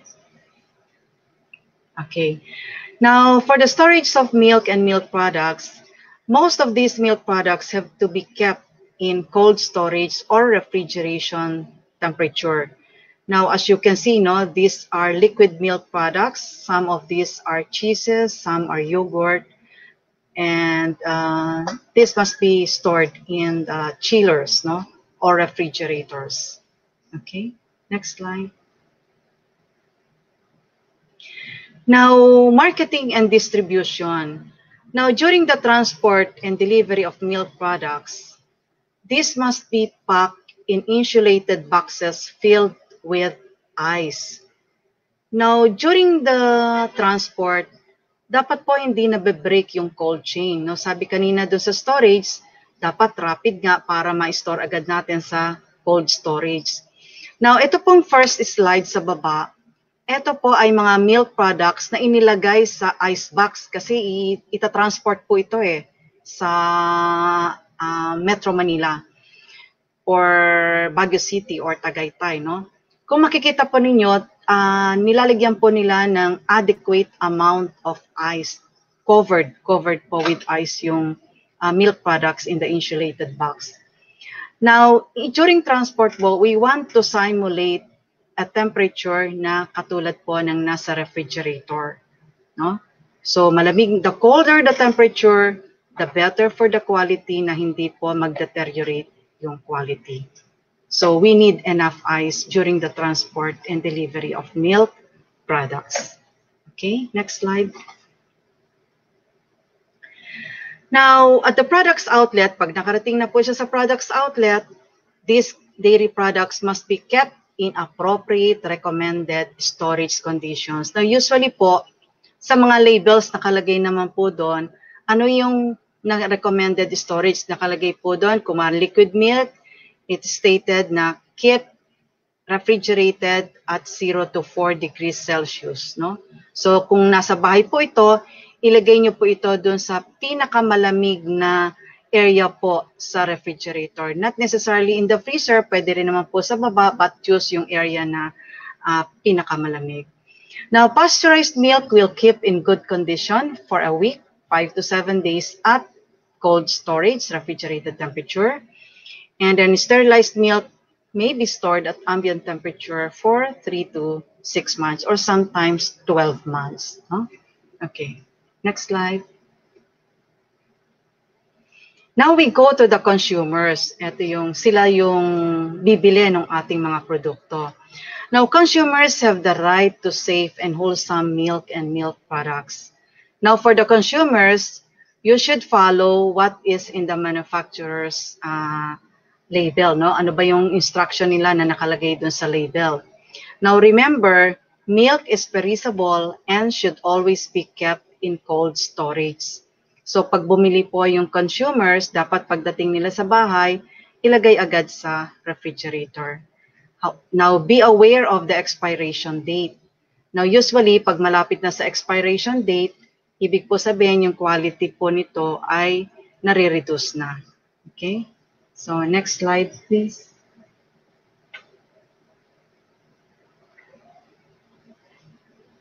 Okay. Now, consumers wants to enjoy, consumers want safe and wholesome milk products. So, these are some of the products from Carabao's milk. So, we have the pasteurized Carabao's milk in full cream or low-fat variants. Now we have flavored milk, chocolate flavored milk. Now we also have fruit flavored milk, pineapple, mango. And then we also have different flavors of yogurt. We have the strawberry yogurt, the pineapple yogurt, and the blueberry yogurt. Now we also have milk candies from Carabao's milk. We have the pastillas de leche. And we have this cheese, queso puti, no? The soft type of cheese, which is a perfect match for pandesal. Now, we also have mozzarella cheese and cream cheese. And then, of course, the ice cream, no? And the gelato. Okay, next slide. Now, one of the new products that we recently launched is the Milky Bun. Milky Bun is a revival of the Nutri-Bun, but this one we made it more nutritious with the incorporation of fresh Carabao's milk. So lucky to have James Reid to be having our Milky Bun. Okay, now this is taken just yesterday when James Reid visited Milka Creme, PCC Milka Creme. Okay, next slide. Now, another new product that we have is, we call this Milk Puffs. Ito po ay chewy, creamy milk balls na in different flavors, no? Meron din siyang strawberry, mango, melon, chocolate, no? So this we want to present to both adults and children, no? So these are yummy gatas ng kalabaw candies, the Milk Puffs. Okay, I think okay. So final message ko lang po, these hygiene practices in the processing of milk is intended to produce quality and safe milk and milk products. Because with quality and safe milk, we have longer shelf life of the milk products, and longer shelf life will mean less spoilage. And then if we have less spoilage in our products, we increase the consumer confidence in our products, and increased consumer confidence would lead to increased patronage of the products, and increased patronage would mean better income. So in summary, quality and safe milk would mean better income for our farmers. Okay, so I think this is the last slide. Thank you very much po. And I'm ready to answer questions from our viewers. Thank you. Ayan. Thank you po, Miss Mina. Super helpful po ng information sa presentation nyo. So, mag-entertain na po tayo ng questions from our viewers. So, from Jimboy Asoy, sabi po niya, Miss Mina, may estimate po ba natin, ma'am, ang ideal time duration mula milking to cold storage? Okay. Now, ideally po, milk should be from the milking time hanggang makarating sa cold storage ay within 2 hours palamig. Alam niyo po, ang gatas na galing sa animal ay parang body temperature yan mga 37, 38 degrees Celsius. At itong temperatura na to ay very conducive for the growth of microorganisms. So, the faster o mabilis na mapalamig natin yung gatas, the better for the quality. So, ideally talaga, within 2 hours from the milking, napapalamig na natin yung gatas. Because yung 37 to 38 degrees Celsius, danger zone na yan for the milk. And pwedeng masisira na talaga yung gatas yan pag hindi agad napalamig. Okay. Thank you po, Ms. Mina. So, from Juna Feb, Bruna. So, sabi po niya, ano po ang common cause ng blood residue sa gatas? Okay. Now, usually po sa aming experience, meron pong, it could be merong mastitis infection yung animal. Or kung wala siyang mastitis infection at gumagamit po ng milking machine sa paggagatas, usually baka yung vacuum, hindi tama yung level. Baka masyadong nasasaktan yung mammary gland ng animal. Kaya yun po yung nakikita namin na dahilan. Kaya sa parte po ng milk collection center or ng processing plant, dapat po laging may feedback doon sa resulta ng test, doon sa supplier ng milk para po magagawa nila ng paraan yung kanilang pagkakatas. Okay. So from John Roy po, sabi po niya, allowed po ba sa Philippine law ang pagbebenta ng raw milk sa consumers? Kung ang raw milk po ay ibebenta and then ipaprocess later, allowed. Pero hindi po siya allowed na iinumin siya as raw milk.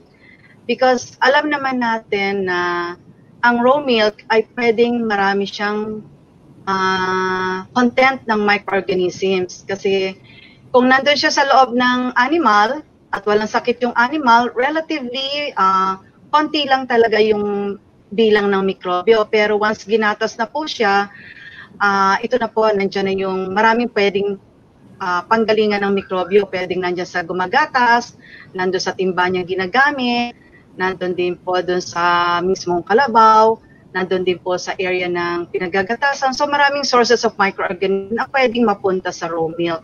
Kaya hindi po advisable talaga na iinom ng raw milk. But pwede po siyang ibenta sa mga processors para i-process po nila, i-pasteurize din yung milk. Okay po.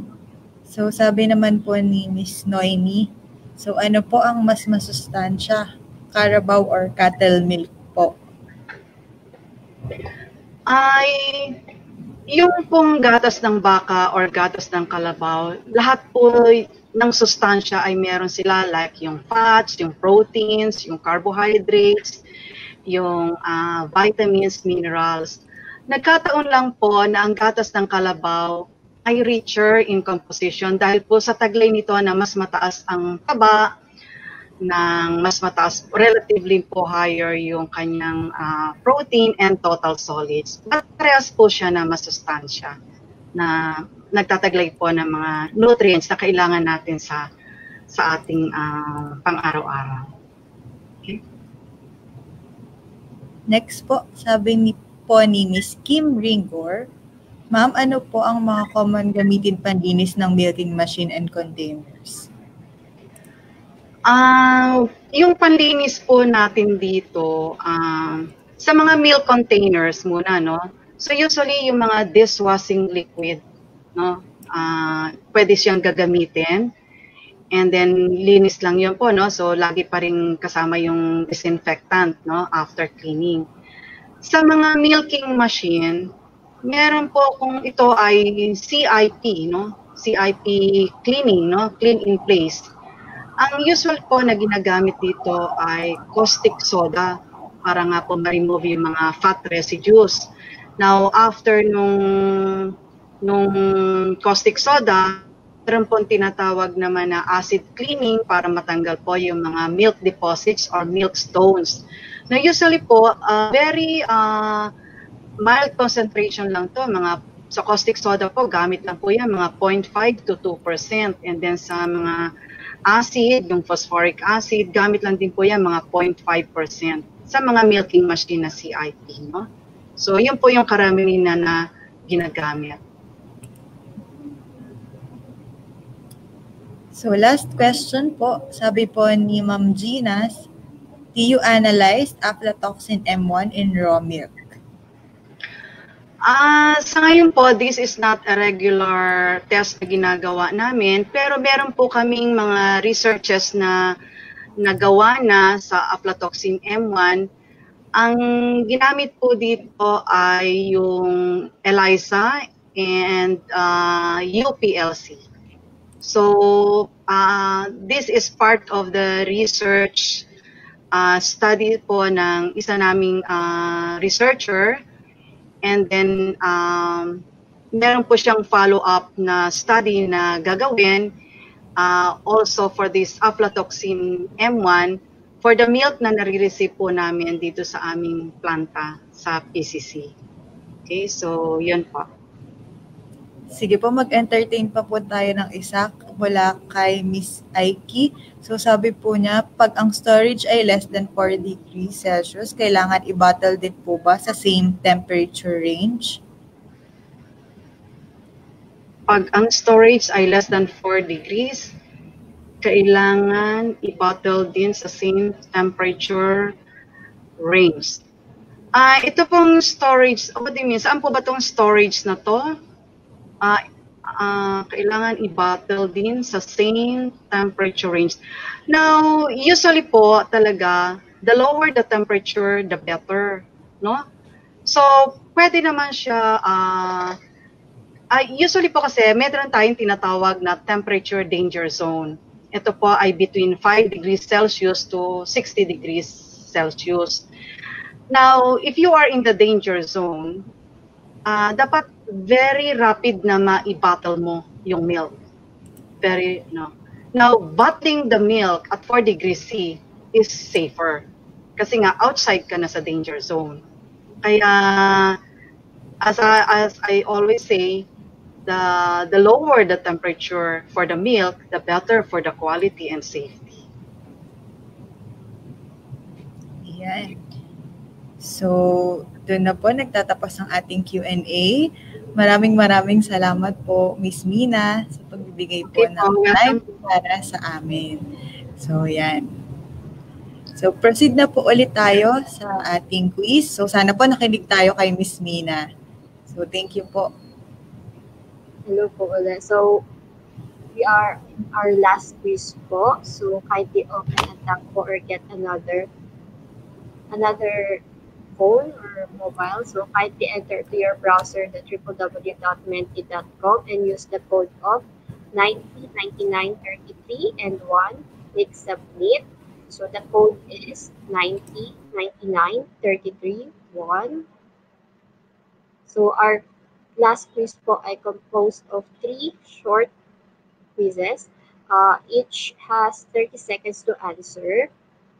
So the faster you answer po, the higher points you will get. So before joining the quiz, sa mga bago po, kindly edit your name po with the following format of full name dash the name of organization or sector which you belong to.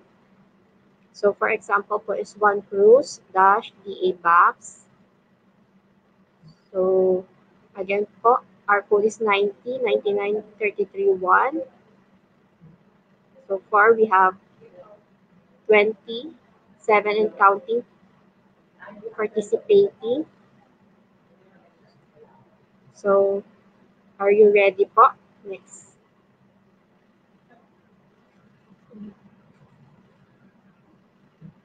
So, yeah, 50 participants. So, let's proceed po to our first question.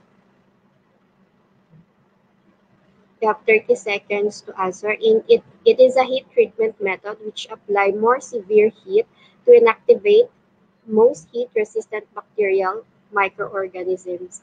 So, what is this heat treatment method po? Is it A, pasteurization, B, sterilization, C, boiling? So, it is a heat treatment method which apply more severe heat to inactivate most heat-resistant bacterial microorganisms. So, it was under heat treatment method. So, we have two topics. So, the correct answer is sterilization. So, you need po greater than 100 degrees Celsius to kill po most of the bacteria such as Bacillus or Clostridium. For pasteurization po, need lang po ay 63 degrees Celsius for 30 seconds or 72 degrees Celsius for 15 seconds. So, let's proceed po to our leaderboard. So, sino po kaya ang nangunguna? We have Richard from UP Diliman, followed by Love Site, followed by Carl Kigis of DA Car. So let's proceed po to our second question. So we have 30 seconds po to answer.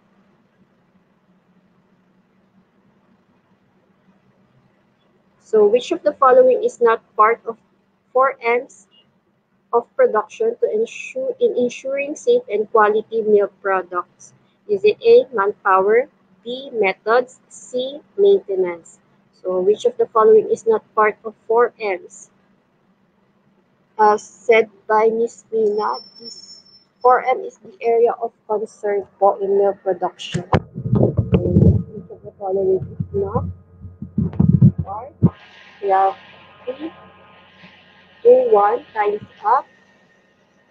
The correct answer is C, maintenance.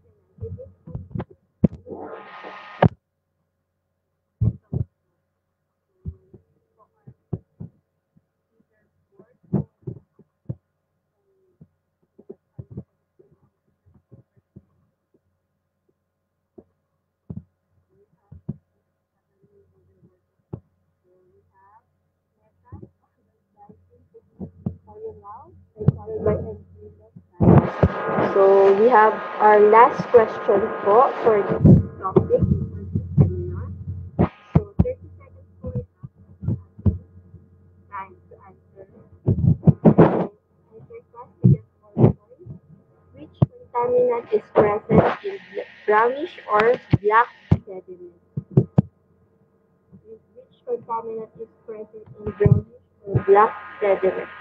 Is it A, soil, B, blood, C, both, or D, none of the above? Black po yun, black sediment po. In the testing of sediment testing po yun. We have 10 seconds left. 5, 4, time's up. We have our answers in, and the correct answer is soil. For blood po, it is called reddish sediment po. So we have our leaderboard po to see our top scorer for this topic on hygienic practices in milk and milk products. So we have Metal as our top scorer. Congratulations po. Kindly leave po your information. So para po mailagay po namin sa certificate. So wait lang po tayo. Kindly refresh po your Menti. So we'll have po a satisfaction survey po to know what you feel po about the duration of our seminar. So our satisfaction code, survey code is 5590-229, and kindly open po another tab po and proceed to www.menti.com and use the code flash on screen 5590-229.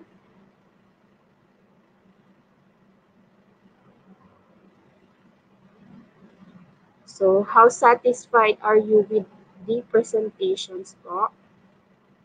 So kindly tick in po how you feel. We have very unsatisfied, unsatisfied, neutral, satisfied, very satisfied, mood. So what are you feeling for today? How satisfied are you with our presentations throughout this seminar? So far, we have 22 po na participants.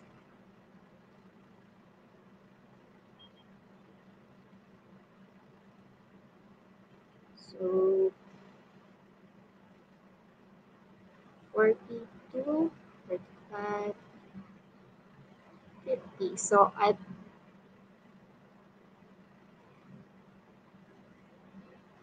cut po dito. Let me summarize po. Out of 61 or 62 participants, this is how you feel po.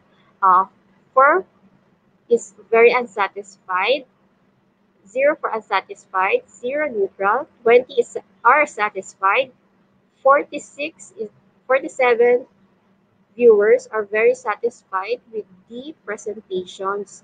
So before we end din po, to get po the certificate po, kindly evaluate us. So don't forget to evaluate po.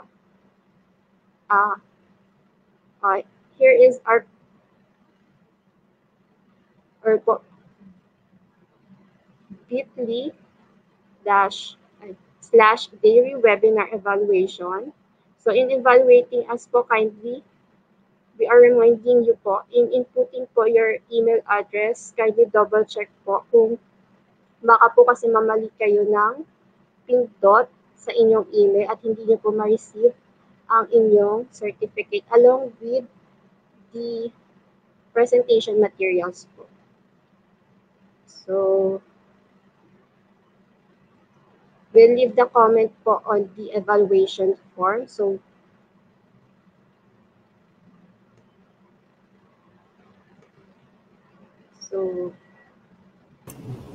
Yan. So, before we end po this webinar, we would like to invite again po our Director, Director Choi Mamaril, for his closing remarks. So, hello everyone. Good evening na yata. Malapit na, sir.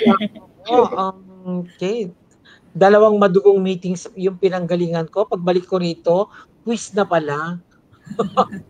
Wala man lang akong narinig na kung ano. I feel so embarrassed na wala man lang ako na i-contribute during that session. Pero I'm happy na maganda yung resulta ng attendance-wise, marami tayo. And marami pa rin naman ang satisfied or very satisfied, hindi ba? And that's a welcome news for all of us. Siguro next time, if we can be able to develop a good instrument for us to know kung ano talaga yung what made our audience satisfied and what made them not satisfied. Malagang malaman natin yon kasi that will provide us the information on how we can do this activity better. Alam niyo naman na this webinars of ours, alam ko maganda siya, alam ko patok siya in terms of attendance, in terms of satisfaction. Pero syempre we wanted to do better, no? As we progress. Kaya yon. And then sa lahat po ng umattend, salamat po kahit na ganitong weekend at beyond office hours na, you still manage to stay with us.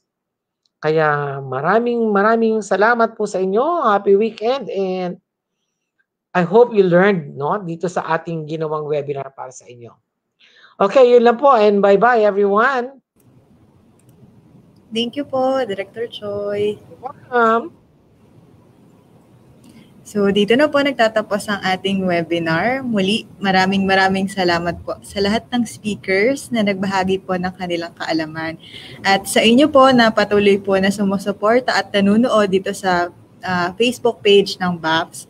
Mula po sa DA-BAFS, maraming salamat po ulit at mag-iingat po tayong lahat. Happy weekend po!